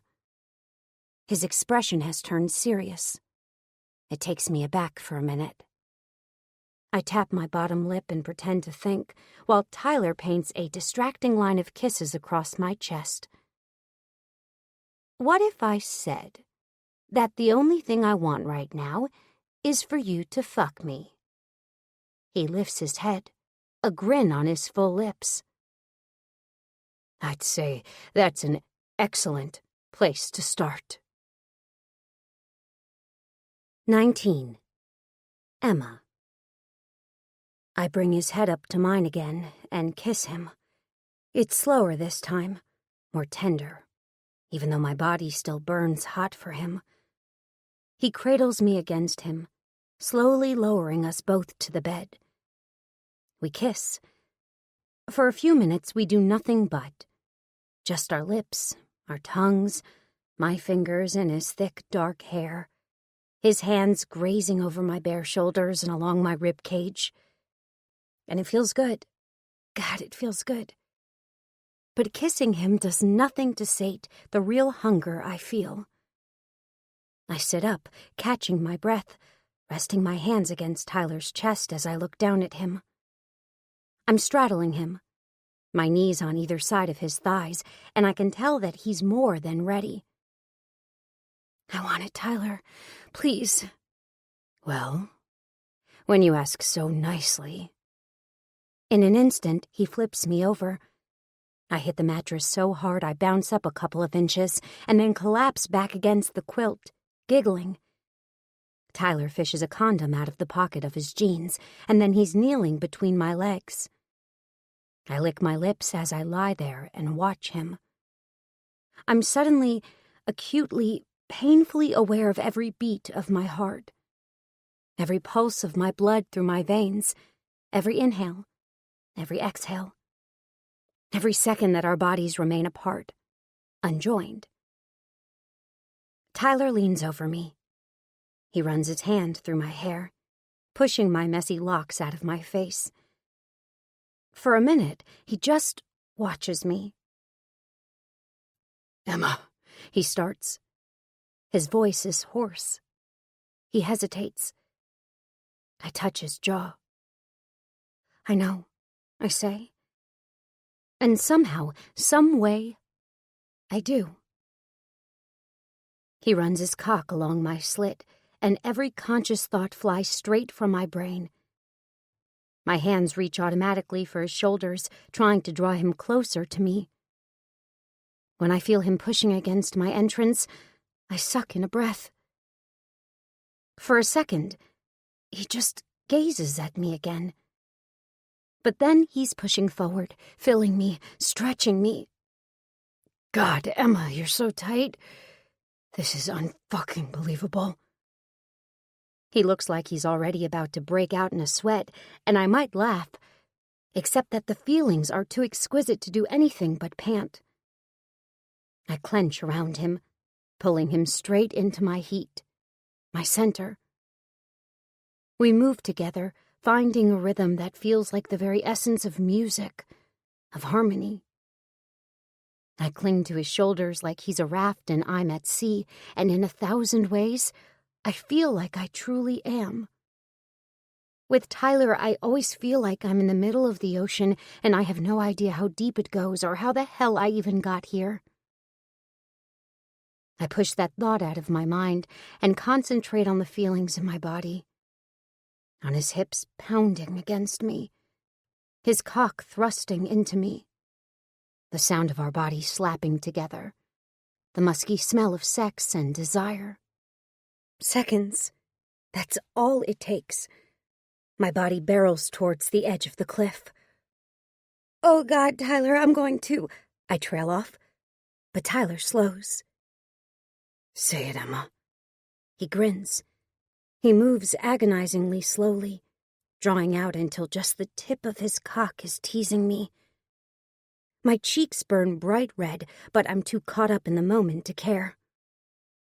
"I'm going to come, Tyler. Make me come." This time he doesn't grin. He looks like a man on a serious mission, and he picks up the pace again, somehow thrusting even harder and deeper. My body clenches around him. The roller coaster lurches upwards again, taking my stomach with it, racing faster and faster towards the peak. It takes me away. All of me. Over the peak and down the other side, a wild rush of air and energy, and the most shattering climax I've ever had in my life. It seems to go on for hours, days, a lifetime. My body shakes under Tyler's, trembling and quivering and practically seizing. He slows enough to let me come back down to earth as he runs his fingers through my hair again.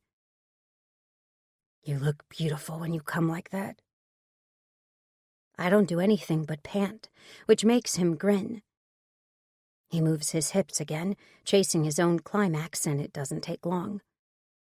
He slams into me, groaning, and I watch the expression on his face when the moment overtakes him. He looks beautiful, too, in a way like he's a marble statue that suddenly comes to life. After, he collapses onto the bed beside me and pulls me to his chest. I can feel him breathing, can smell the scent of us against his skin. I bury my face into it, into the cradle of his arm. "Well, I'd say this weekend is off to a good start," he says finally. I laugh. Yeah, not bad. He leans up on his elbow. "Not bad? Not bad?" "Well, you did get a little more out of it than I did," I remind him. "Technically speaking." He chuckles.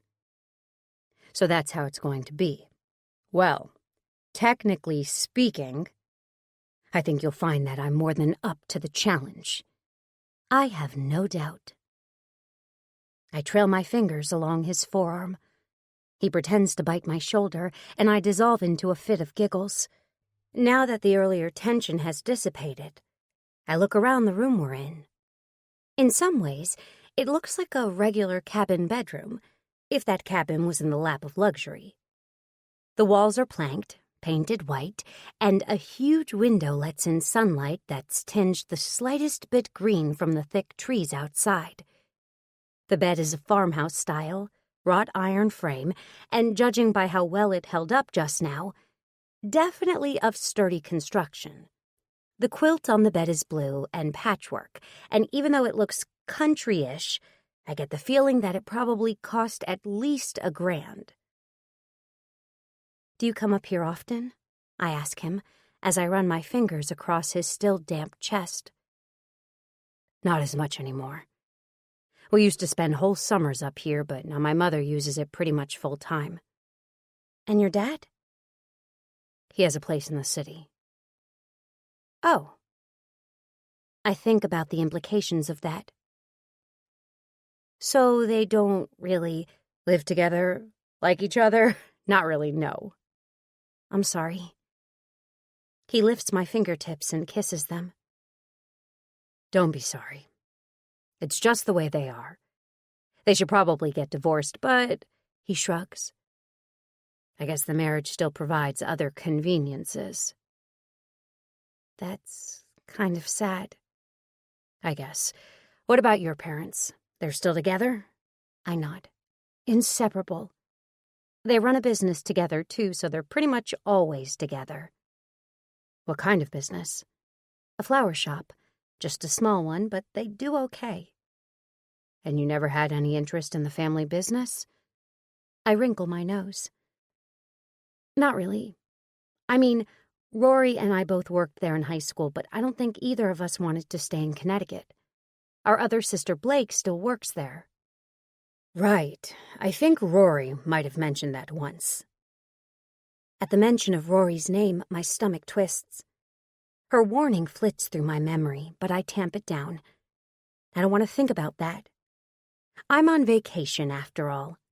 Vacation Emma doesn't have to worry about practical things like the future of whatever this is. I keep forgetting that you and Rory know each other, I say instead. It's such a small world. It is. But you're still my favorite Holloway sister. He leans over and kisses my nose, and a happy buzz runs through me. He shifts slightly so that he's facing me, propped up on one arm. His eyes burn into me, and once again, it feels like something big is growing between us. Something I don't know how to explain or even really define. Something that makes me feel incredibly uneasy. I could use a shower, I say, propping myself up against his chest. I can still feel the lingering sweat on my skin. Instead of answering, Tyler sits up and licks a line along my collarbone. I don't know. I think you're pretty perfect the way you are. I laugh. Well, if we're going to go to dinner later, I don't think any of the patrons are going to appreciate this particular scent of perfect. Fine. But I have a better idea. Instead of a shower, we can hit the lake. I poke his chest. You just want to go skinny dipping. Well, maybe. Nice try. He smirks. You can't blame a guy for trying. It's not my fault I want you to be naked for as long as possible. Well, your neighbors don't need the whole show. What neighbors? The closest house is a half-mile away. Random boaters, then. Jet skiers.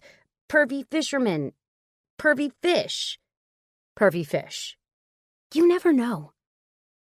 Emma, I promise you there are no pervy fish. Still, I'll be wearing a bathing suit. Thank you very much. Did you bring a bathing suit? I smile smugly. As a matter of fact, I did. It's in my bag. He laughs, throwing his hands up in surrender. Fine. Don't move. I'll go get the bags, and then we'll go swimming." He leans over and kisses me again, long and slow, as if even going downstairs and out to the car is too long to be away. I want to pull him back into bed with me, climb on top of him, and tell him to forget the swimming entirely. But he pulls away and disappears out of the bedroom. I hear him bound down the stairs and then the slam of the front door as he exits. I sit up and hug my knees to my chest. I can't keep the smile off my face. Despite all my doubts about Tyler, the time I spend with him is the happiest I think I've ever been. No one's ever made me laugh the way that he does. I'm actually silly when I'm around him, and I don't think there's a single person in my life, up until now, who would have ever described me as silly. But Tyler brings out a whole new side of me, and not just the bad side. In fact, maybe I said no too quickly to the skinny dipping thing. What would be the harm? Thousands, probably millions of people have gone skinny dipping and survived. Teenagers do it, for God's sake. Maybe it would even be good for me. Before I can change my mind, I slip out of the bedroom. I find a bathroom and finger comb my hair, and then twist and turn in front of the mirror, examining my body. Okay, I may have had a few too many of Lucy's pastries lately, and skipped a few too many Stairmaster sessions, but I think I look pretty okay. I take a deep breath and stare myself down. You can do this, Emma. He's seen you naked already. This is not a big deal. I hear the front door open again downstairs. I point my finger at my reflection. Go, I tell myself. With one more fluff of my hair, I leave the bathroom and head for the stairs. I can hear Tyler moving around down there, and I bite my lip, almost laughing at the surprise I can already picture on his face. I've changed my mind, I announce as I reach the bottom of the stairs. Take me skinny dipping. The kitchen door swings open, and I scream, because the man standing there is not Tyler. It's Tyler's father. He's holding a crystal glass, and he drops it in shock when he sees me standing there, naked at the bottom of the stairs. For a second, I freeze. My hands fly across my chest, then down to my groin, then back to my chest. Oh, God, why don't I have more hands? Hi, I stutter. Then I swallow. Bye. I turn and race up the stairs. Or at least I try to. My foot catches on the very first step, and instead I go sprawling forward. A searing pain shoots through my ankle, and I cry out. Emma? Tyler's voice cuts through my panic. Oh, fuck. I'm sprawled face down on the staircase. I try to get up, but my ankle screams in agony. I manage to get to my hands and knees, except now my naked ass is sticking up in the air. Help, I whimper. It's the most pathetic sound I think I've ever made in my life. Tyler races to my side, shielding me with his body. Are you okay? His voice is low in my ear. What's going on here? Mr. Grant's voice comes from behind us. Tyler, didn't your mother tell you about bringing these bimbos out to the house? My face flames red in embarrassment. Tyler rubs my back as he hovers awkwardly over me. Dad, can you leave us alone for a minute? I don't even know why you're here. Your mother's away, so I came up to get a few things. Yes, I know she's away. That's why we're here. Now, can you go? Please? Tyler sounds furious. I want to dissolve into a puddle of nothingness. Or maybe just die. Dying would be nice right about now. Does she know you're here? Dad, seriously, go in the kitchen. I'm going to help Emma up. Then I'll come talk to you. Mr. Grant grumbles something unintelligible, but then it sounds like he shuffles away. You have a lovely home, I call out as he goes, then mentally smack myself. Why do I always have to be Miss Manners? I hold it in for a second and then let out a great, big sob. "Oh, God, Emma, are you okay?" Tyler's rubbing my back again, but unlike his earlier touches, there's nothing erotic about this one. I want to crawl into a hole and die. "I'm fine." It's my instinctive answer, but as soon as I try to move, I know it's not true. "No, I'm not. I think I busted my ankle." "What the hell happened?" Hot tears are streaming down my face. "I was going to do the stupid skinny dipping, and I came down to tell you, but it wasn't you." I bury my face in my hands. "I can't believe your dad saw me naked." "Don't worry about that," he says. "But let me see your ankle." He helps me turn over so that I'm sitting on the stairs, and then he pulls my foot into his lap. We both see at the same time that my ankle is the size of a cantaloupe. "Ouch," Tyler says. He looks up at me, and his eyes look so sympathetic that I feel even worse about the whole thing. "It's fine," I say again. "I probably just need some ice." "Emma, I think you need to go to the hospital." "No, really, I'm fine. Look." I put my hand on Tyler's shoulder and hoist myself up. But as soon as I put weight on my ankle, I shriek and fall against him. "You're not fine," he says, cradling me against him.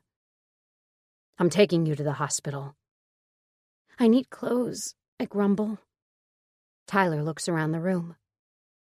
"Hold on," he says. "Put your arms around my neck." "Why?" "Just do it, please."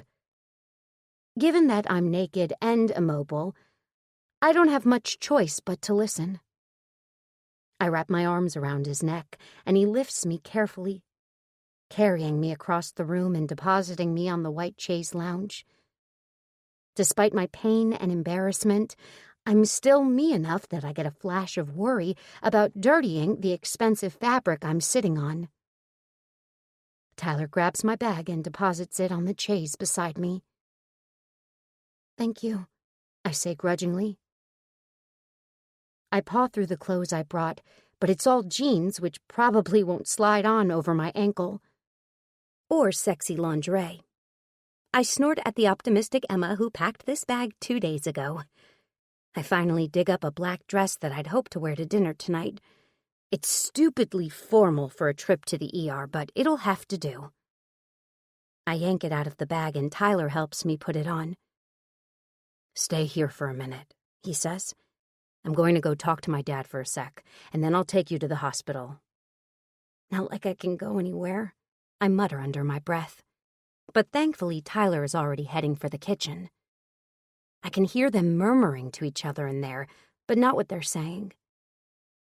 I flash back to Mr. Grant's earlier words, that Tyler wasn't supposed to be bringing his bimbos up to the house. I shudder in humiliation. That's what I am, I suppose. Though I can't imagine any of Tyler's other lady friends ever flamed out quite so spectacularly. The kitchen door swings open again, and Tyler strides back into the main room. His mouth is a grim line, but he tries to soften his expression when he sees me. "Ready to go?" "I guess." I try to stand and immediately fall back onto the chair again. I whimper, both at the pain and at my sheer humiliation and misery. "Come here." Tyler leans over and wraps my arms around his neck again. He lifts me up effortlessly and carries me out of the house and into the car. We spend 4 hours in the emergency room. It's a miserable experience. Tyler and I barely speak the entire time. He keeps starting, like he wants to say something, but he only comments on the corny sitcoms playing on the waiting room television or asking me how the pain is. By the time we leave, my ankle is wrapped, and I'm diagnosed with nothing more than a bad sprain. I'm given some painkillers, ordered to stay off my feet for a couple of weeks, and handed a very unfetching pair of crutches to hobble around on. I've never been so glad about the fact that I work from home. Tyler wheels me out of the hospital in a wheelchair, which is the cherry on today's humiliation sundae. He helps me into the car, laying my crutches in the back seat, and then climbs into the driver's side. For a minute, we just sit there. The car seems deathly silent after the hubbub of the hospital. I can hear my own labored breathing, and I suddenly feel on the verge of tears again, even though those painkillers are doing a pretty neat job on my ankle.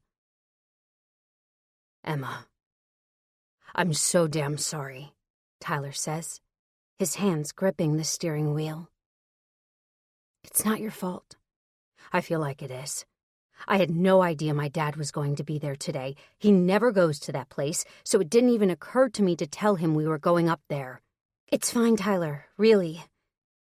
It's not fine, of course, but I also know it wasn't his fault. Not really. If anyone is at fault here, it's me. After all, I've known all along that Tyler is too much for me. Being with him is too far out of my comfort zone.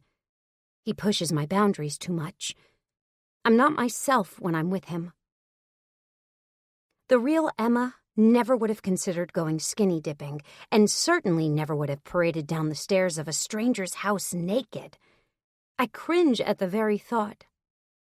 What exactly had I been thinking? I shake my head. Tyler is watching me, and he slides his hand over my knee. I shift my legs over towards the passenger side door, and his hand falls away. He hesitates for a second, and then brings it back to the steering wheel with a sigh. What do you want to do? He asks. We can go back to the house, but my father will be staying the night. I can get us a room at a hotel, or... Honestly, I think I just want to go back to the city. He frowns. Are you sure? There's a really nice hotel not far from here. We could get a hot tub and you could soak your ankle. Really, Tyler, thank you, but I think I want to sleep in my own bed tonight, if that's okay. Yeah, of course it's okay. Whatever you want, Emma. He's so earnest that, for a second, I feel bad about being so pig-headed about this. But the more time I spend with Tyler, the more I get sucked into his web. Do you want to go back to the house and get your stuff? I shake my head. I don't really ever want to go back there, to be honest. I don't need any of it. I have my wallet and my phone. I pat the purse in my lap, which I'd had Tyler grab before we left the house, so that I'd at least have my insurance card. He was still insistent on paying for everything, but that was a discussion I didn't feel up to having right now. Tyler sighs, and then puts the car into drive.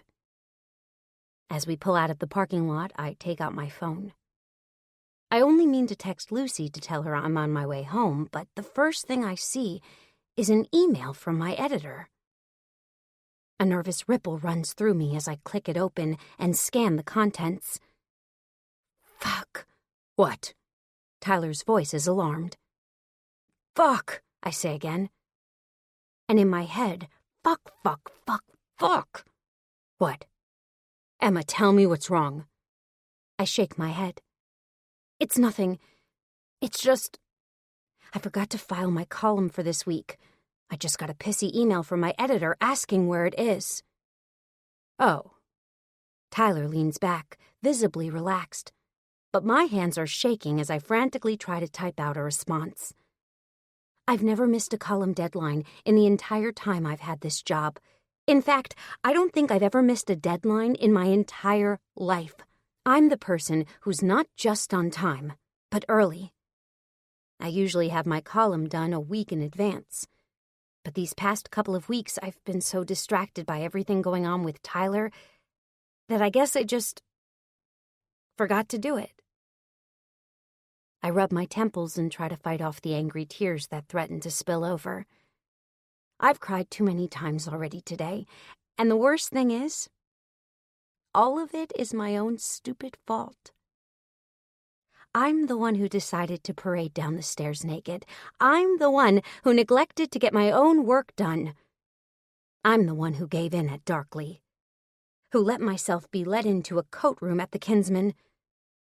Of course, I wouldn't have done any of those things if it hadn't been for Tyler. I sneak a glance at him as he drives. His brow is furrowed, but I get the feeling it isn't due to concentrating on the task at hand. Part of me wants to ask him what he's thinking, but the sensible part of me says I'm better off not knowing. I sigh and finish typing my email to my editor. I tell him I sprained my ankle and that I'm on my way home and that I'll file it as soon as I get in. I feel a tad guilty using the injury as an excuse, especially since the column was due an entire day before I even hurt myself. But my editor doesn't need to know that.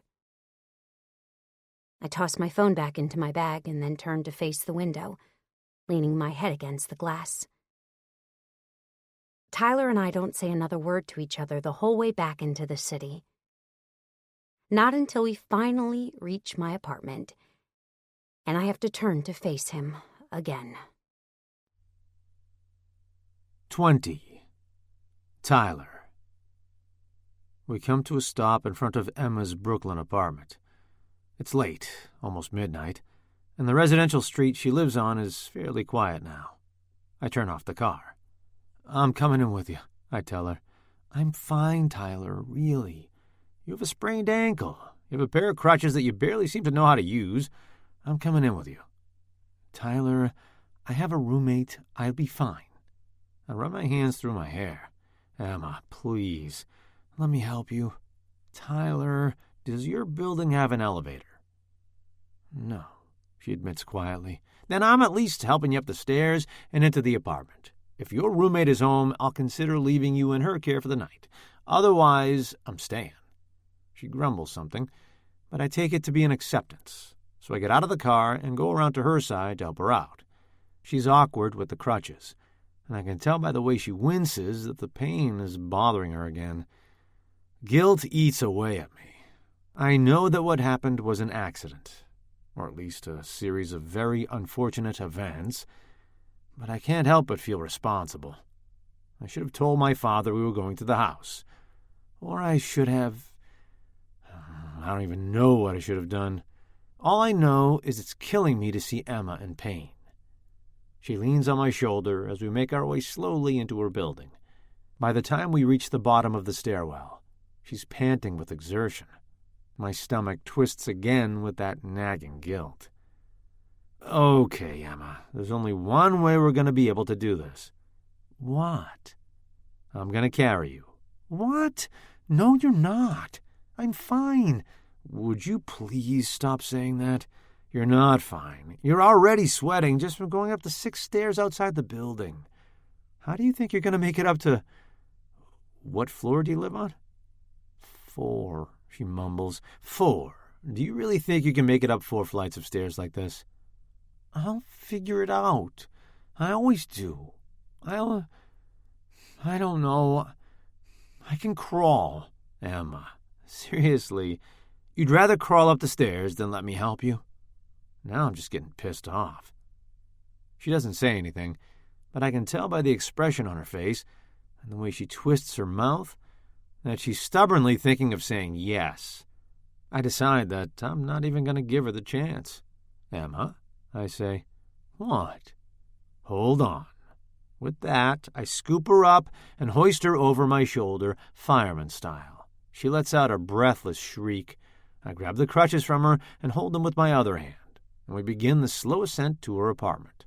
Eventually, she stops shrieking and stays quiet. But with Emma, I don't know if that's better or worse. Once we get to the 4th floor, she directs me to her door and fishes in her bag for her keys, which she hands to me. I lean the crutches against the wall, unlock the door, and carry her into the darkness. Through the moonlight, I can make out the outline of the sofa, so I deposit her there gently. Thank you, she says grudgingly. You're welcome. I smile for the first time since we left the Catskills house. I look around the apartment.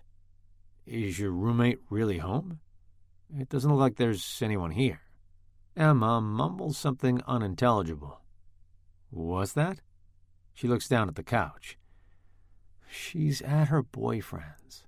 Well, I'm not leaving you here alone. I fold my arms across my chest. Emma rubs her temples and sighs.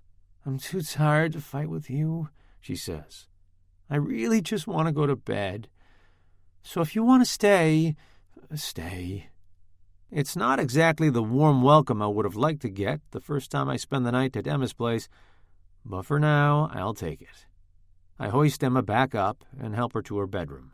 She turns on the bedside lamp, and I discreetly check out the room. The pale yellow walls, the gauzy white curtains, the neatly made bed. There's a tiny desk with a laptop against one wall, and I imagine her sitting there, working on her column, writing her book. It twists something in my stomach, something foreign and unfamiliar. I can sleep on the couch if you want. I clear my throat. Emma looks up at me. Her gray eyes are hazy, but I don't know if it's tears or all the codeine she's had tonight. Maybe you could sleep in here, she says. She picks at the quilt. If you want to. Hell yeah, I want to. Will you get me a t-shirt out of that second drawer? I'd really like to get out of this stupid dress. Of course. I open the drawer and rustle through her clothes. Everything is folded neatly, and a smell like lavender tickles my nose. Do you have a preference? The purple one? I find it and hand it to her, then help her out of her dress. Despite the circumstances, I still can't help but admire her body when she peels the dress off. Look, I'm only human, okay? But just as quickly, she tugs on the t-shirt and burrows down under the quilt. Her dark hair spills over the pillow, her eyes suddenly sleepy, and I think to myself that she's never looked more beautiful. The only thing better is when she pats the spot on the bed beside her. I quickly whip off my t-shirt and jeans and slide in next to her. I pull her to my chest, taking care to avoid her ankle, and hold her there. She falls asleep quickly, maybe thanks to the painkillers, but I lie awake for a long time, thinking about everything that happened and wondering what will come next. In the morning, I wake up before Emma. Actually, I'm not really sure I slept at all. I decide that the least I can do is make us both some coffee. I reluctantly unwrap her arms from around my waist and pull on my jeans. I find my way to the kitchen and start opening random cupboards. She must have coffee here somewhere. Can I help you? I turn suddenly at the voice, definitely not Emma's, dropping a box of peppermint tea in the process. Coffee? The girl in front of me eyes me suspiciously, but points to a white canister on the countertop. One clearly marked coffee. Oh, thanks. Are you, a friend of Emma's? Yes, sorry, Tyler Grant. I hold out my hand, and she shakes it, but with some reluctance. You're Lucy, right? Her roommate? Emma sprained her ankle, so I stayed the night to make sure she was okay. I was going to make coffee. I know I'm rambling, but she's still staring me down in a way that says she doesn't trust a word I'm saying. And I have to wonder what Emma might have told her about me. Or worse, maybe she told her nothing at all. Is she okay? Lucy asks finally. I think so. Just in some pain. But hopefully the codeine will take care of that. Filters? In the cabinet over the stove? Right. I get the coffee going, while Lucy stands and watches me silently. The machine starts gurgling, and I'm wondering how long we're going to have to stand here in awkward silence when I finally hear Emma moving around. Lucy and I both rush towards her and find her hobbling out of her bedroom on her crutches. She's managed to pull on a pair of shorts, but her long, shapely legs still catch my eye. Well, you know, the part of them that's not encased in the tight wrapping the ER doc had given her. How are you feeling? She shrugs, or as well as she can shrug, with crutches shoved up under her arms. Better, I guess. Do you want some more of your codeine? I can go get it. She shakes her head. I have to finish my column this morning. I'd rather have a clear head to do it. Sure. Well, I'm making coffee. That should help. Thanks. She licks her lips. I think Lucy and I can take it from here. I look back and forth between her and her roommate. Lucy looks awkward, but she nods at Emma. They exchange one of those knowing, wordless glances that all women seem to have mastered. Oh, okay. I shove my hands in my pockets. I know when I'm not wanted. I try not to feel put out about it. I'm sure Emma just wants a chance to work and sleep. But the part of me that wants to take care of her and make this right isn't happy about being told to take a hike. Thanks for staying last night, Emma says, which makes me feel marginally better. And for the coffee. Sure, anything you need, anything at all, call me, okay? I will, she promises, even though I get the distinct feeling that's unlikely. As soon as I get home, I'm on the phone with my father. I texted him last night to tell him not to expect us back at the house, but I haven't spoken to him since, and to be honest, I'm not entirely sure I want to. None of this would have happened if he hadn't shown up at the house. Right now, Emma and I would probably be lounging in bed, eating the strawberry crepes I'd planned on making, and drinking espresso, and then going back to fucking some more. Instead, she's at home with a sprained ankle, and I'm at my place with a case of blue balls and a serious feeling of nagging guilt. You left your things at the house, my father says, as soon as he picks up. I'm leaving now, so if you plan on coming back up, feel free. I'm not coming back. Emma's home. She sprained her ankle. Of course, he hasn't even asked about her. Your mother will be back on Tuesday. You better collect everything by then. It pisses me off that he doesn't even acknowledge what I just told him. But I don't know why I would expect anything different. I'll talk to Mom, I say instead. Don't worry about it. And by the way, Emma isn't some bimbo I decided to take on vacation. My father chuckles. Son, they're all bimbos. Anger bubbles up inside me, and I clench the phone. Not Emma. She's what? He chides. Special? Oh, they're all special, until they've got a ring on their finger. Then see how things change. Now I'm pissed on Mom's behalf. Their marriage is far from perfect, but it's obvious who takes the lion's share of the blame on that one. Of course, my father doesn't see it that way. My father never does anything wrong, at least not in his eyes. Dad, I really don't want to have that conversation with you right now. Very well. Oh, Tyler, he starts, before I can hang up. You're coming to the annual gala, right? If I have to. Very funny. Of course you have to. You know I normally have your sister up there with me, but since that's not happening, I need at least one of my children to be there with me. Old people think otherwise. I mean it, Tyler. Do not blow this off. If you make me look bad. I get it, Dad. I'll be there. You won't look bad. I want to roll my eyes. Of course my father won't look bad. Everyone in this city is either in awe of him or indebted to him.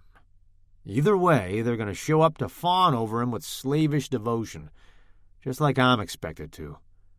I'm starting to understand why Lacey decided to run off with Brendan and become a beach bum. At least right now, I can see the appeal. I finally managed to get my father off the phone, and then pace around my loft for a while. I feel restless and unsettled, like there's something missing or unfinished, only I can't quite put my finger on what. I have the overwhelming desire to call Emma, or even better, to go see her, but I decide to give her the space she wanted for the rest of the day. Instead, I shoot my sister another text message, even though she didn't respond to my last one. I tell her that I miss her, and that I wish she was going to be at this gala with me, so that at least I'd have someone to crack jokes with when all Dad's sycophants are given their drawn-out toasts. I wait a few minutes, but she doesn't reply. I don't hear from Emma either. My phone stays stubbornly, depressingly silent. 21. Emma. By Monday morning, the pain in my ankle has faded, but the humiliation is still fresh in my mind. Every time I close my eyes, I replay the moment at the Catskills house, running into Tyler's father, naked, falling over myself trying to get away, crying ass up on the stairs while my ankle swelled up to 6 times its normal size.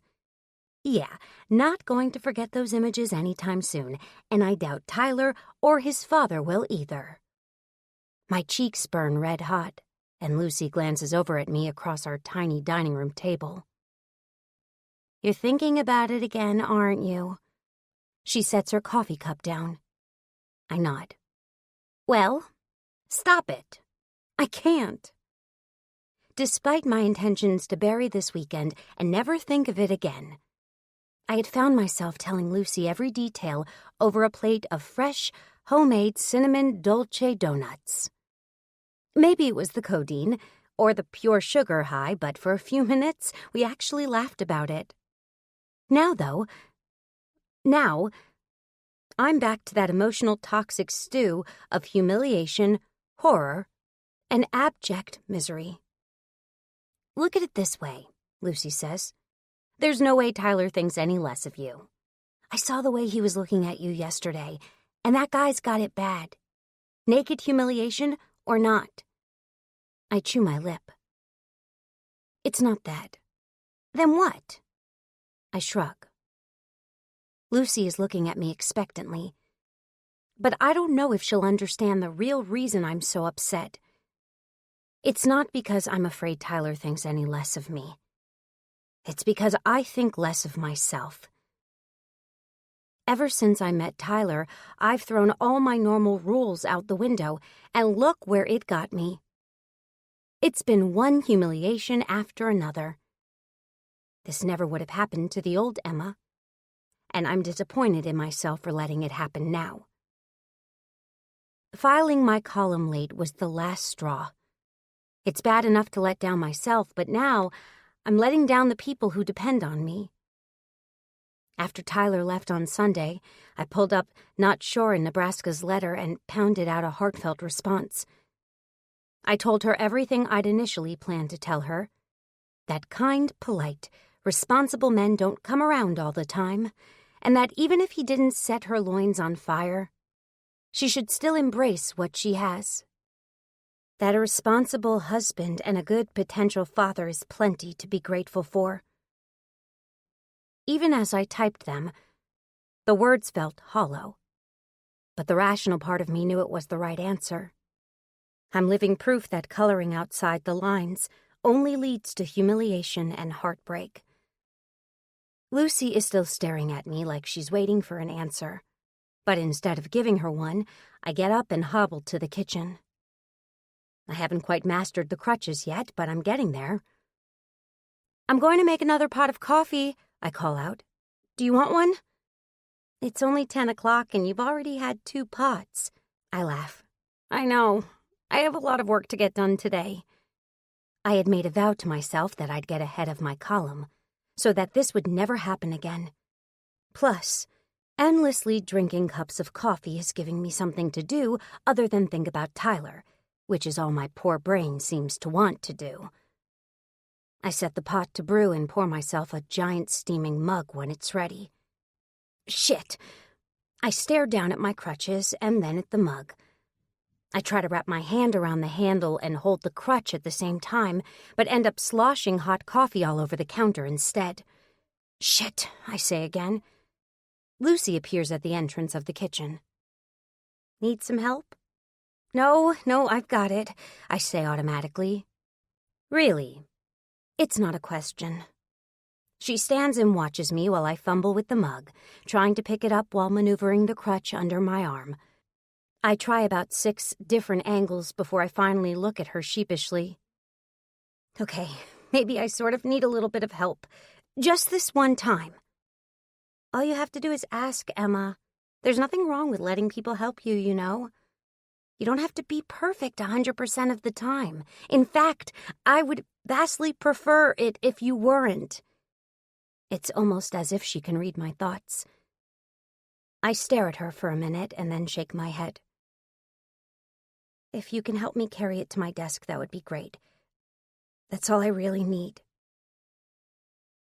Once I'm settled in my room, and Lucy has headed over to her boyfriend Lou's, though not before checking in on me a half-dozen times to see if I'm sure there's nothing else I need, I plow through a few columns, enough to last me a few weeks at least. Every time I compose an answer, I feel a gnawing sense of guilt. I've always stood by my well-rationed, reasonable advice, but now my words seem to ring hollow. I have to force myself to type out the replies, telling the man in New Jersey not to leave the well-paying job that he hates, telling the woman in Oregon not to make waves by standing up to her tyrannical mother-in-law, telling the teenager in Detroit that she should listen to her parents and go to college instead of backpacking across Europe to study the great artists. They're the right answers. I know they are. So why do they make me feel a little bit like gagging? Finally, I snap my laptop closed. I'm caught up now, and I can't bear to type out any more of these things. Instead, I grab my phone. I stare at the call log. Tyler's called a couple of times since he left here, but I haven't answered. I sent him a quick text last night to tell him my ankle was doing fine, but that's it.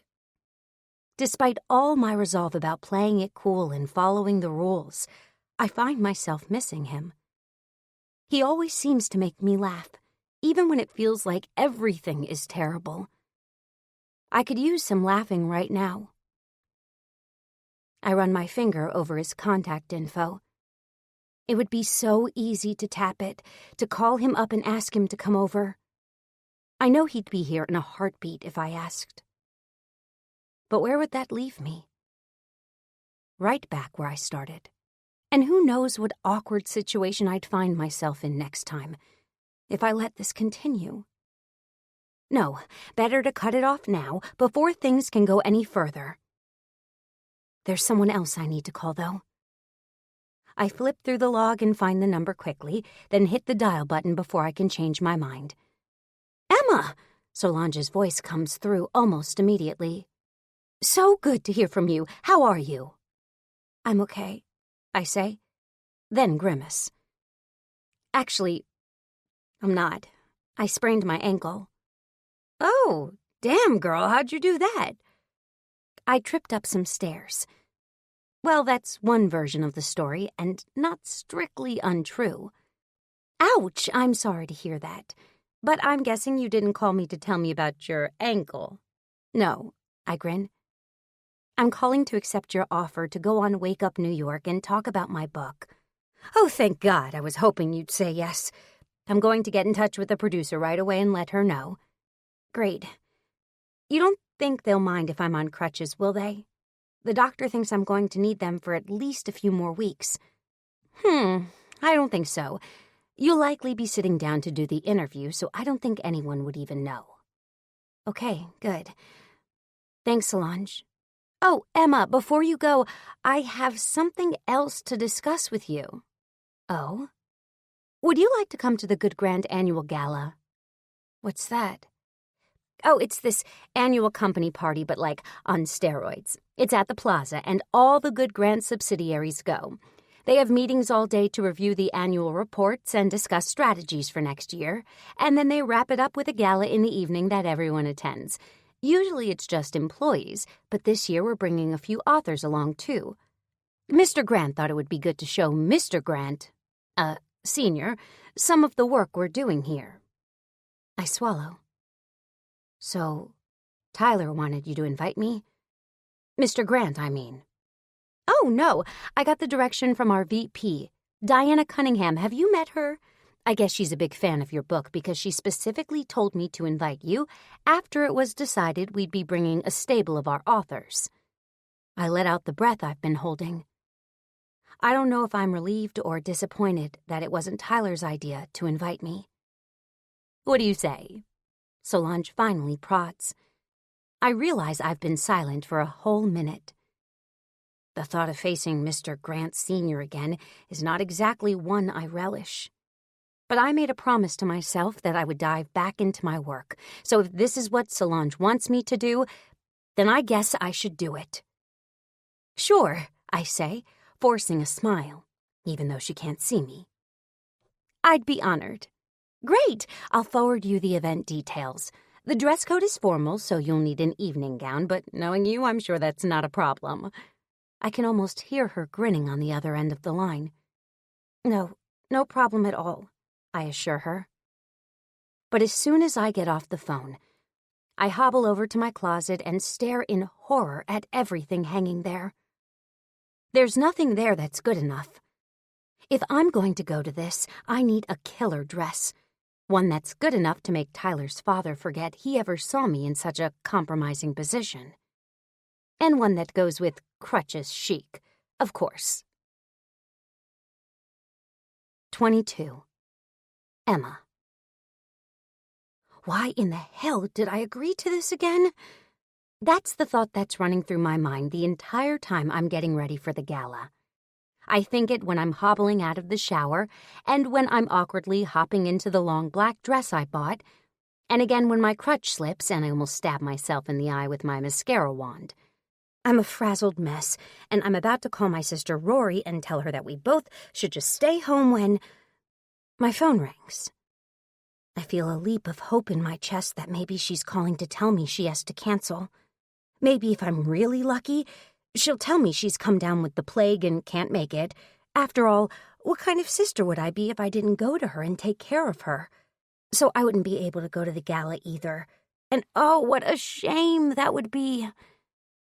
But when I glance down at the screen, it isn't Rory, but Blake, my other sister. Hey, Blakey, I say, holding the phone to one ear while I fish around for the pair of earrings I'd planned on wearing tonight. Hi, Emma. She doesn't say anything else. I triumphantly pull the earrings out of my jewelry box and pop the back off of one of them. So, what's up? I prod. I'm bored. Okay. Why don't you go watch a movie or something? No, she huffs. I mean, like I'm existentially bored or whatever. I snort and then cough to try to cover it up. Existentially bored? What does that even mean? You know, I'm bored of my life. Your life is fine, Blake, and I'd happily trade with you these days, I think, only a tad bitterly. That's just it. It's fine. Don't you think life should be more than fine? I don't answer right away, partly because I'm busy shoving the other earring into my earlobe, and partly because I'm actually considering her question. I don't know, Blake. I finally sigh. That's a pretty deep question for a Saturday night, and unfortunately I have a gala to get to. She moans. See, that's exactly what I'm talking about. You and Rory have these exciting lives in the city. And what do? I work at our parents' flower shop. What do I do on Saturday nights? I come home and eat Chinese takeout, again with our parents, and watch reruns of NCIS. I don't tell her that right now. That sounds pretty damn appealing. Blake, there's nothing wrong with your life, I repeat instead. She grumbles something unintelligible, then squeals, I've got the best idea! Her shriek is so loud, my eardrum almost bursts. What? I'll come into the city tonight. I'll be your date for this gala. Blake, don't be crazy. Come on, it's only a 2-hour train ride. I could be there by 9:30, 10 at the latest. That's plenty of time. Then we can go out for a real New York City hangover breakfast tomorrow morning. Do you know how long it's been since I had a good bagel? I suppress a smile. Honestly, I'd love to have you come visit anytime you want. But let's not make it so last minute, okay? Besides, Rory's already coming to the gala with me. Blake groans. See, you two have all the fun and I'm stuck here in bumfuck Connecticut. It's not fair. Next weekend, I promise her. You can come up and you, me, and Rory will all do something fun together. Maybe see a show or hit a club or something, and the next day's hangover brunch is on me. Fine, she says, but I can tell she's still pouting. Being the baby of the family, Blake is used to getting her way. But I'm already stressed enough about this gala. I don't need to worry about my sister showing up and deciding tonight is the night to let loose and go crazy. Blake has always been the wild child in our family, and once she gets going, well, let's just say, you can't put baby in the corner. I finally manage to get her off the phone, then finish up my hair and makeup, and admire my reflection in the mirror. I guess it's not too bad. I mean, if you ignore the crutches and the fact that I can only wear one ballet flat, while my other foot is wrapped up nice and tight in an oh-so-attractive tensor bandage. At least the dress I picked out hides the fact that I've probably gained 10 pounds in the last month. If nothing else, I can be thankful for that. Empire waist for the win. Less than an hour later, Rory and I are walking up the front steps of the plaza. She looks effortlessly fabulous as usual, with her auburn hair pinned up and a figure-hugging royal blue dress. She must sense my nervousness because she keeps up a long stream of conversation the entire time, keeping me at least somewhat distracted. Still, as soon as we're inside, I start scanning the room for Tyler. As we walk through the lobby, back towards the ballroom, as we step under the twinkling lights of the chandeliers, my eyes are roving over every single tuxedoed man in the place. I don't know if I'm hoping to spot him or if I'm hoping not to. I didn't tell him I was coming tonight. I guess maybe I should have, but I haven't been able to bring myself to return his calls or his texts, other than a quick message to tell him my ankle was doing okay. We haven't spoken since he left my house last weekend. This is quite the production, Rory says, scanning the room. Yeah. My voice is flat. I keep scanning the room. There are already a couple hundred people in the place, even though it's still pretty early, and all of them are in formal evening gowns and black ties. There are even a few men prancing around in tails. I smooth down my dress, trying to balance on the crutches while I do. I'd kill to be in a pair of heels right now. I feel shrimpy and doughy compared to everyone else in here, and nothing lifts and tightens better than a good pair of stilettos. Do you want a drink? My sister asks. A drink sounds great, actually. I smile. I'm so relieved to have her here with me. Thank God for sisters. I'll come with you. No, you stay put. Here, sit. I'll be quick. Champagne? Sure, thanks. I slide into the seat she pulls out for me at one of the round, white cloth-covered tables that line the left side of the room. She disappears into the crowd, heading to the bar area to get our drinks. She isn't gone more than 2 minutes when a voice cuts through the air. A voice that rolls my stomach, that lifts the tiny wispy hairs on the back of my neck. Emma. I turn. Tyler is standing there, wearing an expensive-looking tuxedo. His normally unruly dark hair has been slicked down into submission, but his gray eyes still sparkle playfully. Do I have a flashing neon sign over my head? I ask, pretending to look around. I've been here less than 5 minutes. No. Just a general hotness that lures men like moths. I bite back a smile. Oh, okay, I wasn't sure. He slips into the chair next to me. You haven't called, he points out. I know. Or answered my texts. I know, I say again, somewhat sheepishly. So, what's up with that? He grins. I shrug. I've been busy. I was trying to get ahead on my work. You know, after I blew that deadline, I try to make my voice sound pointed. Right. He looks around for a minute. So, how'd you end up here tonight? Don't get me wrong, I'm glad you did. I was actually going to invite you. You know, if you'd returned any one of my many calls. I twist my hands in my lap. I was invited by your company, actually. Solange asked me to come. Oh? He seems surprised by this. Solange, huh? Yes, well, I think she said it was your VP's idea. Diana? I don't know, I think so. Maybe. Is all he says. Silence descends on us. The rest of the room is bustling with laughter, music, the low hum of conversation.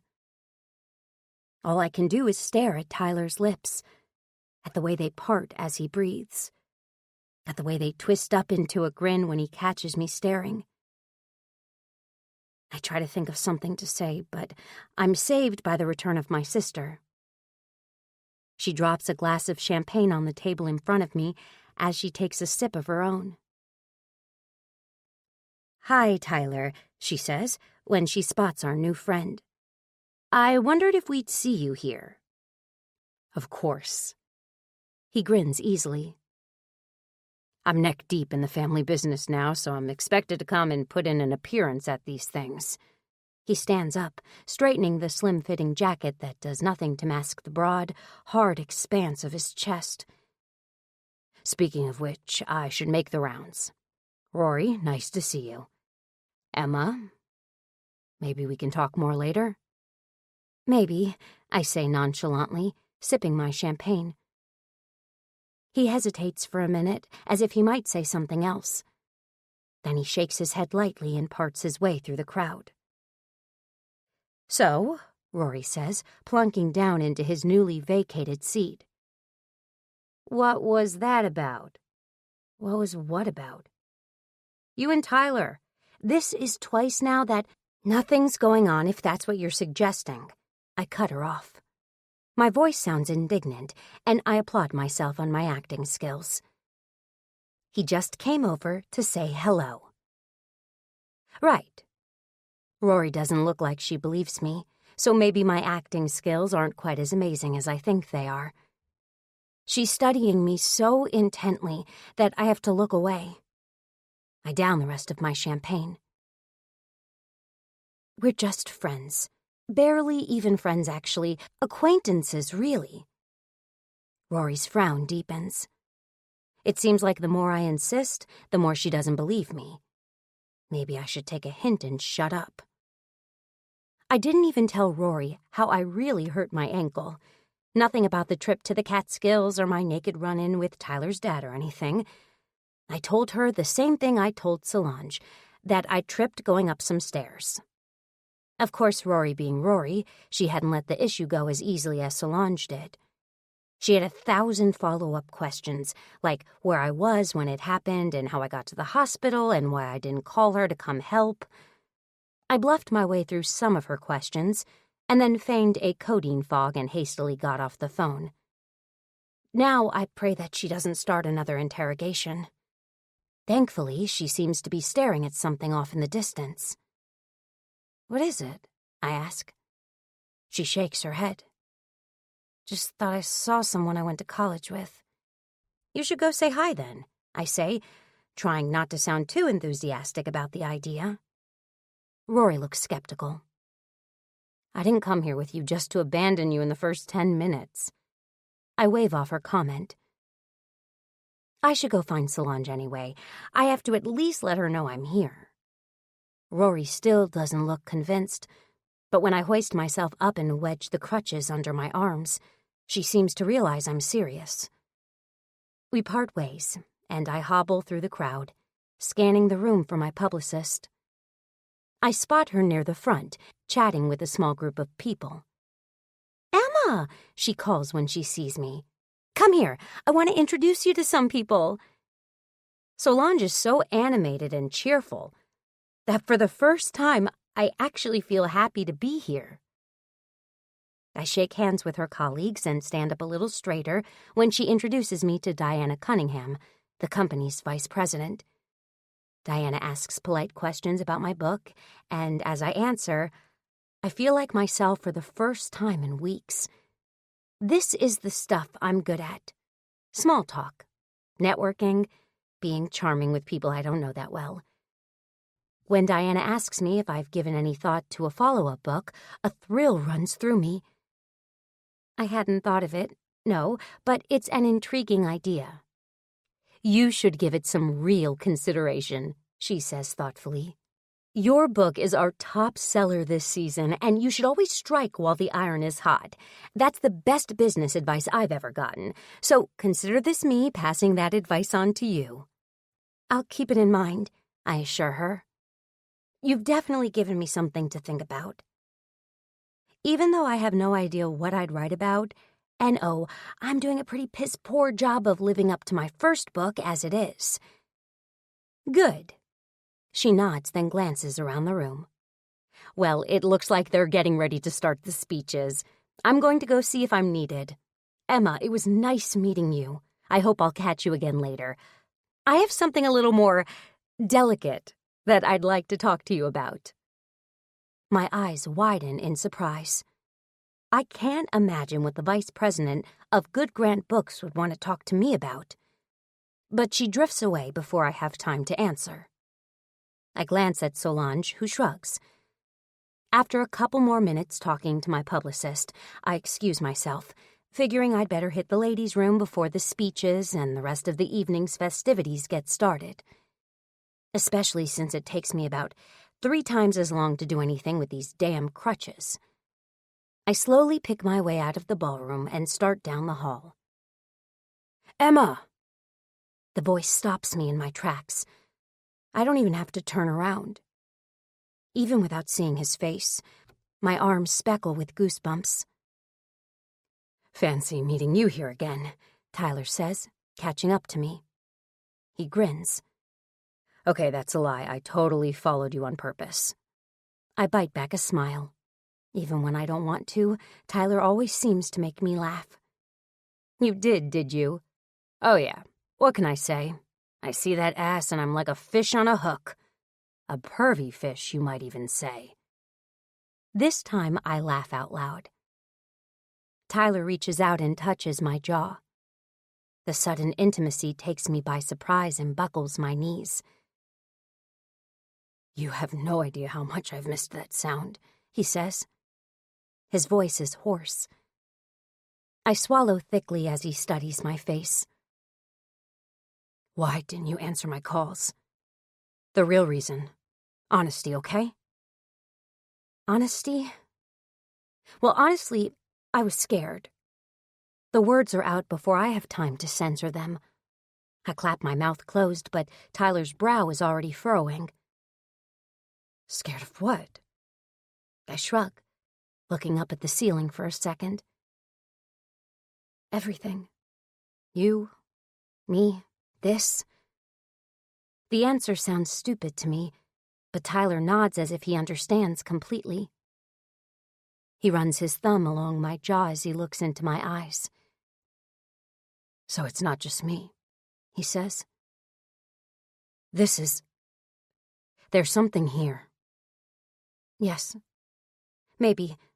I don't know. Nice, Emma. Very articulate. Why does being around Tyler turn me into a pile of mush? With Solange and Diana, I was charming and witty, and now I'm acting like a total ditz. But Tyler is still smiling. It's a fair answer, but let's try to figure it out together, okay? No more avoiding my calls. Fine.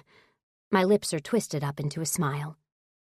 No matter how I try to fight it, Tyler makes me feel light. Stunned and slightly brain-dead, too, but also light and free and happy. And maybe that's a good thing. Come with me, he says suddenly. His hand goes to my lower back, and he ushers me through a door in the hallway. It's white and paneled, and it matches the walls so well I wouldn't have even noticed it. Where are we going? Somewhere we can be alone. We step into a dark room, and Tyler lets the door swing closed behind us, I can still hear the hum of the crowd and the tinkle of the string quartet from the ballroom, but the sounds are muffled. I squint as I try to figure out where we are.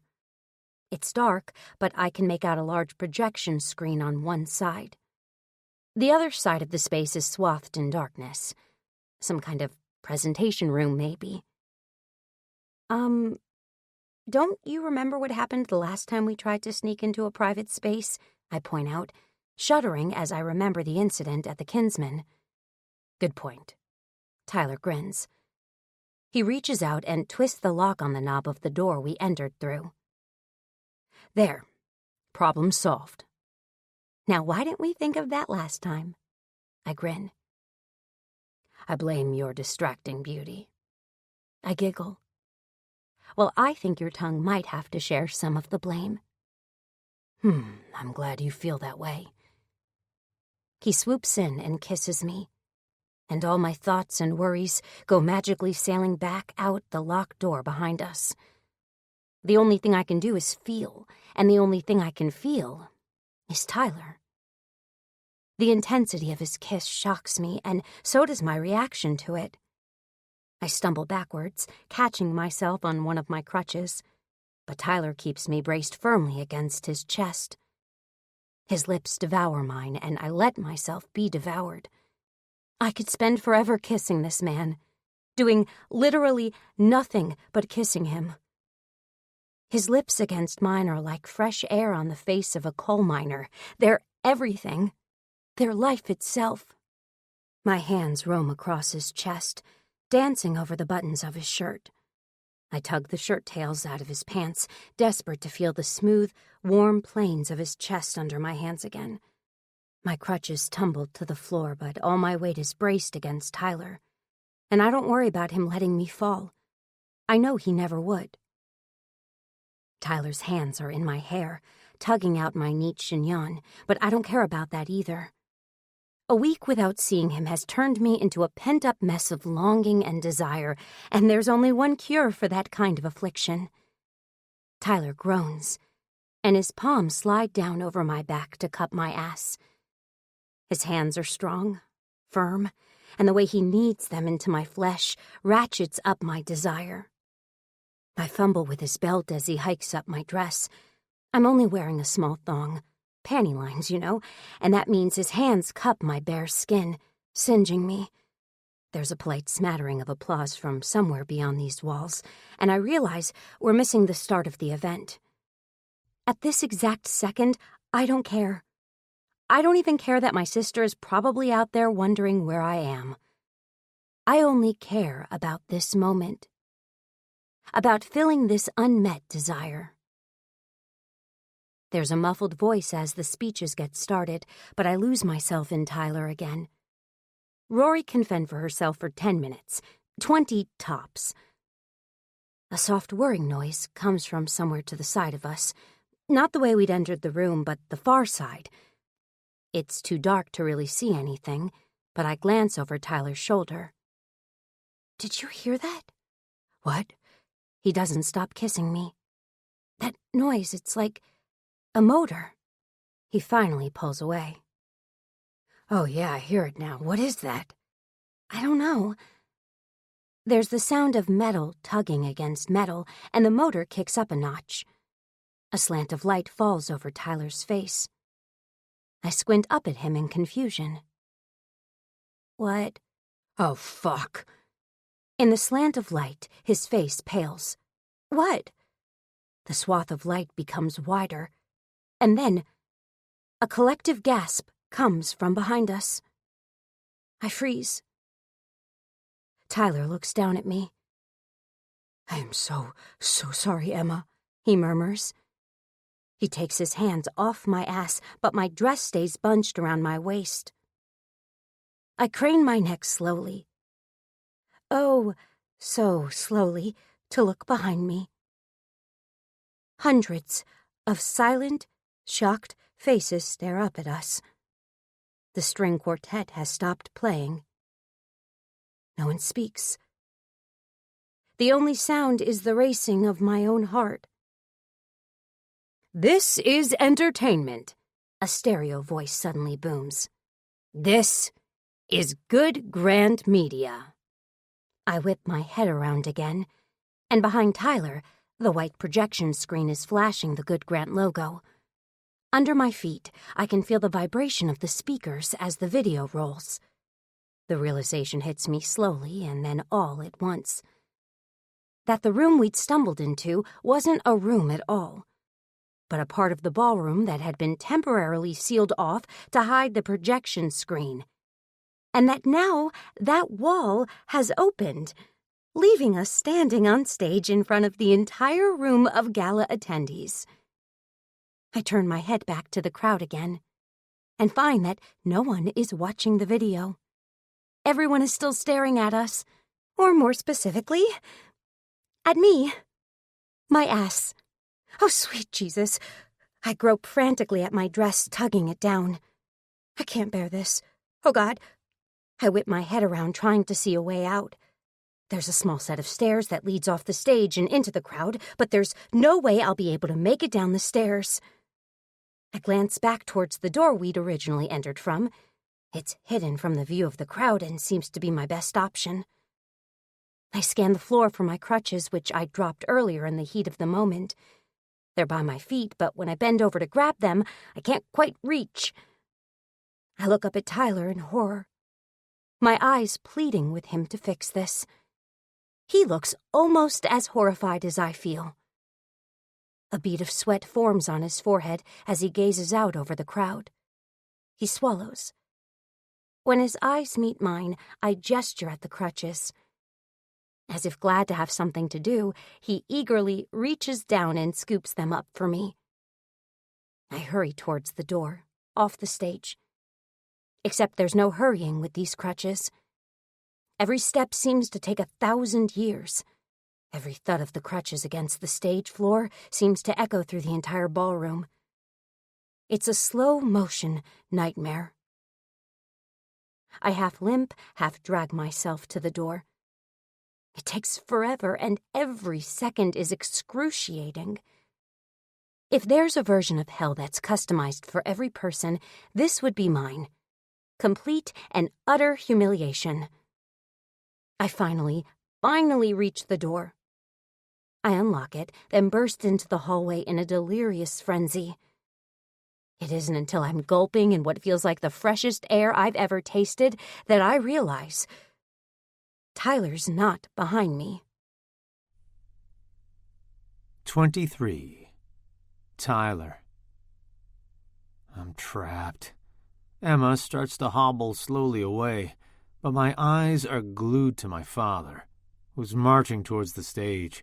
He climbs the short staircase in a red-faced huff, then grabs my arm. His fingers dig in. "My son Tyler, ladies and gentlemen," he chuckles loudly, "takes after his old man in more ways than one." The crowd laughs appreciatively, glad to have the moment of tension broken. My father looks jovial, but when he pins me with his glare, his eyes are icy cold. "Let's get on with the video, shall we?" He gives a slight bow, then drags me by the arm back down the stage into the crowd. I flash back to all those moments as a kid, being manhandled for acting out. Dad never had much patience for childish antics, and it doesn't seem like much has changed. The video, which had been paused by someone, resumes playing. It's some kind of montage, all of Good Grant's highlights from the last year. It barely registers in my brain. All I can think about is Emma. I have to find her. Now. "What the hell were you thinking?" my father hisses, now that everyone's attention is off of us and back on the projection screen at the front of the room. "We can talk about this later," I say, yanking my arm out of his grip. I know he has a right to be mad, but I'll have to deal with that later. I'm already scanning the room, hoping I'll see Emma or even Rory. There are too many people, too many suits, too many faces. I push my way through them. My heart is thudding in my chest, pounding out a painful rhythm against my ribs. I head for the doors that lead out of the ballroom, thinking maybe they might have escaped out into the hall where it's quieter. A couple of people try to stop me as I go, maybe just to talk, but I don't stop long enough to find out. I'm singularly focused on finding Emma. I can't believe this is happening again. She's going to kill me, and this time I can't say I blame her. As soon as I turn the corner into the hallway, I see them. They're easy to spot. Emma, looking like the grieving widow, hunched over in her long black dress, and Rory beside her in blue. They're huddled together on a little settee near the door to the room I'd taken Emma into. How the fuck had I missed the fact that it was actually the projection room? I've been to about a gazillion events here, but I guess I never made the connection. Emma! My voice carries down the corridor. A few people stop and stare, but I barely notice. I pick up the pace, almost running. Emma stands when she sees me. There's something almost regal about the way she does it. Slow, poised, graceful, even with the crunches. She holds her head high, her chin tipped towards me. I can tell she's been crying, but she looks more composed now, even though her eyes are still rimmed red. I'm so sorry, I blurt, as soon as I'm close enough. This is all my fault. Emma shakes her head. I don't blame you. She has a sad smile on her face, but her voice is steady. I try to smile back, but I'm getting an awful feeling in the pit of my stomach. You don't? She shakes her head. I don't. I blame myself, Tyler. I knew the first night I met you that this was a huge mistake. I tried to ignore it for a while, but tonight has made it abundantly clear. I swallow. My throat has shrunk to the size of a ballpoint pen. All the muscles in my neck tense. What are you saying, Emma? She touches my cheek softly. I'm saying goodbye, Tyler. Something in my chest cracks open. Go home and get some sleep, I say hastily, ignoring the words that just came out of her mouth. I think we could both use it. I'll call you tomorrow. Don't bother, she says. She's still smiling, almost benevolently, like she's a goddess deigning to speak to a mere mortal like me. Her mascara is smeared down her cheeks, but her gray eyes are dry and clear. Her hand drops away from my cheek, and she turns to face her sister. She nods to the door, and Rory jumps to her feet, almost as if she too is a mere subject of the goddess before her. Emma starts walking towards the main doors of the hotel, with Rory scrambling behind her. Even with the crutches, she looks like a queen as she sails over the marble tile. Emma! I call, running my hands through my hair. I feel frozen in space, in time. Emma doesn't turn around. Rory sneaks a glance back at me, giving a small shrug of her shoulders. I can't believe this is happening. I can't exactly say she's being unreasonable, but I can't let her walk away either. I start to follow her down the hallway, the smooth soles of my dress shoes sliding over the tile the faster I try to walk. With Emma on her crutches, they're not exactly moving at a cheetah's pace, and I'd be able to reach them easily before they reach the front door.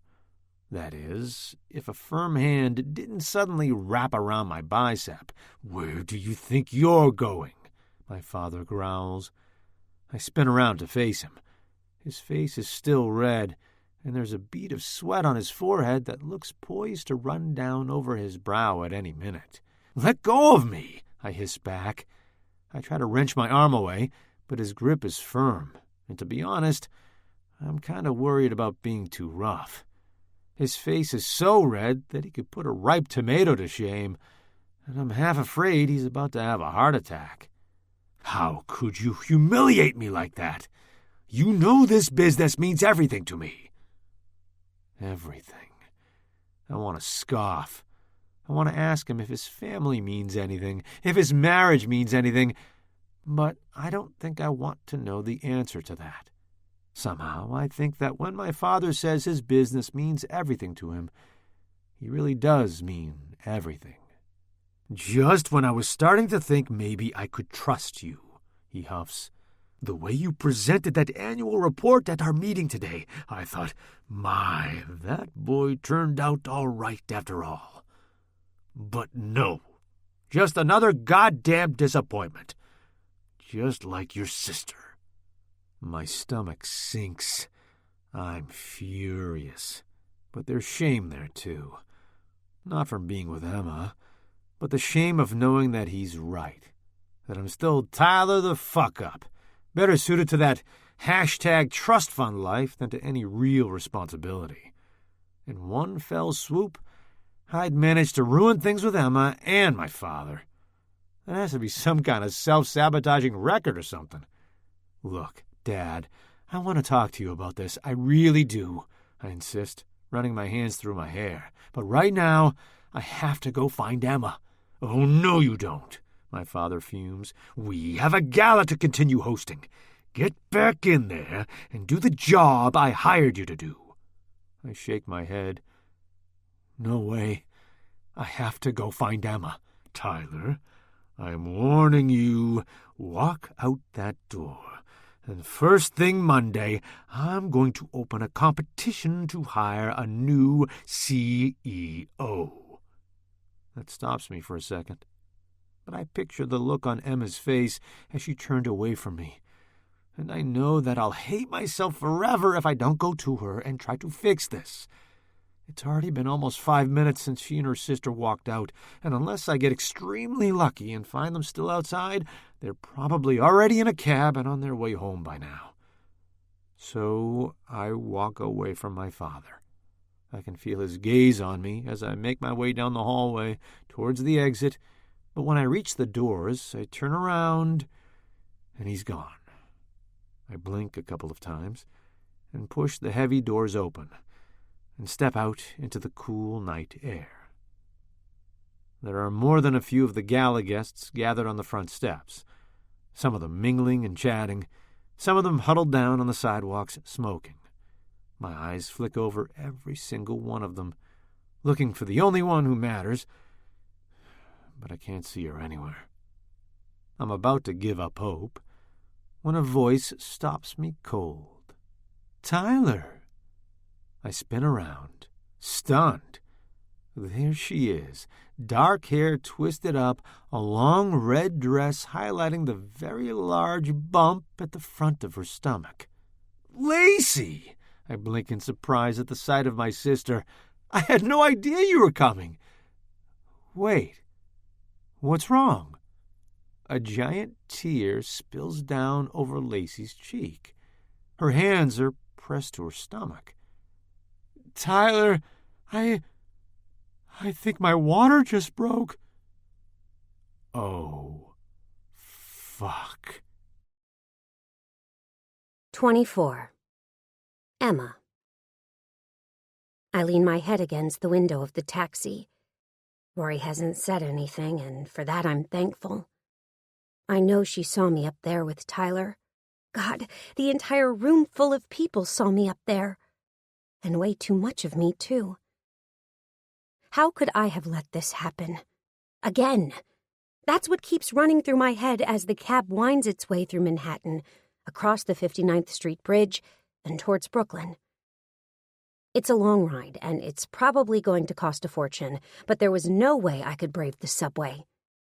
And even though Rory had offered to call Wes's driver, I didn't have the patience to wait. Not when there were all these cabs lining the front entrance of the plaza.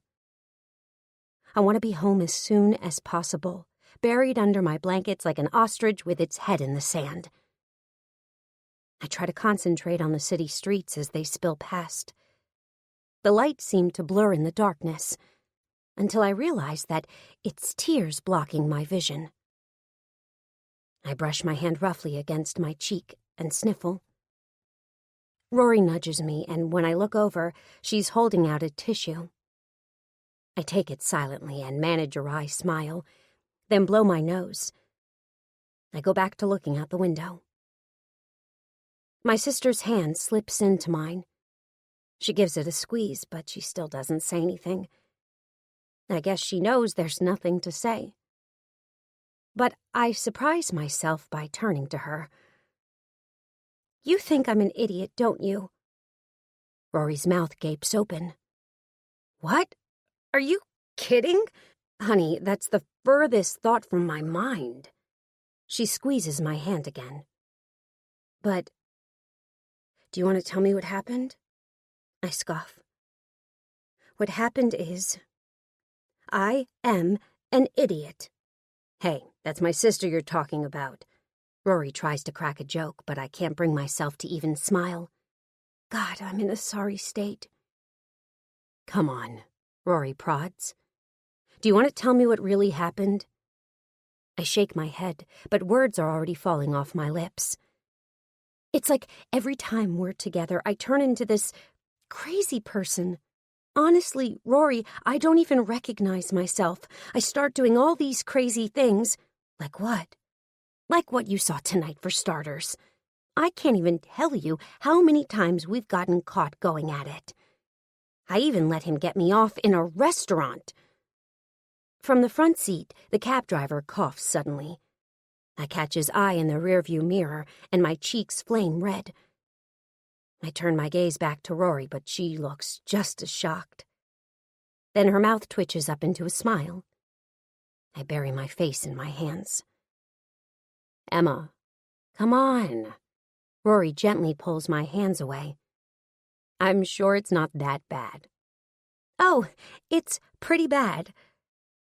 I tell her about the night I showed up drunk at his house, about the real way I broke my ankle, about every dumb thing I've done since Tyler Grant waltzed his way into my life. Her eyebrows get higher and higher with every story until they've almost disappeared into her hairline. By the time I'm done, she's stifling her laughter. It isn't funny, I admonish. I try to swat her with my crutch, but I end up awkwardly banging it against my own calf. Ow! Oh, Em, she laughs. She wipes away a tear. I'm sorry, I swear I'm not laughing at you. Let me guess, you're laughing with me? Exactly. Funny, since I'm not laughing. Minor details. She waves her hand casually, but then softens. I'm sorry, Em, I'm really not laughing at you, but... She trails off, biting her lip. But what? She sighs. Out with it, Rory. It's just... I don't think loosening up is the worst thing that could happen to you. I fold my arms. Thanks a lot. I don't mean it in a bad way, sweetie. I huff out a breath, then go back to staring out the window. Come on, Emma, I'm sorry. I shouldn't have said that. I get why you're feeling miserable, and I do totally sympathize. But I have to tell you one important thing. I grudgingly look back over at her. What's that? Your ass looked seriously great up there. I try to keep a straight face, but soon Rory and I dissolve into giggles. When we get back to my apartment, Rory insists on coming upstairs with me. We burst through the front door, still feeling giddy with laughter and the evening's adrenaline. Lucy jumps off the couch in surprise. She's wearing sweats and a pink hoodie, and on the television, When Harry Met Sally is playing. Hi! I wasn't expecting you guys back for hours. I glance over at Rory. She's biting back a smile. The evening didn't go exactly as planned, I explain. That makes Rory snort with laughter, which sets me off on another laughing jag as well. Lucy is staring at us in total confusion. I wipe away a stray tear, trying to stop the peals of laughter coming out of me. It feels like the equivalent of laughing at a funeral, where you know it's wrong and inappropriate, but you can't stop, and somehow thinking about how wrong it is only makes you laugh harder. Lucy, on the other hand, looks thoroughly confused. Okay, care to explain? I'm sorry, I tell her. I'm not really in the mood to talk about it. Let's just say I put on quite a show. That makes Rory laugh again. How come you're not at Lou's anyway? I thought you were going over there tonight. Lucy looks at the floor. If it's okay, I'd rather not talk about that either. There's a moment of silence between the three of us, and then Rory claps her hands. Sounds like we could all use some ice cream, she says, dropping her clutch and heading into the kitchen. Since she used to live here, she has no qualms about rooting through our refrigerator, apparently. She returns a minute later with a pint of Ben & Jerry's and 3 spoons. I hobble over to the couch and flop down next to Lucy, and Rory sits on the other side of me. Since I'm in the middle, she hands me the pint and a spoon. I stab the rock-hard ice cream and swallow a huge mouthful. How many calories do you think are in this? I ask, licking off the spoon. Rory and Lucy both groan in unison. Enough with the calories, Rory laments. No one gives a shit except you, Emma. I bite back a smile. I guess you're right. I think I deserve a little ice cream tonight anyway. I'll say.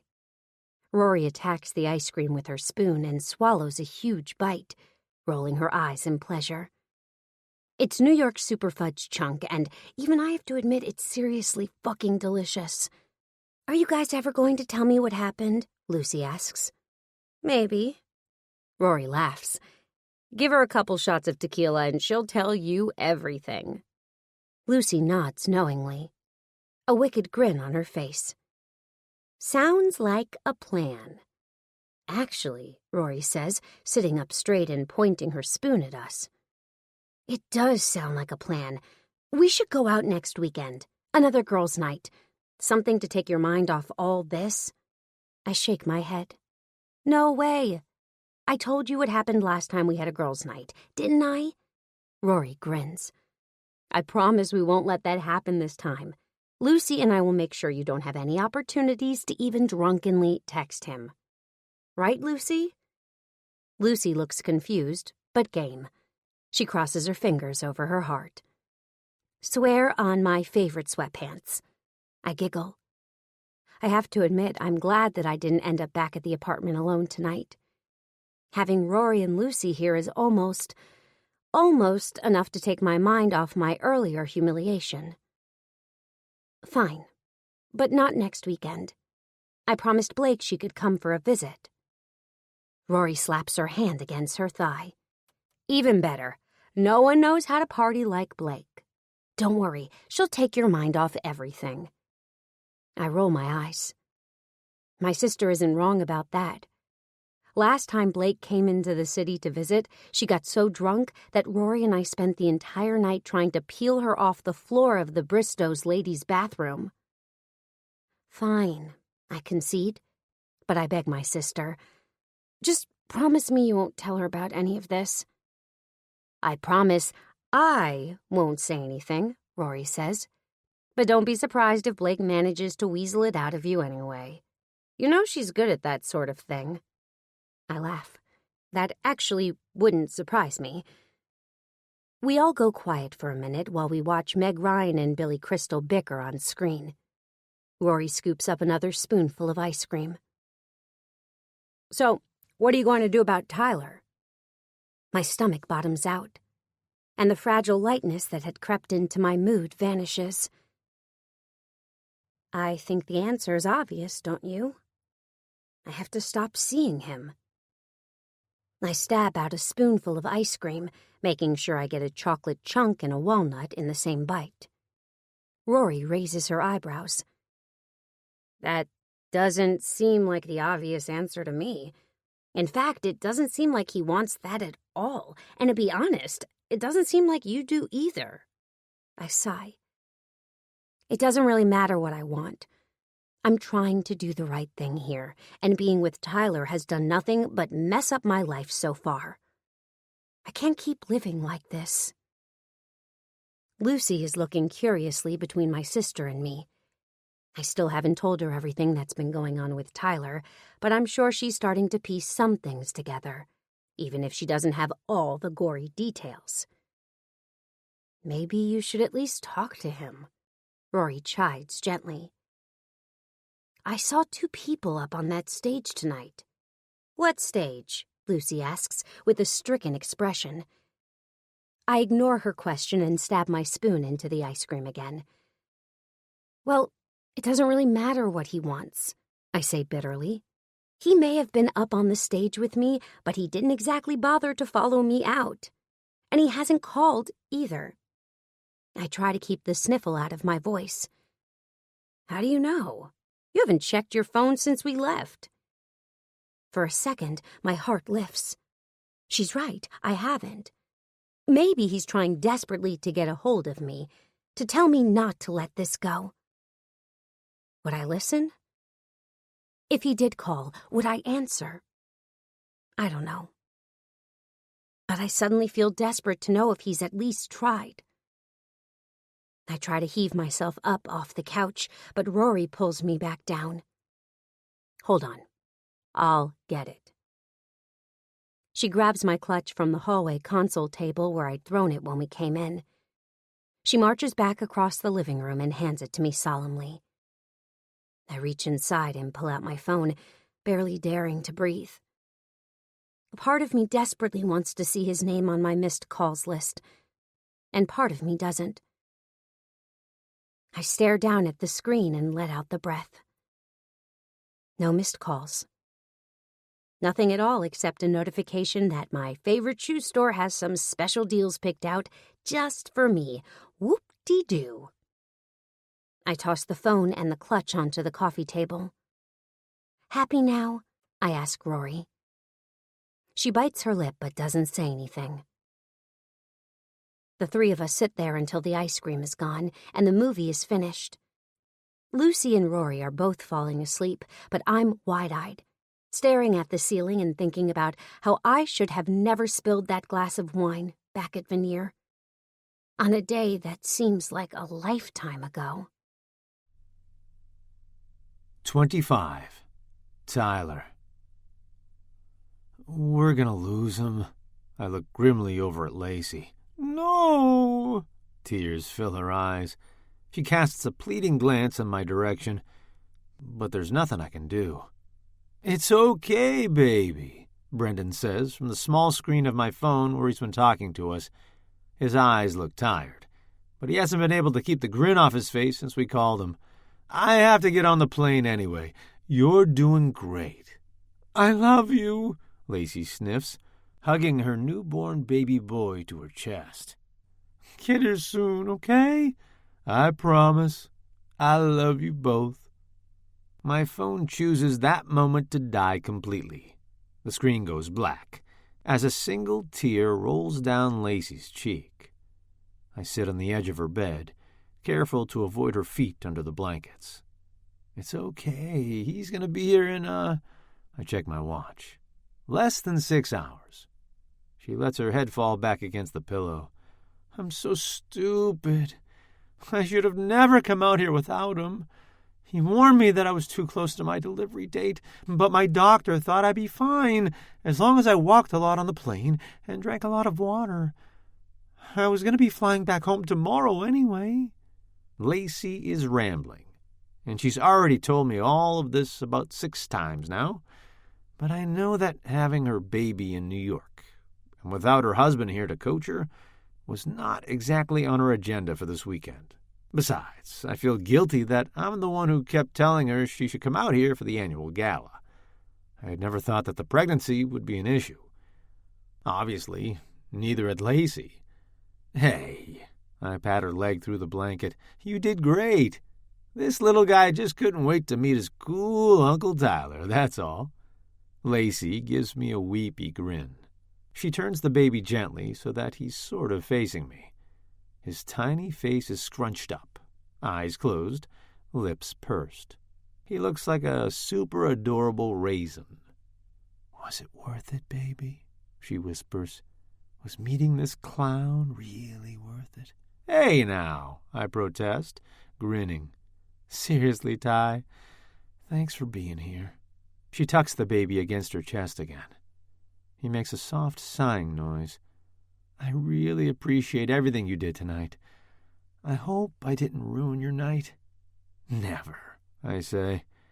I feel a bit embarrassed that she seems to be tearing up again. You know I wouldn't be anywhere else but right here with you. Okay, that's slightly a lie. Ever since we'd left the hotel, Emma had been occupying at least half of my thoughts. Even when Lacey was squeezing my hand so hard I thought she was going to break a bone. Even when we were both doing some kind of crazy Lamaze breathing that surprisingly felt kind of good. Even when my tiny, perfect nephew was bursting forth into the world. Emma wasn't far from my mind. I couldn't vanquish the thought of her walking, hobbling, down that hotel corridor, out the front door, and out of my life. I wanted to go to her, to apologize, to make her see that we had something that couldn't be thrown away. Except my father's words kept echoing through my head, too. That he'd already had one child disappoint him. Do I really want to be the second? I sigh. I look at my sister, and she nuzzles her baby. My blood starts to bubble in my veins again, not for the first time tonight. Is it really fair of Dad to call her a disappointment just because she chose love over the family business? Being with her tonight, holding her hand while she pushed through the contractions and sweated huge buckets and cursed me and Brendan and every sperm-producing mammal on the planet, had reminded me of how amazing and strong my little sister is. Kick-ass might even be the way I'd describe it. Thinking of the way my father had let her walk away, the way we all had, makes me angry. And maybe more than that, it makes me sad. "Hey, Lacey," I say, concentrating on a tiny brown stain on the hospital bed's blue blanket. "Do you ever regret leaving the company?" Lacey doesn't answer for a minute. I think she's pissed that I asked, until I look up and see more tears streaking down her cheeks. Oh, fuck, I'm really on a roll tonight. Sorry, sis, I didn't mean anything by it. I know you're happy with Brendan. You've got a good thing going. She shakes her head, brushing at her cheeks with the hand that's not wrapped around the baby. No, it's not that. It's that, yeah, I miss it, she admits. Every day. Don't get me wrong, I'm absolutely head over heels in love with Brendan. And this guy, too, now, she adds, nuzzling her nose against the small, fuzzy blue cap the baby is wearing. But I miss the business. I miss feeling like I was contributing something, you know? And of course, I miss you and Mom. And Dad, too. When he's not being an ass, at least. I chuckle at that last comment. There are some things only a sibling can understand. So, why'd you do it? Couldn't you have stayed here and had Brendan and the job? Why'd you have to choose? I don't know, honestly. I tried for a while to do both. But you know what Dad's like. It's slavish devotion or nothing. There are no half measures with him. I would lie awake at night, wrapped up in Brendan's arms, and wonder if we were going to turn into Mom and Dad someday. Except in my mind, I was Dad, too wrapped up in work to appreciate the things that are right in front of me. I couldn't stand the thought of that happening. I nod, suddenly getting where she's been coming from all these months. I'm already feeling the strain of juggling both Emma and my job and the weight of Dad's expectations. And I'm not even nearly as invested in Good Grant as Lacey was. It seems kind of stupid in retrospect, Lacey muses. She wipes away another stray tear. They haven't stopped trailing down her face since we began this conversation. I grab the box of tissues from the nightstand next to her. She takes one gratefully and blows her nose with her free hand. Have you ever thought of coming back? Lacey snorts. Even if I wanted to, there's no way Dad would take me back. I'm sure he sees what I did as the ultimate betrayal. Rejecting the job he groomed me for is about as bad as rejecting him. In fact, it's probably the same thing in his eyes. She shakes her head sadly. Besides, he has you. You're the chosen child now. She tries to smile, and I try to match it. But it's obvious to me, and probably to her too, that neither of us are feeling it. If it makes you feel any better, I'm pretty sure I'm doing a shit job of filling your shoes, I admit. Dad isn't exactly happy with me at the moment. Instead of sitting back down, I stroll over to the window. The sun is starting to come up over the hospital parking lot, and for a second, I'm transported back to the last time I spent an extended time in the hospital, waiting with Emma when she'd sprained her ankle. My heart thuds against my ribs, and I swallow. I can't think about her right now. I have to focus on my sister. I'll figure out what to do about Emma later. I turn to find Lacey watching me. What's going on, Ty? Nothing. Don't say nothing. You look like you just found out there's no Santa Claus. I force another grin. Fine. Let me rephrase. Nothing that you need to concern yourself with. You've got enough on your plate. What do I have on my plate at this exact minute? This guy's asleep, and Brendan won't be here for at least another 5 hours. I've got all the time in the world. Yeah, and you should be using that time to get ahead on your sleep. I have a feeling you're not going to get very much of it over the next little while. Why don't you let me worry about that? I slumped down into one of the visitor chairs across from her bed. I'm starting to see why you were so good at your job. Has anyone ever told you you're relentless? Lacey grins. It was number 1 on my corporate strength assessment. I roll my eyes, chuckling. Lucky me. But still, I find myself telling her about Good Grant Books' failing bottom line, about all the things I think we could be doing better, and, of course, about how I'd spectacularly blown it with Dad tonight. Lacey's face goes through a variety of expressions as I talk, from interested and assessing when I tell her about our lackluster annual report, to completely incredulous when I explain making out with Emma backstage at the gala. By the time I'm done talking, her eyes have rolled so far back in her head, all I can see is white.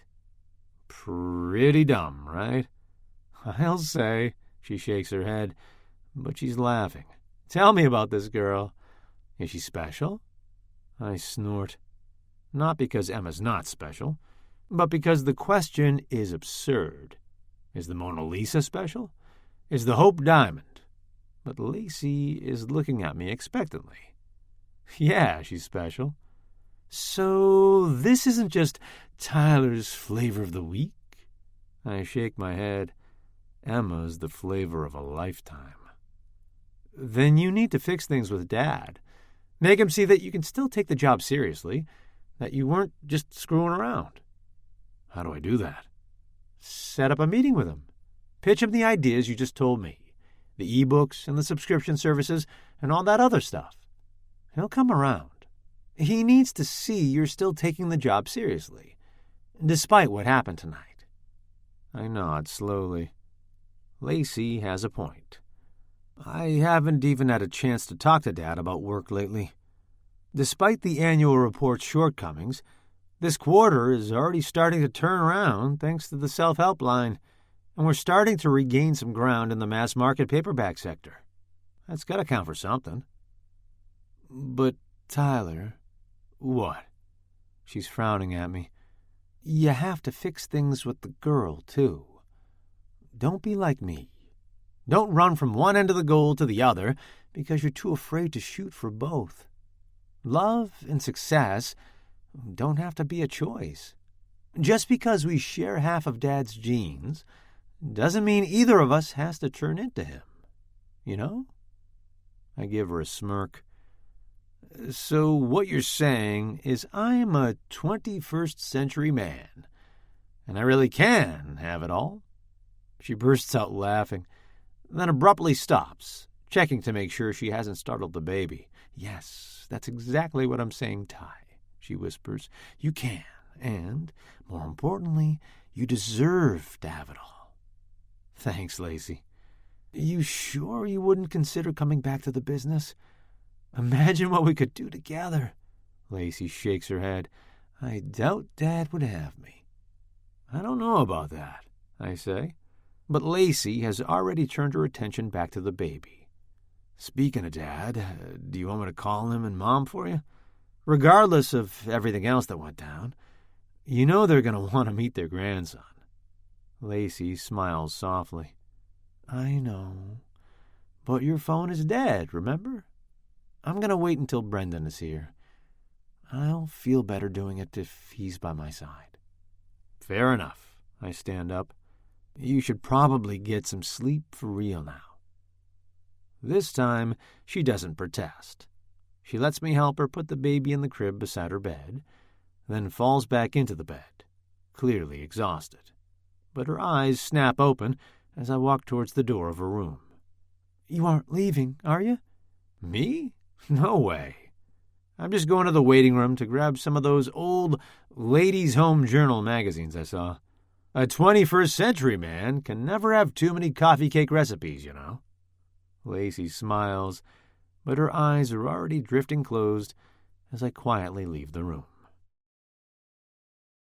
26. Emma. Look, you don't have to wear makeup or big-ass earrings. You don't even have to smile if you don't want to. But you are not wearing that to the bar. Blake points down at the stained sweatpants I'm wearing, the Wesleyan t-shirt with the hole in the back of the neck. I've been wearing pretty much this exact outfit since the gala last weekend. Since I walked away from Tyler for good. Lucy has kept me supplied with plenty of baked goods for my wallowing pleasure, hence the stains, and I've been on a non-stop Desperate Housewives binge marathon. I admit, there's something kind of satisfying about being a complete and utter sloth. You know, except for the part where it feels like my heart is being literally wrung out by a ruthless Eastern European washerwoman. Tyler hasn't texted or called since I walked out on him, which I know is what I wanted, but I'm not going to lie. It's also a little surprising. And it stings. I had thought he'd at least try to make me reconsider my decision to call things off. But I guess I should be glad that he hasn't. It's better for both of us this way. Being together was getting too messy, not just for me, but for him, too. I didn't miss the way his father had yanked him aside that night, and I certainly hadn't missed the furious look in his eyes.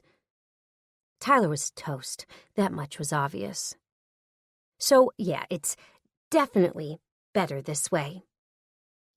Up, Blake demands, grabbing me by the elbow and lifting me off the sofa. I try to ignore the butt imprint I've left over the last week. It looks like it might be permanent. Literally, the only good thing to happen this week is that my ankle is feeling better. I still can't wear heels, not that I even want to, but at least I can get around the apartment without the crutches, which is good, given the unforgiving way Blake marches me into the bathroom. She turns on the shower. Get in. A little privacy, please, I grumble. Fine. Her lips twist into a smile. I'm going to go pick out something for you to wear. She leaves me alone for a few blissful minutes. But even from in the shower, I can hear her flinging things around in my bedroom. I roll my eyes. I can only imagine what she's going to pick out for me. I had tried to cancel this weekend with Blake, or at least postpone it. But she wasn't hearing it. She got Rory on her side, too, and between the two of them, I was outnumbered and outgunned. So here I am on Saturday night, shampooing my ratty, unbrushed hair and trying to remember if I even have any clean underwear to wear tonight. I better not mention that to Blake, I think, as I let the water pummel down on my shoulders, because she'll probably make me go commando.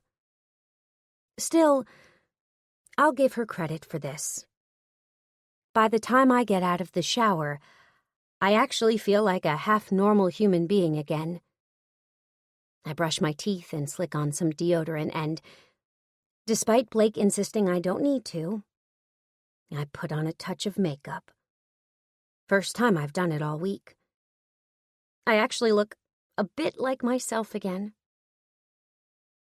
I come out of the bathroom in my robe and find Blake has ripped through most of my closet. My bedroom looks like a tornado has gone through it, and, to be fair, it sort of did. My sister might look innocent, but she has the personality of a Tasmanian devil. She's wild and whirling dervish, and all you can do is go along with it or get out of the way. Okay, I've narrowed it down to 3 options, she announces proudly. Unfortunately, you own about 0 colors, so they're all black. Black is classic, Blake. Black is boring, Emma. Blake herself is already dressed in a very form-fitting fuchsia number that looks amazing with her blonde hair and blue eyes. I could never pull off something like that. But it'll have to do for tonight. Now, what do you think of this one? She holds up a dress, and I realize it's the same one I wore last time we went out dancing, also known as the night I took myself over to Tyler's house and drunkenly tried to seduce him. The same dress I'd peeled off in his living room. No way am I wearing that again. In fact, I think I might burn it. No. Next option. She holds up another black number, and I recognize this one right away, too. The wrap dress I'd worn to the Kinsman Club. The one Tyler had buried his face under, right before those 2 busboys had walked in on us. My cheeks start to burn, and I shake my head. No, not that one either. I glance over at the 3rd dress she's pulled out and recognize it as the one I'd worn the night Tyler took me to Darkley. Apparently, I really do need a wardrobe refresh. I stalk over to my closet and start pilfering through the few things that Blake hasn't already tossed over the bed. Why don't I own anything that doesn't remind me of Tyler? From the far reaches of the closet, I pull out a gray sheath dress. Perfect.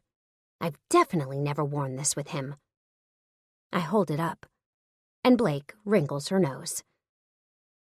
Are we going dancing, or are you going to a job interview? I'm wearing this. I unzip the back and try to shoo Blake out of the room. She stands there with her hands on her hips. Fine. Don't leave. I rummage through my drawers for undergarments and pull them on under the robe. Then I turn around and let the silky fabric fall from my shoulders. I tug the sheath dress on over my head. God, it's so tight. I can barely get it over my chest, even with the zipper down. Emma, seriously? You can't wear that. Blake has her hands on her hips. She stares me down as I awkwardly try to get the dress down over my hips, wrestling the fabric into submission. I'm telling you this with absolute love, but you look like a sausage. A boring, corporate sausage. I feel hot, stupid tears prick my eyes. Blake must see them too because she claps her hand over her mouth. I'm sorry, sweetie, I was just joking. You look gorgeous, of course. No, you're right. I half laugh, half sob.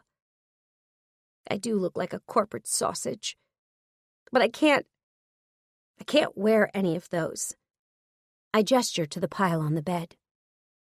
Okay, no problem. Let's see.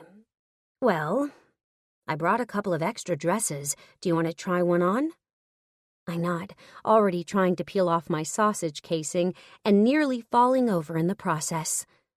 I hear Blake scurry out of the room, and a minute later, she returns with a dress over each arm. One is black, but tiny, more of a tube top than a dress, at least in my books. The other is emerald green, but at least appropriately sized. I reach for it. I was hoping you'd pick that one, Blake grins. This color would look amazing on you. I let the stuffy gray sheath dress fall onto the bed with the other discarded garments and pull the emerald number on over my head. Blake has always been a bit curvier than I am, but surprisingly, the dress fits me perfectly, thanks to my recent baked good binges. When I look in the mirror, I find it hugs all my curves just right. It's got a deep V in the front that highlights my chest, and it's nipped at the waist before flowing out around my now generous hips. "Babe-alicious," Blake announces. She grabs her phone and is already snapping a picture. "I'm sending this to Rory as proof because I have a feeling that in about 5 seconds, you're going to declare that you hate it and pull it off." I laugh, but I don't take off the dress. Instead, I stare at myself in the mirror, smoothing the silky fabric over my curves. The way my body has changed is foreign to me, but in Blake's dress, I don't hate it. I look good, hot even. Hubba, hubba. I turn and find Lucy standing at the doorway to my room. Her hands are planted firmly on her hips, and she purses her lips, attempting a wolf whistle. The three of us dissolve into giggles when it comes out as more of a raspberry. I don't know whether to take that as a compliment or not. I laugh. Lucy tosses her hair behind her shoulder. "Oh, it's definitely a compliment. You look smoking hot." I feel kind of okay. Blake and Lucy exchange a look, but I catch them both rolling their eyes. "Come on." Blake hooks her arm through mine. "Rory's coming by to pick us up at 10. Let's finish getting ready." After that, I have no time to think about the dress or anything else because Blake is pancaking my face in foundation and concealer and more blush than a burlesque dancer. Lucy thrusts a pair of silver ballet flats at me, and then we're rushing down to the street to pile into the car with Rory. My sister does a double take when she sees me. "Emma, I didn't know you owned anything even half that bright." Blake giggles and I shrug. "Not mine. It's on loan from Rainbow Bright over here." Rory laughs. "Should have known." By the time we reach the club, I'm feeling in better spirits than I have all week. Maybe that's because I haven't had time to think of Tyler. The girls have been laughing and joking all night, and I have to admit, it's nice to be surrounded by the positivity. Even if part of me would rather be home in my sweats still. Once we're firmly ensconced in the bar, though, I start having my doubts about this whole thing. There are too many people here, all dressed up and looking to score. Male gazes light on us as soon as we make our way to the dance floor, as if we were a pack of helpless gazelles crossing the savannah. But my sisters and roommate are all looking at me so expectantly, so hopefully, that I put on my best smile. After all, it would be ungrateful for me to not at least try to have a good time, right? I know they just want to cheer me up, and it would be rude to pout about it now. So instead, I let them lead me onto the dance floor, where I try to throw myself into the beat. Half an hour later, I'm a sweaty mess, but not exactly feeling any better. "Drinks!" I yell to the girls, and when I get 3 thumbs up, I head over to the bar. The crowd is 3 deep, and I shoulder my way in far enough to try to make eye contact with the bartender. After several minutes of being ignored, I'm about ready to give up my mission when a male voice cuts through the noise. "Need some help?" I turn and find a man grinning down at me. Slicked back hair and a cheap suit, not to mention cologne so strong it seems to emanate from his pores. Not good cologne either, but the really nasty stuff, the kind that smells like air freshener and formaldehyde. "I'm fine. Thank you." "Come on, let me buy you a drink." "No, thank you. I'm here with my girlfriends." "There's enough of me to go around." He grins lecherously. That's the moment my fight gives out. I don't want to be here. In this packed club with all these people, and I especially don't want to be around men like this. There's only one man I want to be around, or be with. And since that's not happening, I really just want to go home, climb into bed, and sleep until I can't feel anything anymore. Without giving him an answer, Because seriously, a line like that doesn't even deserve a response. I find my way back to the girls. They're still dancing, laughing, and having fun. I'm sorry, you guys. I'm going to call it a night. Blake stops dancing and wraps her arms around mine. No, she whines. We just got here. I know, but I can't do this. You guys stay and have fun. Don't let me ruin your night. I'm just going to take a cab home. Are you joking? Blake shouts over the music. We're coming with you. I didn't come into the city so I could go dancing. I came because I missed my sisters. If you're going, we're going too. My heart swells a little at that, and I wrap Blake in a hug. If you just want to get out of here, I know somewhere else we could go, Rory offers. Where? I ask suspiciously. You'll see. One short cab ride later, the four of us spill into Fran's, a retro 24-hour diner near Rory's old office. Even though it's almost midnight, the place is bustling. A harried waitress shows us to a booth, and we order a round of chocolate milkshakes. Best in the city, Rory promises, and as soon as I take my first sip of the thick, sweet shake, I know she's right. I feel better now that we're out of the bar, and soon the four of us are talking and laughing. Tyler's never far from my mind, though. No matter how many times I try to push him out, he weasels his way back in. I push my straw around in my glass, trying to blink back the tears that spring up every time I picture his face. Around me, I can feel Rory and Blake and Lucy exchanging looks. Rory nudges me gently in the side. Want to talk about it? I shrug. What's the point, really? Yeah, come on, Em, Blake chimes in. You've been down since I got here. I hadn't told Blake everything that had happened, although she was savvy enough to suss out that it had to do with a guy. Okay, fine, I say finally, dropping my straw back into the glass.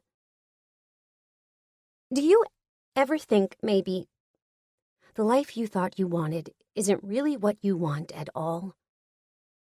The three of them are quiet. Finally, Blake nods. All the time. Really? Oh, yeah, Lucy agrees. Oh, I crack a smile. Well, I'm glad it's not just me.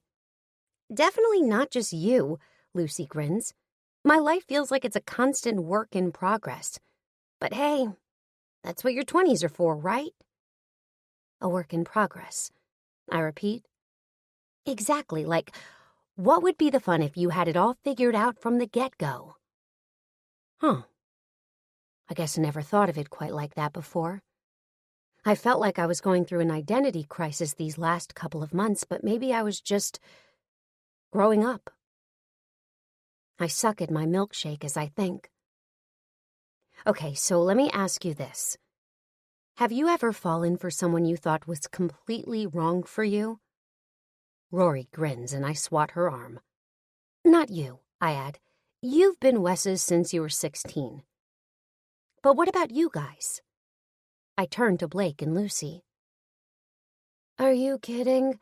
I'd love a Mr. Wrong, Blake laments. Highfield's choice in men is dismal. Lucy is shaking her head too, but her smile looks forced. Not me either, sorry. Lou is perfect for me. I squint at her but decide to let the comment go. Well, you guys are zero help. So change the question, Rory says. Why do you think Tyler's wrong for you? Is that a serious question? Yeah. Fine. I start, counting things off on my fingers. He's reckless. He's a player. He's never had a real job. Well, neither have you, Rory so helpfully points out. That's different. I still have a career, not a trust fund. Fair enough. And he turns me into a complete maniac, I finish, undeterred by my sister's snarkiness. Rory chuckles at that. Well, I'll give you that.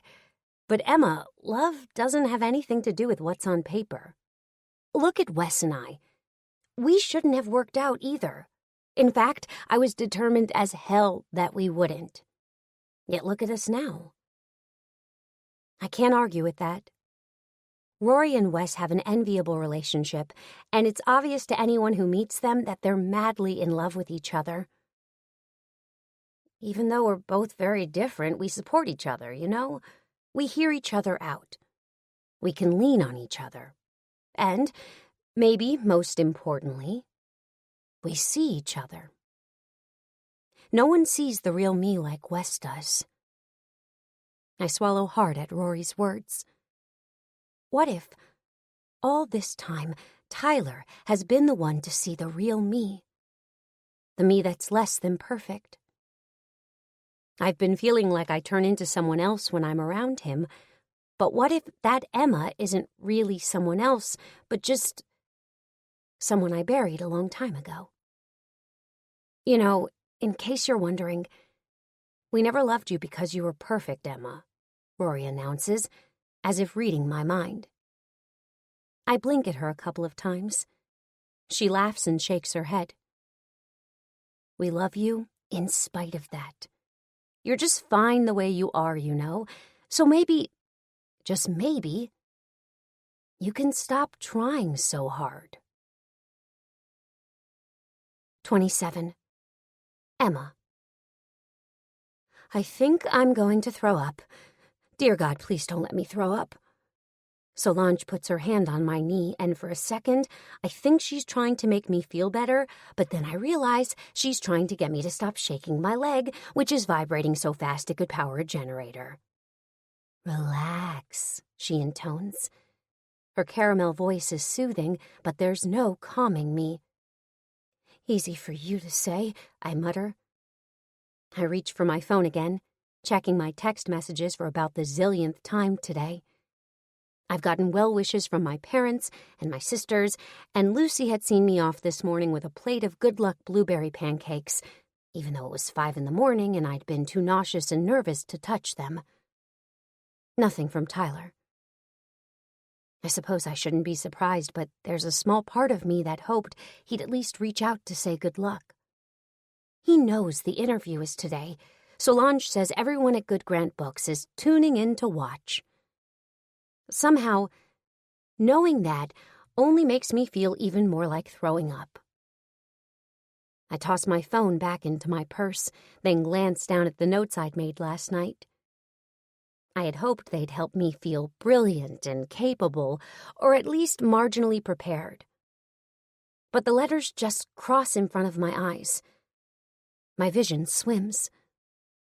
I need some water, I say, standing up and pacing around like an anxious tiger. Do you think I could get some water? Of course. Solange leaps up, and I think she's just glad to have something to do. We're in the green room at Channel 9, where I'm waiting to make my debut on the Wake Up New York morning show. The room we're in is small, with a black leather couch and a glass coffee table. It's designed for guests waiting to appear on the show.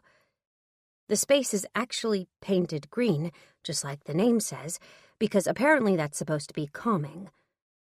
But there's also a small garbage can lined with an empty grocery bag, and the whole thing looks suspiciously like it's meant to be a barf bag. I wonder if anyone else has ever thrown up in here, or if I'll be the first. Solange grabs a water bottle out of the mini fridge and hands it over to me. Do you want some trail mix? Chocolate-covered raisins? Do you want me to throw up for real? I try to joke, except it's so not a joke. I haven't been able to eat for the last 3 days. No sleep, either. I keep thinking about this interview and about all the myriad ways I could screw it up. I had been nervous that first night at Veneer, too, but nothing compared to this. These past weeks have shaken me to my core. And even though I've tried to spend the last few days rebuilding, the result is something like a Jenga tower, precarious and ready to come tumbling down at any minute. Or at least that's how it feels. Emma, seriously. Solange sighs. I think I might have finally succeeded in pushing her last button. You're going to be fine. You could do this in your sleep. You're smart, you're poised, you look great. And you know this stuff inside and out. I give her a wan smile, and then chug half the bottle of water. My dry mouth feels better, but the liquid is sloshing around in my stomach. Maybe not such a good idea. I screw the cap back on and set the bottle down on the glass coffee table, then pace around the room again. I can do this, right? Everyone else seems to think so. And maybe they know better than me. You must be Emma.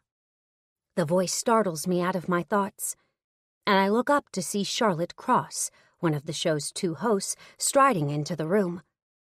She looks incredible in a deep purple fitted jacket and a satiny top, with her dark hair pulled back in a neat chignon.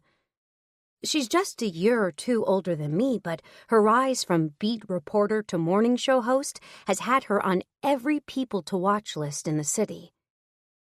For a second, I'm so starstruck that I forget to be nervous. Yes, hi. It's so nice to meet you, Ms. Cross. Oh, please, call me Charlie. She shakes my hand. I can't tell you how excited we are to have you on the show. I've given copies of your book to all my single girlfriends. Though between you and I don't think you're going to convince any of them to give up casual sex. Might as well have some fun while you're waiting for Mr. Right. Right? Right. I smile nervously, wiping my hands on my skirt. Anyway, I just came over to walk you through how this morning is going to go. Makeup will be in here in about 5 minutes to get you ready. The show starts at 7, and as Solange probably discussed with you, we're going to have you appear in 2 different segments. The first will be about 20 minutes after we go live. You'll come out on stage, sit in the chair across from me, and I'll ask you some questions about the book and why you wrote it. Nothing too difficult, just an easy, quick 10-minute chat. Then, at the top of the hour, we're going to bring you back on, and you're going to field some questions from our audience. That all sound good? I nod. Yes, I think I can handle it. I try to smile. Ignore the bile, ignore the bile. Of course you can handle it, Charlie laughs. You're Miss Emma. Just go out there and be yourself. My mouth snaps closed. Be myself. Right. I barely even know who that is anymore. Charlie seems oblivious to my discomfort. She checks her watch and then puts her hands on both my shoulders. Okay, I have to get back out there. Deep breaths. You're going to do great. I wish I had as much confidence in me as she does. I give her one more wimpy smile as she sachets out the door, and then I'm whisked away by a makeup artist who appears to be about 16 years old and a size 0. After that, everything is a blur. That is, right up until the moment that I'm escorted backstage, tucked behind a sound wall, fitted with a lav mic on the collar of my blouse, and told to wait for Charlie to give me my cue to come join her on stage. Oh, God. This is it. Even from here, I can feel the heat of the stage lights. I can hear Charlotte and her co-anchor, Derek Reed, making witty banter about potholes on the 7th Avenue road construction. I can practically feel the audience breathing and rustling and waiting to judge me. Here comes the bile again. Well, we have a real treat this morning, I hear Charlotte saying, and my stomach bottoms out. We have Emma Holloway here in the studio with us. Of course, you know her from her Miss Emma advice column, and more recently, she's written a book called Miss Emma's Rules for Dating, a guide to modern relationships. Please join me in giving a warm welcome to Miss Emma. A producer with a clipboard taps me on the elbow, and I walk on robotic legs out onto the stage. The heat from the lights is worse out here, and they glare in my eyes. Charlie is smiling warmly at me, and I try to focus on her and completely ignore the audience. I find the mental capacity to shake her hand again, give her a half-hearted hug, and sit myself down in the tan leather seat across from her. Okay, I managed to not mess that part up. Now to just breathe and get through the rest of this thing. Congratulations on your new book, Charlie is saying. I would love to know how you got into this business. What does it take to be an advice columnist? I give her my best winning smile. Well, I've always been a bit of a perfectionist, and a know-it-all, if you ask my sisters, so this seemed like a natural career path. The audience laughs politely. I relax the tiniest bit. You know what? I might just survive this. But seriously, I continue, still smiling. I've always felt passionate about helping people live their best life. Sometimes we can't see the errors in our own ways, and we need someone to point them out to us. I try to do that for people. Living their best life, I love that, Charlie says warmly. So, the rules in your book. Is that how people can live their best life? Absolutely. I fold my hands in my lap. I'm actually starting to relax into this. It's all coming back to me, the reasons I'd written the damn book in the first place. Normally, when people write to me, they've already gotten themselves into a mess, and they're looking for my help in how to fix it. So the book is kind of like a preemptive strike in that sense. If you follow the rules, you shouldn't get yourself into those kind of messes to begin with. And we all know dating in New York is pretty messy, don't we, ladies? Charlie mugs for the audience, and they laugh and hoot in response. Definitely, I agree. Charlie turns back to me. So tell us, Emma, how have the rules worked out for you? A cold sweat covers my skin. I'm sorry? I ask, shifting uncomfortably. I can hear my blouse rustle against the lav mic, and I try to hold my shoulders straight. Have these rules been working for you? Is there a Mr. Emma on the horizon anywhere? My pulse thuds in my ears. I anticipated this question, and I'd planned to brush it off with a simple comment about how I prefer not to discuss my personal life. But now that it's floating in the air between us and Charlie is looking at me so expectantly, the words aren't coming.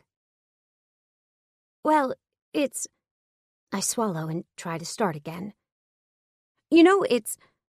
My throat feels like it's stuffed with cotton. So no one's special right now, I take it? Charlie says, trying to cover for me like a good host. No. Except saying it like that feels like a fiery arrow through my heart. Well, there was someone special, but we... Suddenly, Charlotte's hand is on my knee, and she's thrusting a box of tissues at me. That's when I realize, oh God, I'm crying. Not just crying, but sobbing, on air. The audience goes strangely quiet. I blot my eyes and try to laugh. I'm sorry.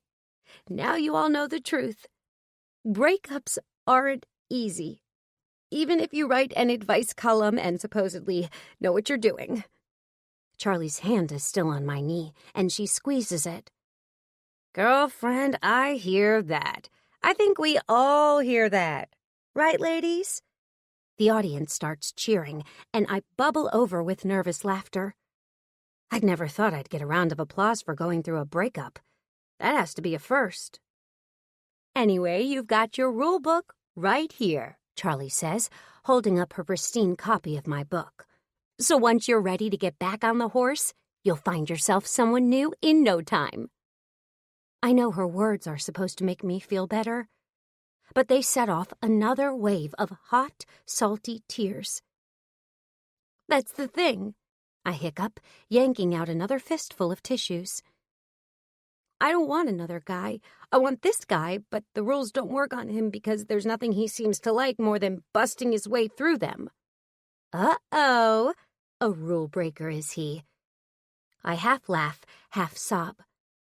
The ultimate rule breaker. And you know what? I like that about him. When I'm with him, I feel free. Wow, Emma. So, Charlie looks down at the copy of my book that's in her lap and thumbs through the pages. So, back to the rules. Fuck the rules, I blurt. The audience gasps. Offstage, I can see Solange giving me the cut motion, slicing her hand rapidly back and forth across her throat. But I throw my hands up in the air. I've already royally fucked up this interview, so there's no going back. You know, sometimes I wish I'd never written this book. Oh, yeah, I'm really on a roll now. I grab the copy of my book out of Charlie's lap. She gasps as if I'm going to hit her. Can't say I blame her. She probably thinks I'm a complete nut job. I mean, what even is this? I vent as I flip through the pages. Don't call him. Don't let him know how much you like him. Keep your legs closed until date 6. You know what? I broke every single one of those rules, and I still fell in love with an amazing guy. And I think he might have fallen for me, too, if I hadn't insisted on being such a bitch to him. The waterworks are on again, and tears are streaking down my cheeks. Solange is bright red in the face, but Charlie and the rest of the audience are hanging on my every word. It's bullshit, is what it is. The audience gasps again. Ah, fuck them all, the prudes. This whole book is bullshit. I grab it in my 2 hands and tear it apart at the spine. Or at least I try to. Damn, that's some good binding. The thing doesn't even tear a little. I settle for opening it up and ripping out a few pages at a time, letting them flutter to the studio floor around me. It feels satisfying as hell, at least for the first few handfuls. Then I start to realize that I'm sitting on a tan leather seat across from Charlotte Cross, ripping my book apart on live television. I drop the whole thing into my lap and blink up at Charlie, as if coming out of a trance. She recovers quickly and winks at me. I think that about brings us to our first commercial break. Let's have a hand for Emma Holloway. There is awkward, polite applause until the cameraman shouts, "Clear!" The whole studio is enveloped in stunned silence. 28. Tyler. I spend the rest of the week dividing my time between the office and Lacey's hospital room. She and Brendan haven't wanted to fly back with the baby yet, so my parents got them set up in a private room that's as well appointed as the best hotels. My father is puffed up like a peacock about being a grandfather, and he's already determined to spare no expense for the baby or Lacey. Even Brendan doesn't seem to be in the doghouse anymore, despite being the no-good bum who swept my sister off to California in the first place. I still haven't talked to my father about my plan for Good Grant Books, but I'm working on it. I spent the last week poring over every inch of our financials, our past annual reports, our forecasts. Industry reports don't paint an encouraging picture of the publishing industry, but I know that Good Grant Books could be doing better than it is. I just have to prove that to my father, and prove to him that I'm still the man to lead the charge. I get my opportunity on Tuesday, when I run into him in the parking lot of the hospital. We're both on our way in to see Lacey. Dad's clutching a big blue stuffed rabbit in one arm and a fistful of balloons in the other. He looks serene and grandfatherly, and I figure it's the perfect time to hit him up when he's feeling all gooey and soft. "How's the search for the new CEO going?" I ask, easing into the subject as we cross through the doors into the hospital lobby. My father grunts a response, but I can see the red starting to creep up the back of his neck. Okay, so he's still pissed. Good to know. I decide that honesty is going to be my best option. "Look, Dad, I know you're angry at me, and I know you have every right to be. But what happened at the gala wasn't me not caring about the job. Because, and this probably comes as a surprise for both of us, it turns out I really like working for your company, and I'm not ready to leave." The elevator doors swing closed behind us, and I know I have him captive now. I take another deep breath. I want to keep the job. My father looks up at me, meeting my eyes for the first time since we connected in the parking lot. I can't read the expression in them. 40 years in business have made him as inscrutable as a rock lobster. "Interviews are this week," is all he says. My mind turns. That's a lot faster and sooner than I was expecting. Maybe I underestimated how pissed at me he is. "Then let me throw my hat in the ring," I say. I try to keep my voice cool, because pleading won't work with him. I've been working on some plans that will ensure Good Grant Books can increase their profits by at least 40% over the next 2 years. It seems I've said the magic word, profits, because my father nods slowly. "Fine. I'll give you one chance. You'll interview like everyone else, though. Thursday. I'll have my secretary set something up. It'll have to be early because I have a full day." "That's fine," I nod agreeably. "I look forward to it." My father grunts something I can't make out. But then we're heading down the hall towards Lacey's room, and as soon as he spots his grandson, his sour expression turns into one of utter delight. It's almost disorienting how fast he morphs into the kindly grandfather role. I catch Lacey's eye and shrug. We've both been shocked to see this side of our father, and there's an optimistic part of me that's hopeful we'll see more of this guy. It's nice, for once, to have a father who's focused on something other than the bottom line. Wednesday night, the night before my meeting with my father, I work through my plan again, reviewing the numbers and cross-checking the projections. Keegan has helped me format it into a slick-looking presentation, because he's a whiz at that sort of thing, and for the millionth time I feel grateful for his support since I've been here.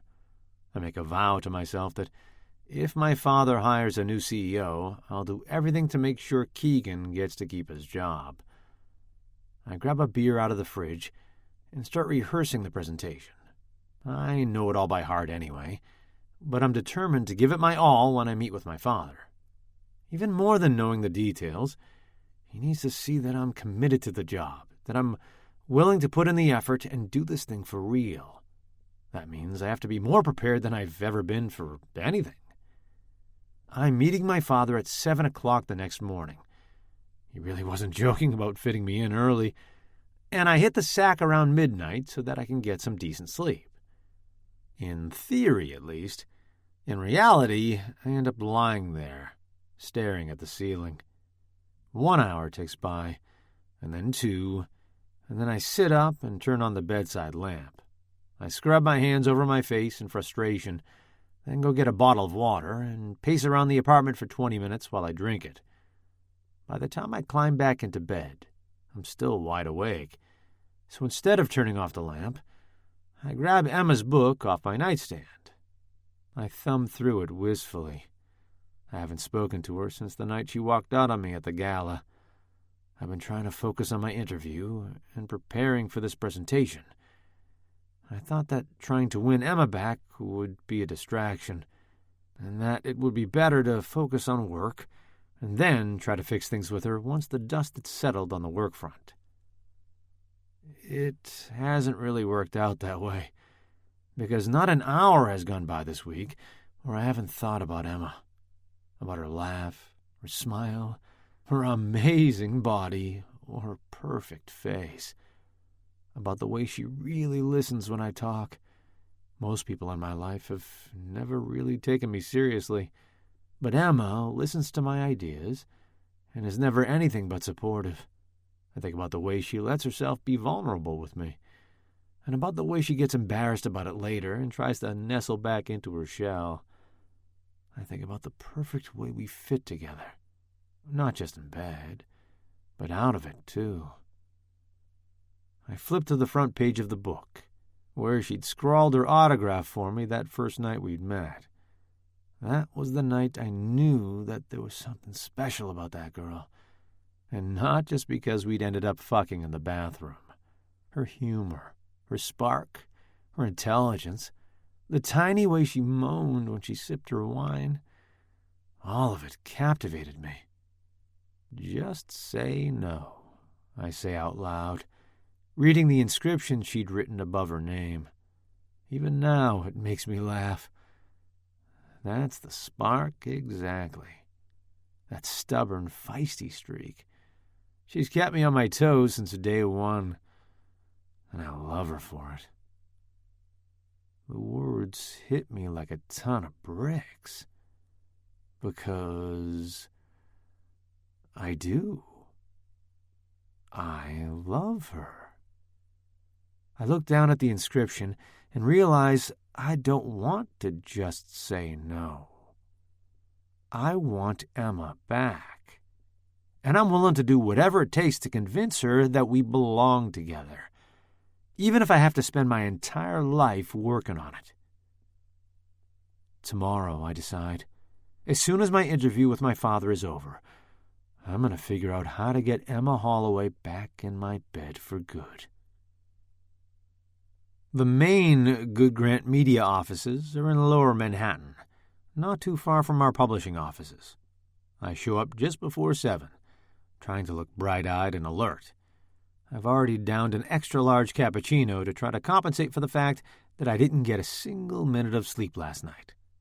But I feel jittery and on edge. I take a few deep breaths while I ride the elevator up to the 30th floor. My father's secretary shows me into his office, where I find him sitting behind his desk reading the paper. There are 3 televisions behind him, all tuned to different stations, the volume low. One is set to Good Grant's cable network, one to a 24-hour news channel, and one to Channel 9, which is currently airing their usual cheesy morning show. I stare at the screens distractedly while my father slowly folds away the newspaper. Then we get to it. I hand him a copy of the presentation and start walking him through my plans for Good Grant Books. He doesn't say anything, but he listens attentively, following along through the presentation and nodding in the right places and occasionally making grunting noises that could possibly be taken as a grudging approval. Bolstered, I push through, outlining the opportunities for the company, the risk mitigation strategy I've come up with, the 5- and 10-year forecast. I'm about to start on the digital strategy component when I make the mistake of glancing up at the televisions behind him. Holy fuck. That's Emma. On the far left television, I see her sitting in a tan leather chair wearing a sexy-as-hell green dress and a sharp white blazer. She's talking to the host. Charlotte something, I think. I can't make out what they're saying. "Tyler?" My father draws my attention back to the presentation. Sorry, right. I was just saying... I glance up at the screen again, and this time I see Charlotte pass Emma a box of tissues. She takes one and dabs at her eyes. She's crying. My heart wrenches. I push my chair back and walk over to the television, cranking the volume way up. "Tyler, what in God's name are you doing?" "Shut up, Dad." Emma's voice fills my father's office. "I'm sorry," she's saying. "Now you all know the truth. Breakups aren't easy, even if you write an advice column and supposedly know what you're doing." The host squeezes her knee at the same time that my hands squeeze into fists. I did this, I realize. I made her cry like this. Oh, Emma. The host says something cheerful about Emma's book, but that only makes her cry harder, and my heart wrenches again as I watch her. I feel so helpless, standing here, watching her in pain and unable to do anything to fix it. Then again, I don't know if she'd want to have anything to do with me, even if I was there. "Tyler, sit down. I won't have you waste my time. I'm a very busy man, you know." My father's voice is stern, and it takes me back to all the times he'd snapped at us as children, all the times everything had to be just so. It's his "I mean business" voice. But this time it doesn't move me. I stand transfixed, watching my beautiful Emma as she dabs at her eyes. Every part of me wants to go to her, but I can't walk out on this interview. Not when I've just convinced my father to give me one more chance. On screen, Emma's shoulders slump as she faces the host. "I don't want another guy," she says. "I want this guy. But the rules don't work on him, because there's nothing he seems to like more than busting his way through 'em." I grin at that sentence, and then the enormity of what she just said hits me with the weight of 1,000 anvils. She wants me. She just told all of New York that she does. If there was ever a chance to fix this with Emma, to make things right once and for all, this is it. I can't let her pour her heart out on live television and not be there to catch her when it's all over. I have to get down to that studio. Now. "Dad, I'm sorry," I say, already heading for the door. "We're going to have to finish this conversation later. There's something else I have to go do." "Tyler!" My father stands up, his face gone red, as if he can't believe anyone would have the stones to walk out on him. "If you walk out that door, this is it. You'll never work at Good Grant again." I hesitate, my hand on the handle of his office door. Only for a millisecond. "Some things are more important," I tell him. "I know you wouldn't understand that, but it's true." And then I'm gone. 29. Emma. Oh my God. Oh my God. Oh my God. I can't tell whether it's me or Solange that's keeping up the constant stream of muttering. I guess it doesn't matter. We both know I royally fucked us both over. I'm sitting collapsed on the black leather sofa in the green room while Solange paces back and forth in the room, her phone pressed to her ear. I'm sure she's trying to get a hold of someone at Good Grant Books, trying to figure out how to fix this lovely mess I made for us. "Yes, hi, it's me," she says finally. She pauses and then, "I know, I'm sorry, I tried to," as she slips out of the room. I bury my head in my hands. God, I hope I didn't get Solange fired. That's the last thing I need on my conscience. First thing tomorrow, I'll contact her boss, Diana. Hell, I'll even call Tyler if I have to. Solange shouldn't be punished for my screw-up. I heave myself off the couch and grab a packet of chocolate-covered almonds from the snack tray. Who cares if it's not even 8 o'clock in the morning? A girl needs her chocolate in a time like this. The door to the green room swings open.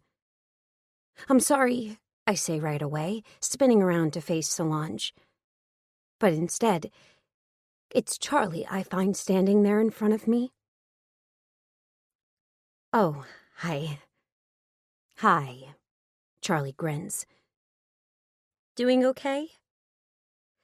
"Yeah, I guess. I'm really sorry about whatever that was." "Are you kidding?" "Don't apologize. That's the most entertainment we've had on this show since Mr. Diddley the Dancing Wiener Dog pissed on Derek's Prada loafers. People are already talking about it on social media. I won't be surprised if the clip is up on YouTube soon." "Great." I suck back a handful of chocolate. "Just great." "I'm sorry. I know it's probably not how you saw this morning going, but honestly, Emma, I loved how real you were out there. Most of our guests are so fake." "I trashed my own book," I point out, and she grins. "Okay, maybe not the best PR move, I'll grant you that, but you know what? People are allowed to move on, change their minds, evolve their ideas. And anyone who tells you you can't can go fuck themselves." For the first time since I got here, I smile for real. "Thanks, Charlie. I'm still really sorry about everything. Are your producers pissed?" She waves off my concern. "Ah, fuck them too. Now we've got about 20 minutes until your next segment. I'm going to get makeup in here real quick because No offense, honey, but you look like part of a bad Kiss cover band. Wait. My next segment? I blink at her in surprise. Of course. You're going to field questions from our audience. Remember? You mean you still want me to actually do that? Of course. In fact, I expect it to be a particularly lively segment. Don't you? 10 minutes later, the size 0 makeup artist, who I find out later is called Jacinta, has me looking like $1,000,000. Gone are the raccoon-like mascara streaks, the red cheeks, the puffy eyes. I actually look human. Half pretty, even. If only she could do something about the way my insides feel like a plate of wet noodles. I make my way back towards the stage, where Charlie and Derek are wrapping up a heated segment on whether Birkenstocks are in or out. I don't see Solange anywhere, but I suppose she's probably on the phone with Good Grant's marketing department, trying to figure out how much damage I've done to their brand. I know I should be upset about what happened today, but I'm not. I honestly just feel exhausted. Like I want to find a bed and crawl into it for 1,000,000 years. The thing is, yeah, I screwed up the publicity for my book. But I screwed up something else way, way worse. Tyler. My stomach twists into a knot at the thought of him. I had something amazing, and I blew it. All because it didn't fit some preconceived notion of who I am and what I need. The truth is, Tyler is who and what I need.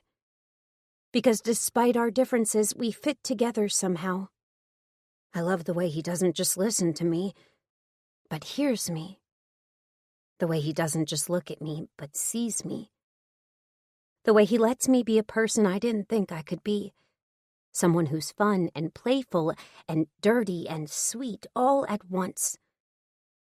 The way he lets me just be Emma. Whoever she is. And now it's too late. I walked away from the best thing I ever had, and judging by the fact that I haven't heard a peep from him since, he's not too broken up about the whole thing. Damn. I carefully wipe a tear from my eye and look around in a panic for Jacinta. I don't see anyone but a producer who gives me the stink eye, probably for my earlier performance. I try to shrug apologetically, but then I hear Charlie starting my intro. Oh boy, here we go. Well, folks, earlier this morning we had quite an entertaining interview with Emma Holloway, author of Miss Emma's Rules for Dating. I'm sure none of us are going to forget that anytime soon, are we? Well, I'm delighted to tell you that Emma is still here in the studio with us, and she's agreed to come back out and field some questions from all of you. So get your burning, searing questions ready and join me in welcoming Emma back to the stage. The audience erupts into applause, and I walk on noodle legs back onto the set. Charlie wraps me in a hug. "You've got this," she whispers into my ear. Oh, damn. Another tear springs to my eye. I wipe it frantically away before plastering on a smile and slipping into the same seat I'd sat in earlier. The studio lights feel even hotter than they did last time, and a bead of sweat is already forming on my hairline. Okay, Emma, so let's talk first about what happened earlier. Oh God, no, please, let's not. Sure, I smile instead. Can I claim temporary insanity? You can, Charlie grins. But we both know there's more to it than that. I let out a breath as my shoulders slump. Look, the truth is, I don't know if I'm qualified to give anyone advice. I mean, what do I know? I fucked up the one good thing I had. Charlie squints, and I clap my hand over my mouth. Sorry, I mouth. Well, I think I can speak for everyone here when I say that your honesty is refreshing. It's like having a best friend who will tell it to you like it is. You know? Everyone needs one of those. I try to smile. I have no idea why she's being so nice to me, but in this moment, I kind of love her. Well, I promise to try my best, I assure her. Good, let's go to our first question. She consults an index card she'd been holding in her lap. Gretchen K. Gretchen, you had a question? A woman about 10 years older than me stands up. She's wearing a powder blue twin set, and her blonde hair is curled into tight little ringlets. She has Suburban Housewife written all over her. She makes her way to the aisle, and a producer hands her a microphone. Hi, Emma. I love your column, and I just want to say, I think I love you even more now. Oh, God. My stomach flip-flops. I don't deserve this adoration. I force myself to smile. Thank you. That's too kind. My question is actually about my sister. Oh, thank God. Sisters. That's something I definitely know about. She's 30 now, Gretchen explains. But she still lives like she's 21. Parties, trashy clothes, a new guy every week. How can I get her to grow up? I immediately think of Blake, and a small smile comes over my face. You can't, I tell Gretchen. And it's not your job to. As long as she's not hurting anyone or hurting herself, she has a right to live her life how she wants. Trust me, I have 2 sisters. Do I agree with all their decisions? Hell no. But I'm starting to think that's because they're braver than I am. They're not perfect, but they're happy. And I think that's a pretty great thing to be. I collapse back against the seat, realizing I'd been getting worked up giving my answer. Great answer, Emma, Charlie says, shuffling through her index cards. And let's remember, one woman's trash is another woman's couture. The audience chuckles politely, and Gretchen nods and sits back down. I'm not sure I gave her the answer she wanted, but for the first time in a long time, I feel like I gave someone advice that's real and genuine. I guess I can be proud of that. Okay, let's go to our next question. April P. April, where are you? A petite brunette puts up her hand nervously and then makes her way to the aisle, where another producer is waiting with another microphone. Hi, she whispers into the microphone, then flinches at the way it echoes. Her cheeks go beet red. I try to smile encouragingly at her. I read your book, and I've been trying to follow your advice, but... She trails off for a minute. My stomach sinks. Poor April P. looks like she wishes she'd never decided to ask a question. She tugs on her dress, stares at the floor, and clutches the microphone. Then she seems to rally. It's just... He thinks I'm playing games with him. He's a really good guy, and I really like him, and I think... It feels wrong not to tell him how I feel. I swallow. Hot guilt burns my stomach. It is wrong, I admit. When I wrote that book, I had a very different idea of what it took to make a relationship work. If I could do it all over again... I pause. If I could do it all over again, I'd do everything differently. Everything. I'd never have written that stupid book in the first place. I'd have given Tyler a chance from the start. I'd have let myself fall in love with him for who he is, not for who I thought he should be. And just maybe, I'd have let myself fall in love with the person I'm becoming, too. Oh, Emma. Charlie hands me a box of tissues, and I realize I'm crying again. Jesus! Now I really wish I hadn't spent so much time blaming Tyler for embarrassing me. It turns out I'm perfectly capable of humiliating myself all on my own. I grab a tissue and blot at my face, then turn back to April. Look, you seem like a sweet girl. If you really like this guy and you think he deserves you, then I think you should tell him exactly how you feel. Fuck the rules. Emma, Charlie chides, but she's laughing. She consults her notes. Okay, let's go to the next question. Let's see. This one is from Tyler G. Tyler? I gasp. It can't be. It can't. My eyes frantically scan the audience, but I don't see him anywhere. It must be a coincidence, just a cruel little prank from the universe. Then there's a commotion on the far left-hand side of the studio audience. I strain so hard to see that I'm almost crawling out of my chair, and then those gray eyes, that dimple, that gorgeous smile lighting right on me. Tyler. I swallow hard as he takes the microphone from one of the producers. He's overdressed compared to the rest of the audience, but he looks incredible to me. He's wearing a sleek black suit, crisp white shirt, and a pale blue tie. And I wonder absently if he came here from work. It seems to take forever for him to speak. The silence stretches out between us, and the rest of the audience melts away until there's only me and Tyler. We're 50 feet apart, but I want to run up the aisle and throw myself into his arms. Tell him I'm sorry about everything, that I love him, and that I'm an idiot.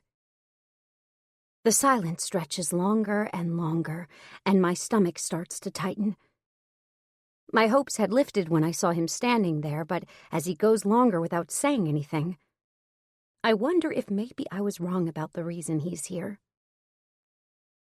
But then he smiles again, and everything inside me seems to smooth out, dissolve, like snow finally melting on a warm day in April. "Hi, Emma," he says. Hearing his voice is as sweet as buttercream frosting. "I need some advice." Okay. I can't keep the smile off my face. "I met this girl recently, and she's everything to me. Beautiful and smart and clever and funny and, well, I don't know if I can say this on television, but she's sexy as hell." "Okay," I say again. My smile has grown wider until I think it probably looks more maniacal than sexy. Anyway, I did something stupid. I let her walk away from us. This is the woman I want to spend the rest of my life with, and I just let her go. I love her, Emma. So I guess I'm wondering if you think there's any hope for me, for us." My heart is thudding out of my chest. I open up my mouth to speak, but no words come out. All I can feel and hear is my own racing pulse. Tyler stands there, blinking. His smile starts to dip as he waits. I open and close my mouth, trying to trick my voice into working again, but everything I want to say seems caught in my throat, so I do the only thing I can think of. I stand up, rip off the lav mic that's clipped to my blouse, and throw it down on my chair. Then I turn and walk off the stage, down the stairs, into the audience, and up the aisle towards where Tyler is standing. The walk seems to take forever, but I keep my feet moving, one in front of the other. The audience is watching me, and I can feel Charlie's eyes on me, too. But Tyler is the only one I can focus on. Tyler. Tyler who came back for me. Tyler who says he loves me. Tyler. I finally reach him. "Hi." I touch his cheek. "Hi," he says. His smile is back, the one that carves out that gorgeous dimple on his left cheek, the one that I'll never get tired looking at, that I could spend a lifetime waking up next to. He turns to a tiny white-haired lady in a crocheted cardigan sitting on the end seat. "Will you hold this?" he asks, handing her the microphone. "Of course," she says. then repeats it into the microphone for everyone's benefit. Of course. The audience laughs, but they're nothing but a blur in my vision, a buzz in my ear. I love you, I say to Tyler. His hands are in my hair, pushing it back out of my face as he gazes down at me. I love you too. Then he kisses me. And it's everything I ever wanted. His lips are soft but commanding, and when his tongue strokes against mine, I want to cry in pleasure. My hands fly over his body, his chest, his back, his shoulders, as if to remind myself of everything I've been missing. Well, I think I'm going to have to get myself a copy of this book, I hear, as the audience erupts into laughter. I look down and see the white-haired lady wiping her glasses, still clutching the microphone. You don't need a book, I tell her. Just be yourself and find someone who loves you that way. Tyler squeezes my waist, and I look back up at him. Will you take me out of here? I ask. Hell yes. I let him lead me the rest of the way up the aisle, to the back of the studio, and then out into the lobby. Where to? He asks. Anywhere. And I mean it. As long as I'm with Tyler, anywhere sounds good. 30. Emma. Anywhere turns out to be the St. Regis, a gorgeous hotel just a hop, skip, and a jump from the Channel 9 studios. Tyler checks us in as I stand next to him, shifting anxiously from foot to foot. The 5 minutes we spend standing there seem to take a lifetime. But then we're riding the elevator up to the 9th floor, and my palms are sweating in anticipation. We tumble into the room together, our hands already exploring and winding around each other's bodies. I rip at his jacket, pulling it off his shoulders, and fumble with the buttons on his shirt. Why do they have to make these things so damn small? Tyler pushes off the white jacket I'm wearing, then steps back to take in the green dress. I like this, he says, stroking the fabric. It's my sister's, I admit. I'd borrowed Blake's dress again because the studio had insisted I wear something with color, and to be honest, I kind of like the way I look in it. You should keep it, he says. But right now, I'm going to peel it off you. Good. I turn and let him pull down the zipper. He does it so slowly that I can feel every tooth as it tugs apart. The soft fabric slips down over my body and pools on the floor at my feet. Before I can turn, Tyler is pressed against me. He kisses the back of my neck, then runs his hands down the length of my body, skimming over my ribs and my hips, before coming back up to cup my breasts. God, Emma, you have no idea how much I missed you. I think I do, I murmur, turning around in his arms so I can see his face again. Because it's probably how much I missed you, too. I'm so sorry about everything. His brow furrows.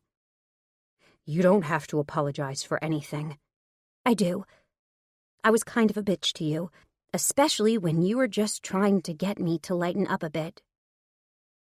He shakes his head. I shouldn't have pushed you so far. It was stupid of me to think I knew you better than you knew yourself. You did, though. In some ways, anyway. Yeah? I smile. Yeah. Sweet and spicy, remember? Oh, I remember. His gaze is hot, burning into every part of me. So which will it be today? He asks. Sweet? He takes my hand gently, kissing my fingertips. Or spicy? He sucks one of my fingers between his lips, making my stomach flip-flop. You know what? I refuse to choose. I want both. His eyes flash with desire. You don't have to tell me twice.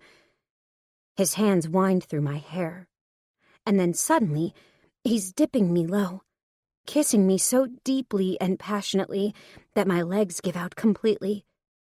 It's the perfect kiss, spicy and sweet, and 1,000 flavors in between. When I can breathe again, I lead him to the bed. "I missed your hands," I whisper, guiding his palms to my breasts. "My hands missed you, too."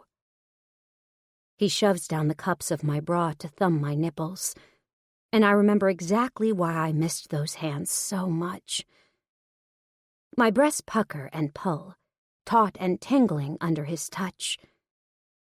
"I missed your cock, too," I tell him, running my hand over the growing bulge in the dark pants that he's still wearing. He chuckles, though there's nothing funny about my words or about the desire that flashes in his eyes. "My cock missed you, too." I undo the zipper and free his shaft, feeling another thrill when it bobs towards me, already hard and ready and dripping with the most delicious-looking dot of pre-cum. Tyler takes his hands off me long enough to shuck off his shirt and kick away his pants and boxer briefs. When he stands in front of me, naked and oh so ready, I lick my lips. "Don't think I'll be needing these," I say, stripping off the lacy panties I'm wearing. He chuckles again. "No, I don't think you will. At least not for the next 2 days. 2 days? If I have my way. So, 2 days of fucking? Oh, yeah. And then what?" The words are out of my mouth before I can stop them. Old Emma never would have asked a question like that. It's against the rules, after all. But the new Emma thinks rules are meant to be broken. "Then?" Tyler licks his lips, then runs them over my jaw. "Then a lifetime, if you want it." I swallow. Make myself nod. "I want it, Tyler," I whisper. "I want everything with you." Somehow, with the words finally spoken, the last wall is shattered. I finally feel ready to give myself to him completely.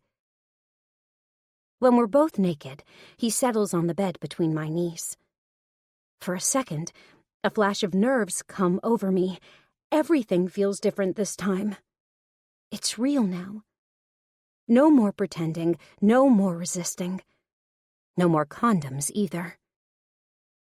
I grab his wrist as he reaches for the foil packet and lightly shake my head. A grin splits his face, and he tosses the packet on the nightstand.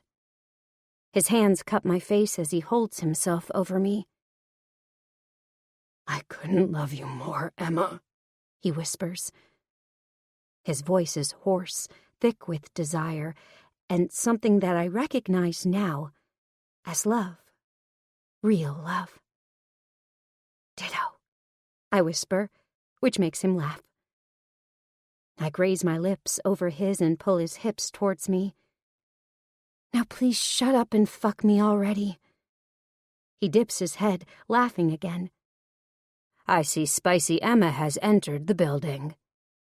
There's no more time for talking or jokes, because Tyler is spreading my thighs, running his cock along my slit, and every nerve in my body sings. I bite my lip, trying to hold back the moan that wants to escape. "Let it out, Emma," he rumbles. He runs his cock over my entrance, spreading my wetness around, coating himself in my juices, readying himself and me. When he pushes the tip against me, I groan. "Oh God, Tyler, yes, yes!" He slides in slowly, and the feel of his skin against mine, with no latex barrier between us, is the most exquisite thing I've ever experienced. I pull his hips, wanting to feel him deeper inside me. But there's no hurrying Tyler.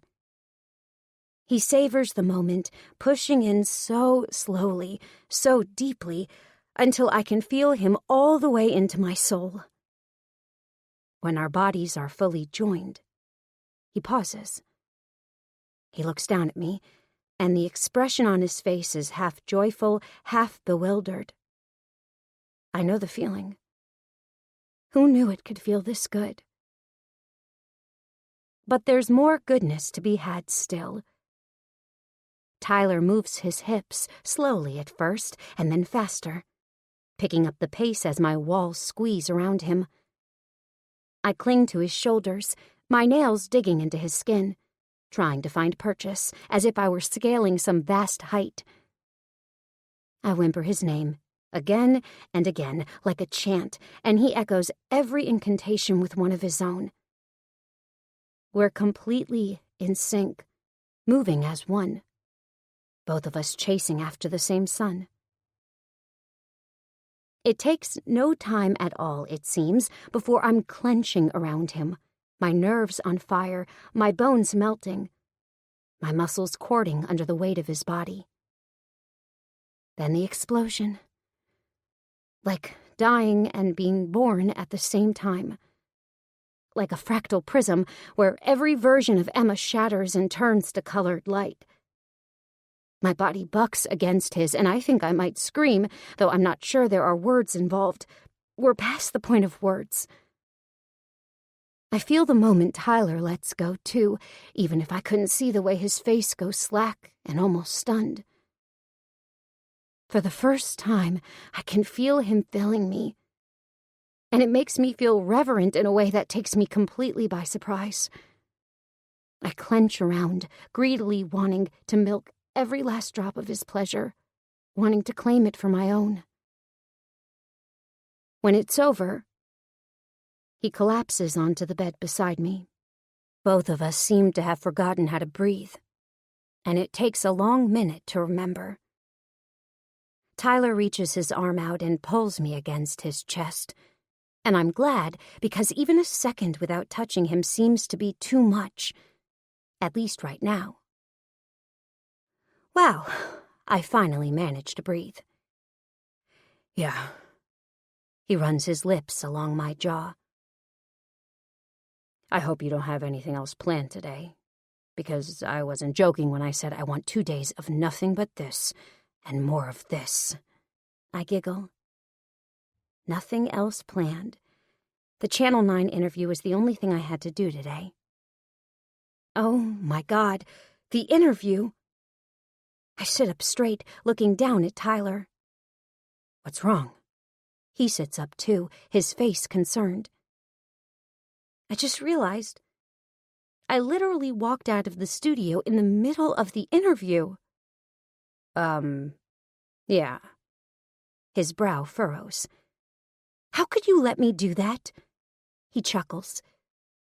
In case you've forgotten, you're the one who asked me to take you out of there. I rub my forehead. Oh, God, you're right. I just walked out. Suddenly, I'm overtaken with a fit of laughter. Of all the stupid things I've done recently, walking out in the middle of a live television segment seems to really take the cake.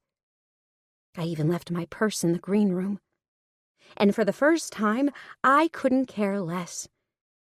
Because right now, at this moment, I know I'm exactly where I'm supposed to be. Of course, that's not going to stop me from sending Charlie an email later to apologize. Maybe I'll even send a gift. You aren't the only one who walked out on something today, Tyler says, drawing me back to the moment. What are you talking about? Oh, crap, were you at work? I think back to the suit and tie that I'd so frantically ripped off him earlier. Something like that, he says. When he doesn't elaborate, I poke him. What's up, Tyler? Something's bothering you. He shrugs, then adjusts the pillow so that he can lean back against it.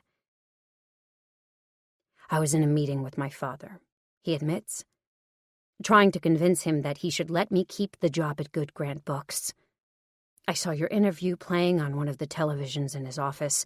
I couldn't let you just sit there, crying on the stage of a morning talk show. I clap my hand over my mouth. Tyler, you should have told me. What's going on?" Then he tells me everything. About his father's fury after we'd embarrassed him the night of the gala. About Tyler's bid to convince him he was still the right man for the job. I can see in his face that he's upset about the situation, even though he tries to keep his tone light. I think he's just trying not to upset me. As he talks, I rub his chest. My heart aches for him, at the way he's changed and grown so much since we met, only to be left out on a limb like this.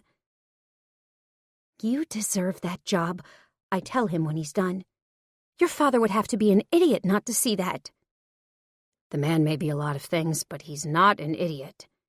"Then he has to come around, Tyler. You just need to prove to him that you're serious, that you deserve this." "Yeah, you're right. I'm just not sure how. I'm not sure he's going to take another meeting with me, especially not after I ran out on this one." Guilt fills me. I know the only reason he ran out was because of me. I vow to myself that I'll make this up to him. I have no idea how yet, but somehow. I know how I can start, though. I let my fingers trail down his chest, over his abs, and down his hips.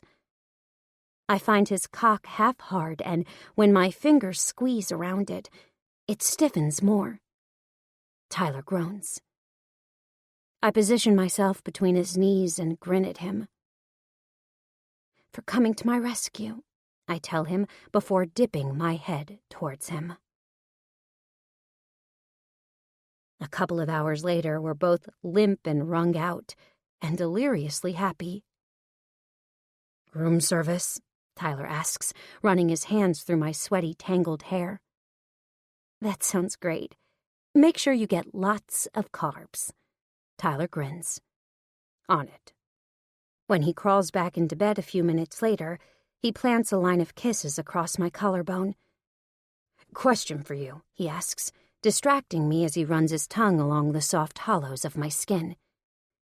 "Anything," I pant. He grins. "How do you feel about babies?" My eyes widen, and Tyler bursts out laughing. "Not like that. Well, someday. Someday I definitely want to see you all soft and curvy and pregnant.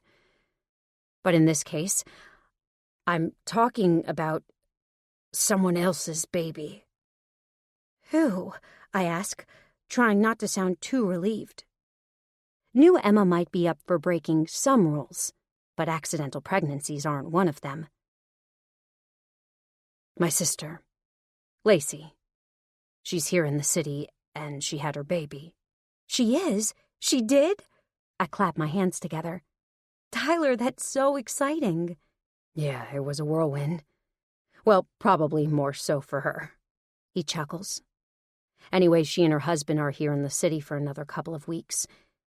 And it would really mean a lot to me if you came to meet her. I think you two would like each other." "I would be honored," I glow. "Good." His tongue is back against my collarbone, and then it dips lower, lower, to the space between my breasts. "Now, I think we have at least 20 minutes before room service gets here. How about we try to make the most of it?" 31. Emma. The next day, Tyler takes me to the First Presbyterian Hospital to meet his sister, her husband, and their new baby. I admit I'm nervous. We go straight from the hotel, so I wear the same green dress of Blake's that I'd worn on Wake Up New York the day before. It's probably for the best. If I'd been able to go home and change first, I would have spent a good couple of hours agonizing over what to wear. I'm nervous about meeting someone from Tyler's family. The only other person I've ever met was his father, and both those occasions weren't my finest moments. At least when I meet Lacey, I won't be ass up, naked on a staircase. I mean, I'm assuming. I suppose there's still room for error. But no, everything goes smoothly. and we arrive at the hospital in good shape. We stop in the gift shop so I can get some flowers.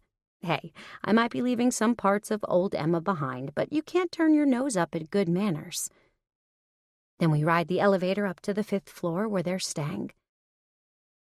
I expect to find a regular hospital room, but the space Lacey and her family are occupying seems to be almost a suite, one with a better view than my apartment. I had no idea the hospital even had rooms like this, but I suppose when you have good grant money, you can make that kind of thing happen. The room is filled with huge bouquets of flowers, and my small arrangement from the gift shop looks pretty pitiful in comparison. Still, Lacey's face lights up when I hold them out to her. "You have to be Emma," she says. "Come here and give me a hug." She holds her arms out from the bed, where she's propped up against a nest of pillows. She has Tyler's dark hair, which is now pulled into a fat bun on top of her head, and she's wearing a plush robe and a pair of bunny slippers.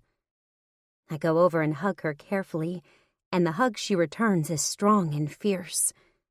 I like her immediately, and not just because of the bunny slippers or because I hear her hiss, "Oh my God, she's pretty," at Tyler.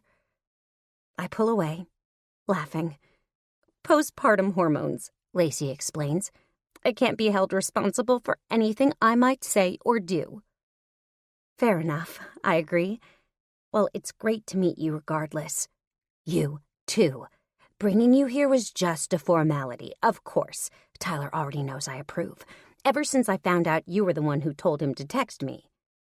Oh, yeah, that was me. I grin. He just needed a little prodding. We both did, Lacey admits. But I'm glad he finally did it. It feels good to be back in New York. I swear at some point, I'm even going to make it outside. Or at least past the parking lot. Can we smuggle you in anything? I ask. Pretzels, bagels, pizza? She groans. I'd kill for a banana split martini from the Kingfisher. I tap the side of my nose. We'll see what we can do. I glance at Tyler and find him smiling at the two of us. When he catches me looking, he winks. It fills me with a warm glow. Before I can say anything else, a nurse arrives in the room, pushing a bassinet. "Oh, there's my little guy," Lacey coos. "Is he sleeping?" "No, he's just checking everything out," the nurse smiles. "He's very alert. Would you like him in the crib or would you like to hold him?" "I'll hold him," she says. "I'm going to try again to get him to latch."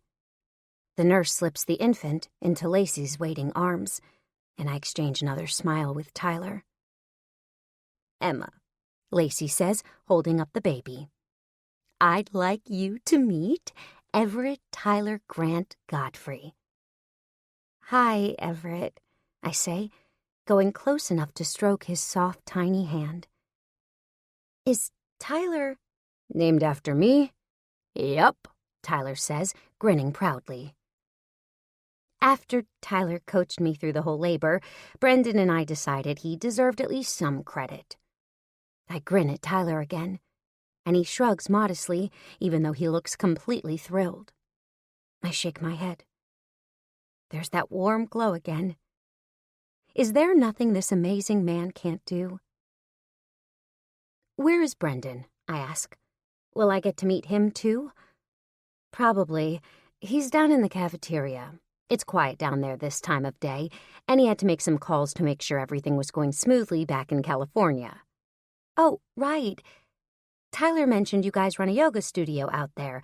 That must be fun." Lacey and Tyler exchange a look. I see his eyebrows raise.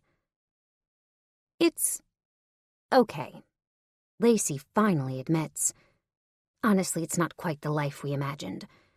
There are days I think we never should have left New York.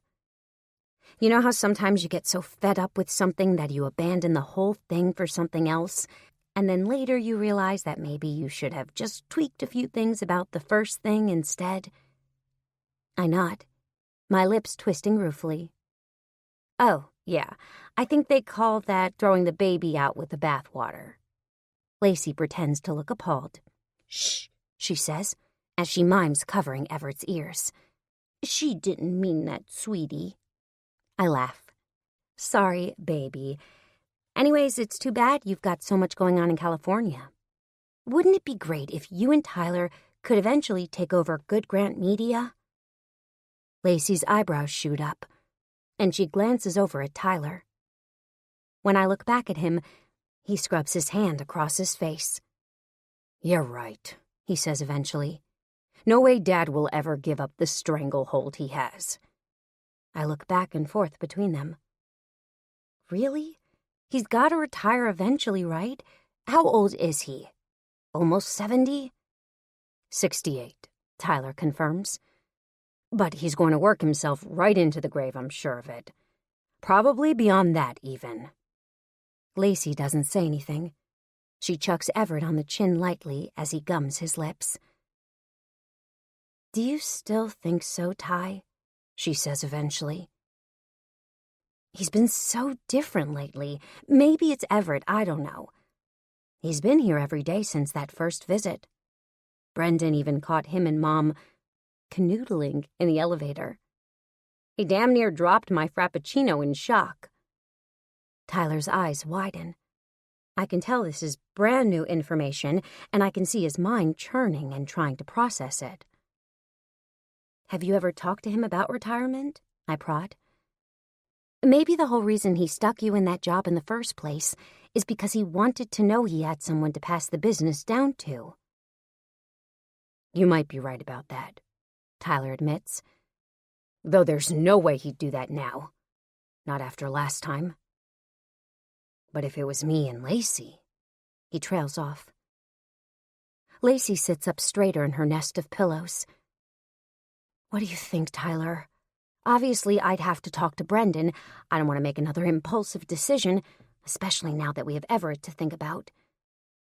But it would be nice to be back in the city, to be closer to family, and to have something to do with my time other than post new yoga class schedules on our website. I feel myself starting to get excited about the possibility, and it isn't even my future on the line. But I've seen how invested Tyler has begun to get in the business, and above all, I want him to be happy. Whether that's with Good Grant or somewhere else. I think you should talk to Brendan, he says.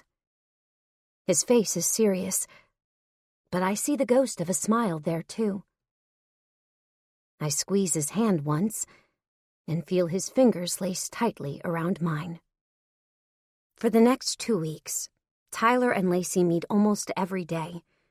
Brendan has been surprisingly easy to sway. Lacey said she thought he was secretly way too uptight for all those California vibes, and that he missed his New York yoga classes where everyone treated pigeon pose like it was a fight to the death with their own hip joints. With his blessing, the planning and scheming had begun in earnest, and Lacey and Tyler had mapped out projections, timelines, risks, and opportunities. Every time I'd get to his loft, I'd find them in the living room, papers and laptops spread out around them. Everett would be sleeping in his bassinet or latched to Lacey, but that never seemed to slow her down. Tyler had rented them an apartment on another floor in his building, and I think he was enjoying making up for lost time. Of course, we were doing our own making up for lost time, too. Every night, when Lacey would return to her own apartment, Tyler and I would fall into bed, a tangle of arms and legs and lips. I couldn't imagine a time when I wouldn't go delirious with the feeling of his body next to mine. There were also times when we were both too tired for sex, and strangely, those nights were just as special. Netflix, Chinese food, red wine, foot rubs. A girl could get used to this kind of life, especially if it meant having a guy like Tyler to share it with. I still spent most of my days at my own apartment. I've been using the time to myself to think about my column and about the direction I want to take it in, if I even want to keep doing it. Ever since my disastrous appearance on Wake Up New York, I'd realized that I just didn't feel the same way about the kind of advice I used to give. My brand was straight shooting, responsible, happiness is overrated. And that isn't how I feel anymore. The happiness Tyler has brought me opened my eyes to everything that I was missing out on. Now I don't think happiness is overrated. I think happiness is all there is. Which leaves me with a lingering sense of guilt about all the advice I've dispensed over the years. How many people have I steered in the wrong direction or led into making a bad decision? How many times have I encouraged someone to stay in a relationship that wasn't bringing them joy, or to go for the guy with the good investment portfolio rather than the one with the good heart?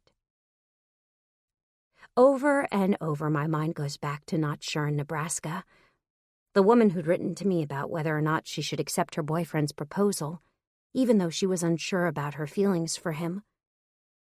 I'd hemmed and hawed over my response to her.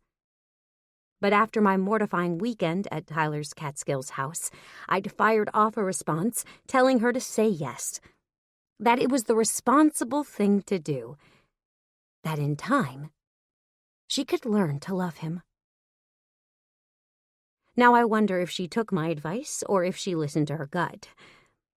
I wonder if maybe there's still time to fix my mistake. Hell, maybe he hasn't even popped the question yet. Maybe I could right this wrong before I pack it all in.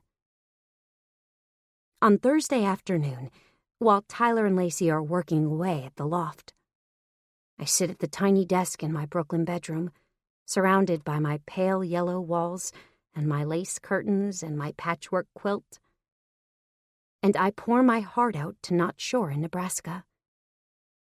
One last piece of advice from Miss Emma. It takes me all afternoon, but by the time I'm done, I feel good, like I've done the right thing. I fire it off to my editor before I can change my mind. That evening, I feel raw and wrung out. I even think about calling Tyler and telling him I can't come over, but I realize that I don't want to be alone. Being with him makes me feel warm and fuzzy, and I could use some of that right now. I'm hopping out of the shower when our apartment buzzer goes off. I wrap myself in a towel and pad over to the intercom. It's me. Even through the crackling connection, I recognize Tyler's voice. Come on up. I buzz him in, and a minute later, he's striding through my front door. My heart skips a beat when I see him, the same way it always does. What are you doing here? I ask, winding my arms around his neck and greeting him with a kiss. I thought I was coming to your place. He doesn't answer for a minute, just lets his lips linger over mine.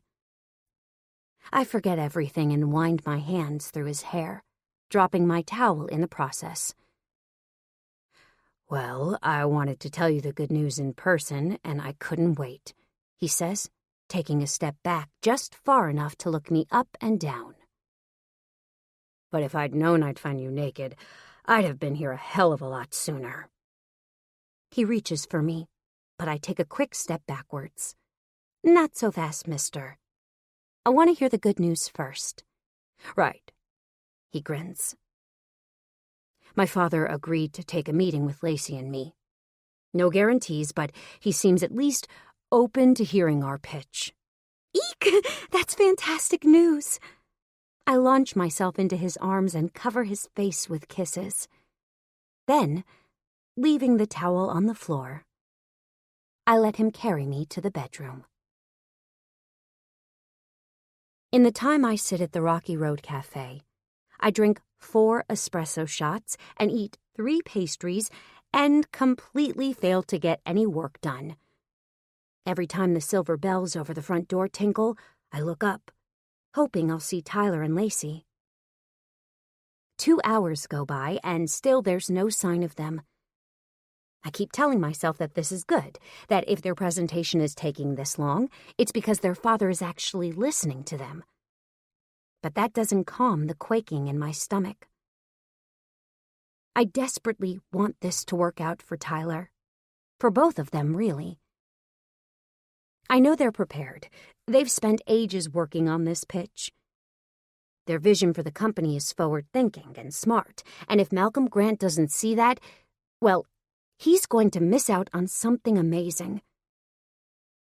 After another half hour passes, I really start to worry. What if things really did go badly? What if, for some reason, he was too upset or embarrassed to come talk to me? What if he's getting drunk somewhere, freaking out by himself? I try to tell myself that's not Tyler, that he'd come here regardless. But still, my pulse races. I glance down at my phone as if doing so will somehow magically make him call or text me with news. Well, hello there, beautiful. Tyler! I leap out of my seat at the sound of his voice. What happened? Tell me everything. I'm dying here. Instead of answering, he wraps his arms around me and envelops me in the kiss to end all kisses. As soon as his lips are against mine, all my earlier anxiety and worries and caffeine-fueled angst go flying out the window. The same way it does every time he kisses me. How could I have ever thought that the way he made me forget myself was a bad thing? I twine my arms around his neck, losing myself in the moment, until I hear someone coughing politely behind us. I pull away and smile guiltily at Lacey, who's standing behind us with her arms folded. Despite her posture, she has a broad grin on her face. Okay, you two, we're in public here, you know. Oops, I say, at the same time that Tyler says, so? I swat his arm playfully. She's right. Lots of time for that later. Now, one of you has to tell me how it went. I've had 4 espressos, and I mean business. You want to do the honors? Lacey says to Tyler. I'll go get us some coffee. She makes her way to the bar while Tyler nuzzles my neck. Are you sure I can't just keep kissing you instead? Yes, I'm sure. Now spill. We sit down at the table and I close my laptop, not that I was getting anything done, wanting to give him my full attention. Tyler clasps his hands on the table and sighs. For one painful moment, I think he's going to tell me it didn't go well. But then his face breaks into a grin. He ate it up. All of it. He had a million questions, and he even brought in his VP to hear us out. She loved it, too. They both think it's the future of the company. I squeal and lean over and wrap my arms around his neck again. Baby, that's amazing. I'm so proud of you. I knew he was going to love it. So did I, Tyler boasts. But when I raise my eyebrows, he shrugs. Okay, I was pretty sure. So is he actually going to retire? Tyler shakes his head. Not quite yet. He's going to stay on until the transition is done, but he says he wants to take a big step back. He's even taking Mom to Italy next month for a couple of weeks. I can't remember the last time he took a vacation. Ugh, I can't believe how great this is, I say again, shaking my head. And he liked the Good Grant Digital idea? Loved it. Tyler grins. Good Grant Digital had been his idea, that rather than having digital components as part of all of Good Grant's individual subsidiaries, music, movie streaming, the ebooks project he wanted to get off the ground at Good Grant Books, they would instead create one massive arm of the company that would license all their digital content, and eventually they'd be able to offer the country's most comprehensive subscription service. One monthly fee for all the books and television, music, magazines, movies, newspapers, and everything else you could ever hope to consume in a lifetime. It would be great for consumers, great for Good Grant, and of course great for Tyler and Lacey. So, what were you working on while you waited? Tyler asks, nudging my laptop. Nothing, I say quickly, which is actually the truth. Come on, Holloway, what is it? I shrug. I've been making some notes for a new book I might write. Seriously? His smile is so broad that it splits his face wide open. Emma, that's Awesome. What's it about? I shrug. I'd rather not talk about it yet. I need to mull it over a bit more, come up with a workable outline. It's not that I don't want to tell him about it. After all, he helped inspire my idea. But I want to really be able to sell it properly. Fine, but I want to be the first to hear about it. I might know someone who works at a publishing company, after all. Ha, maybe not much longer. I poke at him. Have you thought about who's going to replace you at Good Grant Books once you leave? He shakes his head. I'm not sure. Diana would be perfect for the role, but I'm not entirely sure I trust her. Ever since you told me that she's the one who invited you to the gala, I haven't been able to shake the feeling that she did it on purpose, in the hopes of having my father find out about us. I clap my hand over my mouth. Oh, God, I can't believe I forgot to tell you this. That wasn't the reason she invited me. It wasn't? Tyler's brow furrows. What do you mean? She called me a couple of weeks ago. Turns out she had wanted to ask my advice about something. About a guy thing, I add in a whisper. You're joking. The Viper? Yep. She met this guy while she was on vacation in Argentina, and he wanted to come visit her here. She wanted to know if I thought a vacation fling could ever turn into something real. Tyler shakes his head, an incredulous smile on his face. Well, I'll be damned, he mutters. What did you tell her? I shrug. I told her to listen to her heart. That if he wanted to fly all this way to see her, he must think there was something there, too. Tyler chuckles. Well, that would certainly explain why she's been strutting around the office like the cat that swallowed the canary lately. I giggle. I guess it worked out for her. I guess so. He shakes his head again, still chuckling softly. You know, I still think you kick ass at this advice thing. Are you sure you really want to give up your column? I take a deep breath. I've given this so much thought over the last week that my brain feels like it was melted and then reshaped and then melted again. I'm sure. I still haven't figured out exactly what I'm going to do next, but I've got savings and the money for my book to live on for a while. And don't forget you're incredibly wealthy, not to mention devastatingly gorgeous boyfriend who is more than happy to help you. I laugh. I'm going to try not to rely on your financial support, but I appreciate the offer. No, I think I'm just going to start working on this new book idea, see where it goes, and then hopefully figure things out from there. I don't know. Does that sound too vague? Tyler reaches across the table to take my hand. He strokes his thumb over mine, and that light touch alone is enough to make me squirm in my seat.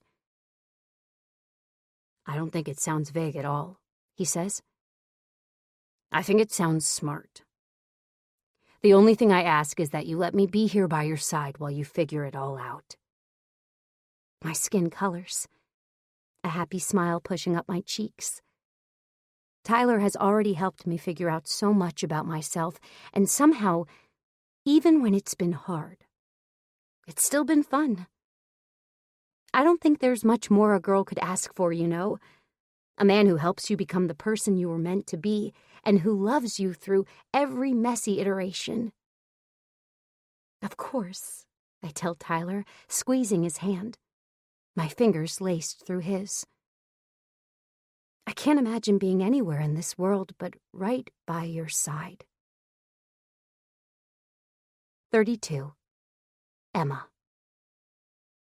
Dear Not Shore in Nebraska. A few weeks ago, you wrote me a letter, and I wrote you a response. I've written hundreds of responses over the last few years, most of them dishing out advice just like I gave you. Be careful, stay smart, play small. Today I want to tell you and everyone else who reads this column that I was wrong. I'm starting to think I might have been wrong all along. Let me start by telling you a little story. A couple of months ago, I met a man. A man who made my toes curl, who made my skin sing, who made the little hairs on the back of my neck stand up. A man who made me feel things I'd never felt before, never even dreamed it was possible to feel. So, I did what anyone who wants to be careful, stay smart, and play small would do. I pushed him away. Lucky for me, life and fate conspired to get us back together. Or maybe he was just stubborn and wouldn't let me walk away that easily. Now we're together, and it's better than anything I've ever known. This is real love, Nebraska. This is what real love feels like. It feels like waking up in the morning and knowing you're with exactly the right person. It feels like finally coming up for air after you've been swimming deep underwater. It feels like spending your whole life thinking you had all these jagged edges that you had to work desperately to hide, only to find out you're actually just a puzzle piece meant to snap perfectly in place with someone who has their own craggy bits.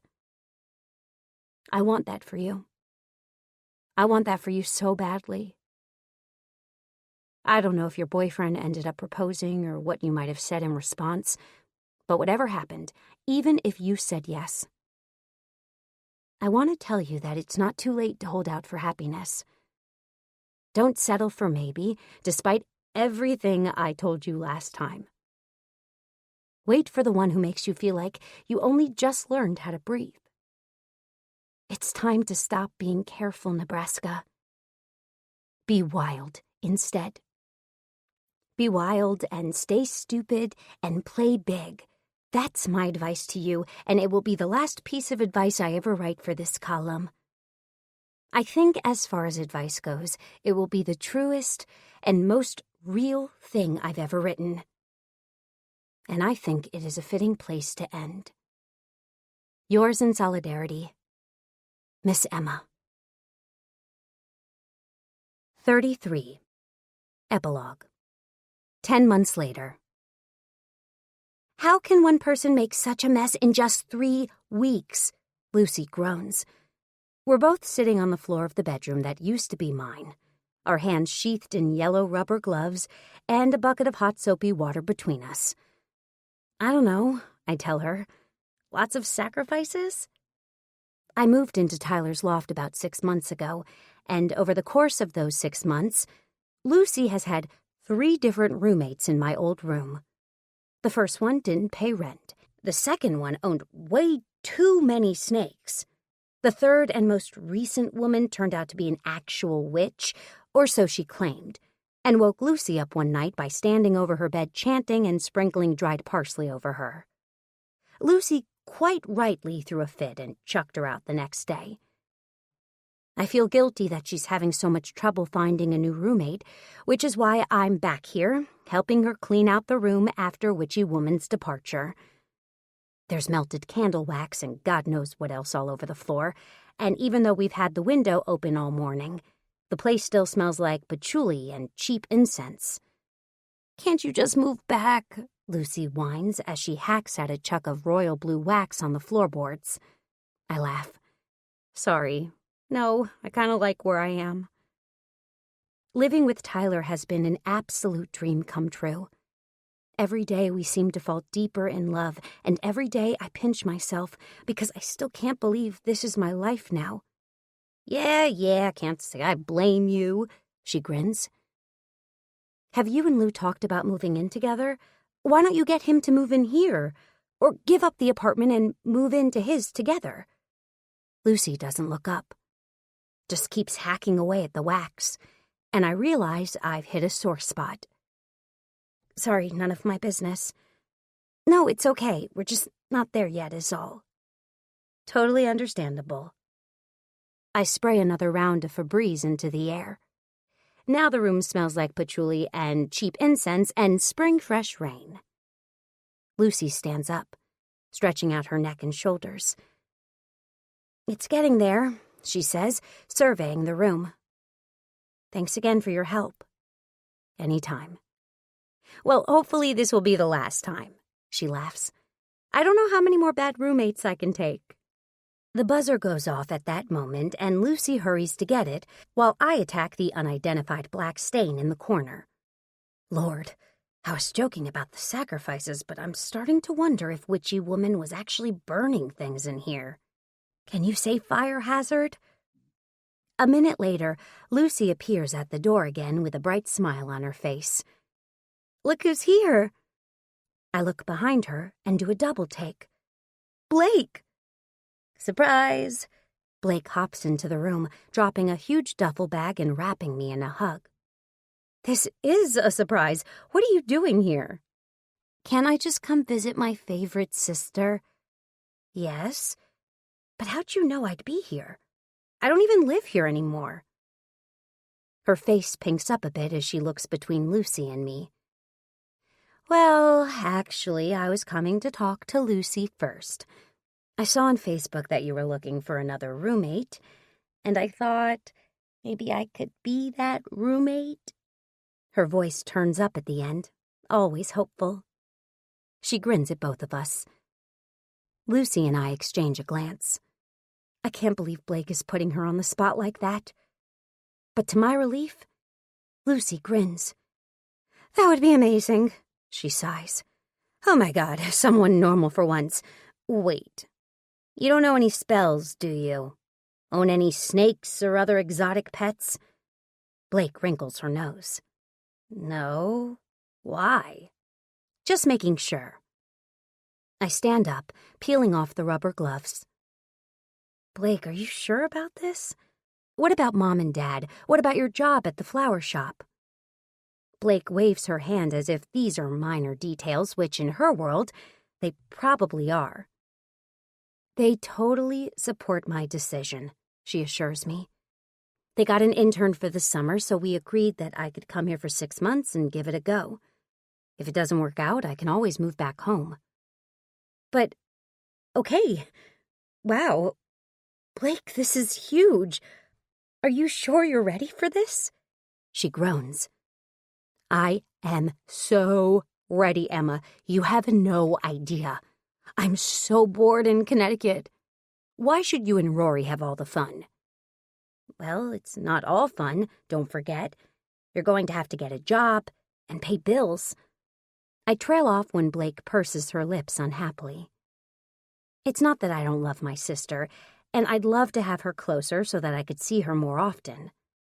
But Blake has lived with our parents forever, and I'm not quite sure she understands what a shift it'll be to live on her own.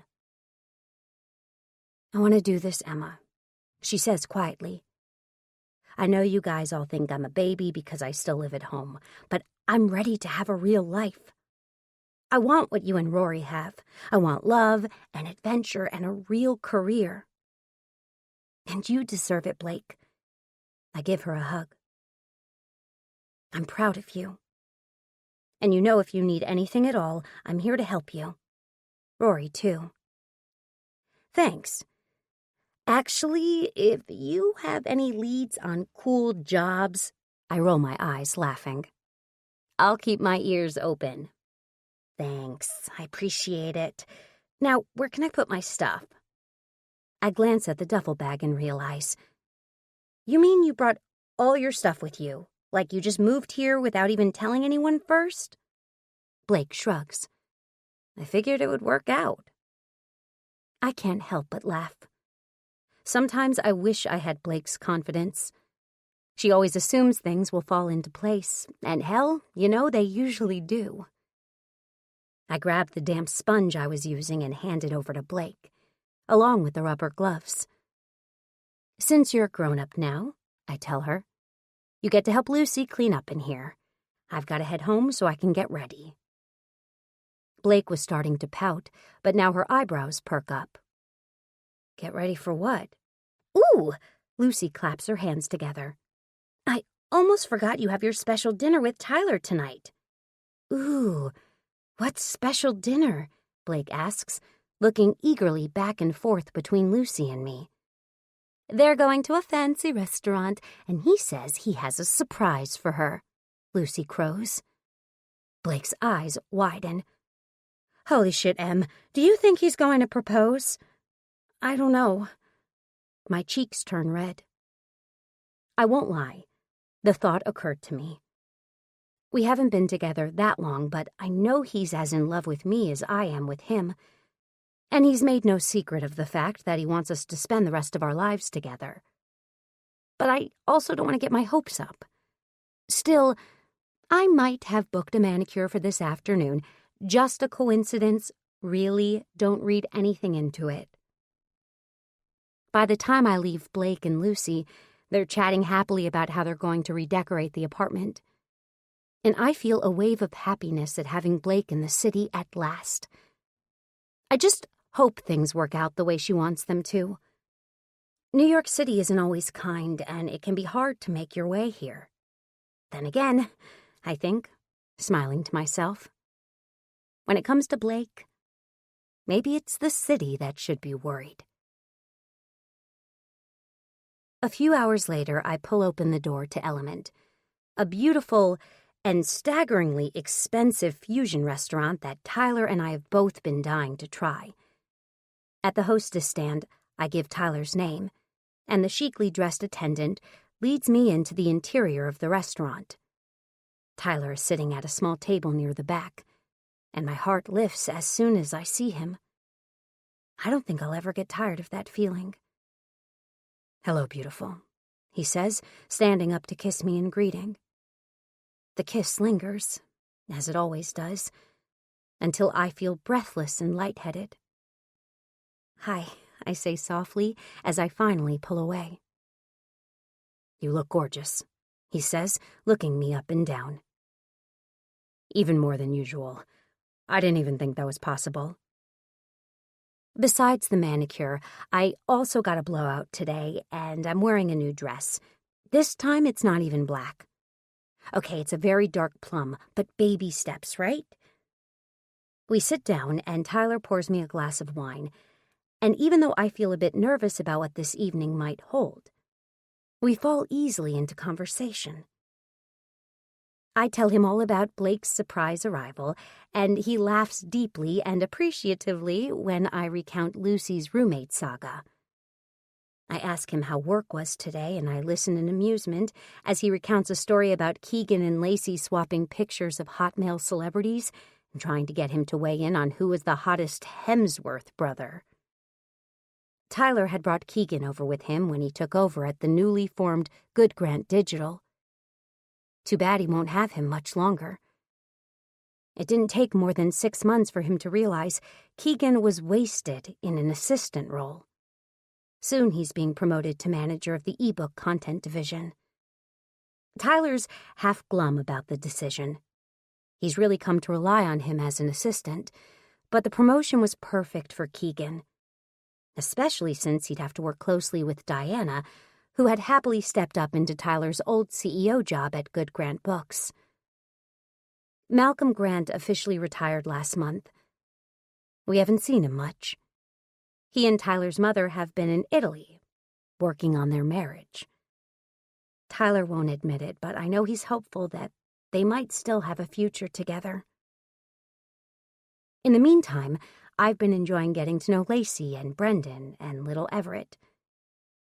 They moved out of Tyler's building and into a high-rise off Central Park West, and we have dinner with them at least once a week.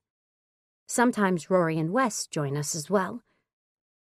Maybe Blake will be able to start coming soon, too, I think happily. By the time we finish eating, I've completely forgotten about Tyler's surprise, until our server appears by our table and presents us with a bottle of champagne. "What's this for?" I ask, as we're each poured a glass. Tyler grins. Does he look nervous? I shift in my seat. My pulse is starting to pick up, and my skin tingles. "I told you I had a surprise for you tonight," he says. "Oh, right." I flutter a smile as my stomach flips. "What is it?" He bends down, and I clutch my napkin. "Oh my God, it's really happening." I squeal as his head comes back up, and then stare in confusion as he hands me a book. My book. Oh, my book! I grab it out of his hands and stare down at the cover. It's real, I whisper. It's real. He grins. We got the first print run last week, and I wanted to give you the very first copy. I'm so proud of you, Emma. I run my fingers lightly across the bright pink cover, tracing over the white lettering. Breaking all the rules. How I learned to let go of perfection and found happiness instead. Even seeing the words printed there sends a thrill through me. Writing this book had been an act of love and truly of letting go. It was 3 of the most emotional months of my life, and with every word, I seemed to let go of the old Emma and embrace the new one. The one who wasn't perfect. The one who was beautifully flawed. The one who loved deeply and who lived with abandon. Well, some sort of abandon anyway. Let's be reasonable. I love it, I tell Tyler honestly. I couldn't imagine a better surprise. And it's true. Even though I'd been hoping for a proposal, I'm 100% confident in my relationship with Tyler, and I know it'll come soon enough. When the time is right. Remember when you inscribed your first book for me? Tyler asks, fiddling with his napkin. I laugh. How could I forget? Just say no. Famous last words, right? He grins. Well, I inscribed this one for you. You did? I hastily flip open the book to the title page. His familiar handwriting stares up at me. My heart stutters. My legs go weak. My eyes swim as tears start to blur my vision. I trace my fingers over the words on the page, because there's no mistaking them. These words that Tyler's written for me. Just say yes. I look up at Tyler, and suddenly he's on his knee in front of me. My hand flies to my mouth, but he pulls it away, taking it in his own. Emma, I've never met anyone like you in my life. I'm in love with your mind, your heart, your body, your soul, and every other part of you. There's no one else I'd rather take this journey through life with, and you would make me the happiest man in the world if you'd let me love and cherish you and walk beside you forever. Will you be my wife, Emma Holloway? I fall out of my chair and into his arms, my hands roaming over his face and my lips finding his, and somewhere in there, the word yes tumbling out of my mouth a couple of thousand times. Around us, people in the restaurant are applauding, but I'm lost to everything and everyone except Tyler and this perfect moment. Finally, he stops kissing me long enough to slide the ring onto my finger. It's an absolutely stunning princess-cut diamond with a band of smaller diamonds lined neatly around it. For my princess, he says, sliding it onto my finger. And if you don't like it, you can blame Rory.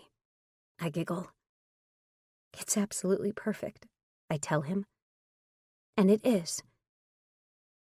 Just like you. He kisses me one more time, and then we reluctantly take our seats again. I take a long swallow of champagne, but it brings an immediate flush to my skin, and I giggle. Bubbles and adrenaline are coursing through me in equal measure, and I feel half mad. We sit and drink champagne for a while, both just staring and smiling stupidly at each other. I hope I'm not interrupting, a deep voice says. I just wanted to come over and say congratulations. I look up to find an extremely attractive man in a dark suit. His eyes are serious, though his mouth is pressed into something of a smile. Logan, Tyler exclaims, standing to shake his hand. Nice to see you. You too. I'd ask how you're keeping, but the answer's obvious. He smiles at me, though again, the smile doesn't quite reach his eyes, which seem sad somehow. "Yes, I'd say I'm keeping very well. This is my girlfriend. Oh, hey, fiancé, Emma Holloway. Emma, this is Logan Cartwright, CEO of Cartwright Diamonds." "Oh," I shake his hand, surreptitiously glancing down at my diamond ring in the process. Tyler grins. "Of course it's a Cartwright diamond." Logan laughs, sort of. "Yes, when you called me about getting a ring, I never imagined I'd find myself in the same restaurant when you actually proposed. The least you can let me do now is buy you a bottle of champagne." "Oh, that's not necessary. I appreciate the offer, though. How are you doing, Logan?" Tyler's eyes are as serious as his friends. "I'm fine, thank you." He pauses. "Work is keeping me busy, though if you know of anyone needing an assistant job, please send them my way." He rolls his eyes. 10 in the last year. That has to be some kind of record. My ears perk up, and I think of Blake. I'm about to say something when Tyler covers my hand with his. "Emma, I never told you this, but it was actually Logan who recommended Darkley to me. I took Emma there on one of our first dates." "Ah, yes." Logan smiles. "I remember that place. Very interesting. Bit of a sham, I found out later." "Oh?" Tyler raises his eyebrows. "What do you mean?" Logan shakes his head.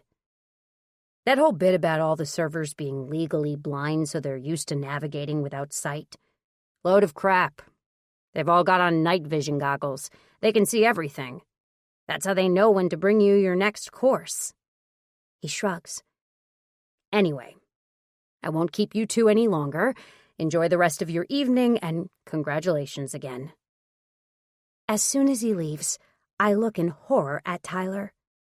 My eyes are as wide as dinner plates, and Tyler's are just as big. The implications of what Logan just said. That night we went to Darkley. When I had let Tyler, I blanch. Tyler reaches for my hand. "Oh, God, Emma, I'm so sorry. If I'd known." But then I'm doubling over into giggles, laughing so hard that tears are streaming down my face. Then Tyler's laughing too. A deep barking laugh straight from his chest. Everyone is staring at us again, but I find that these days, I don't care at all. Let them stare.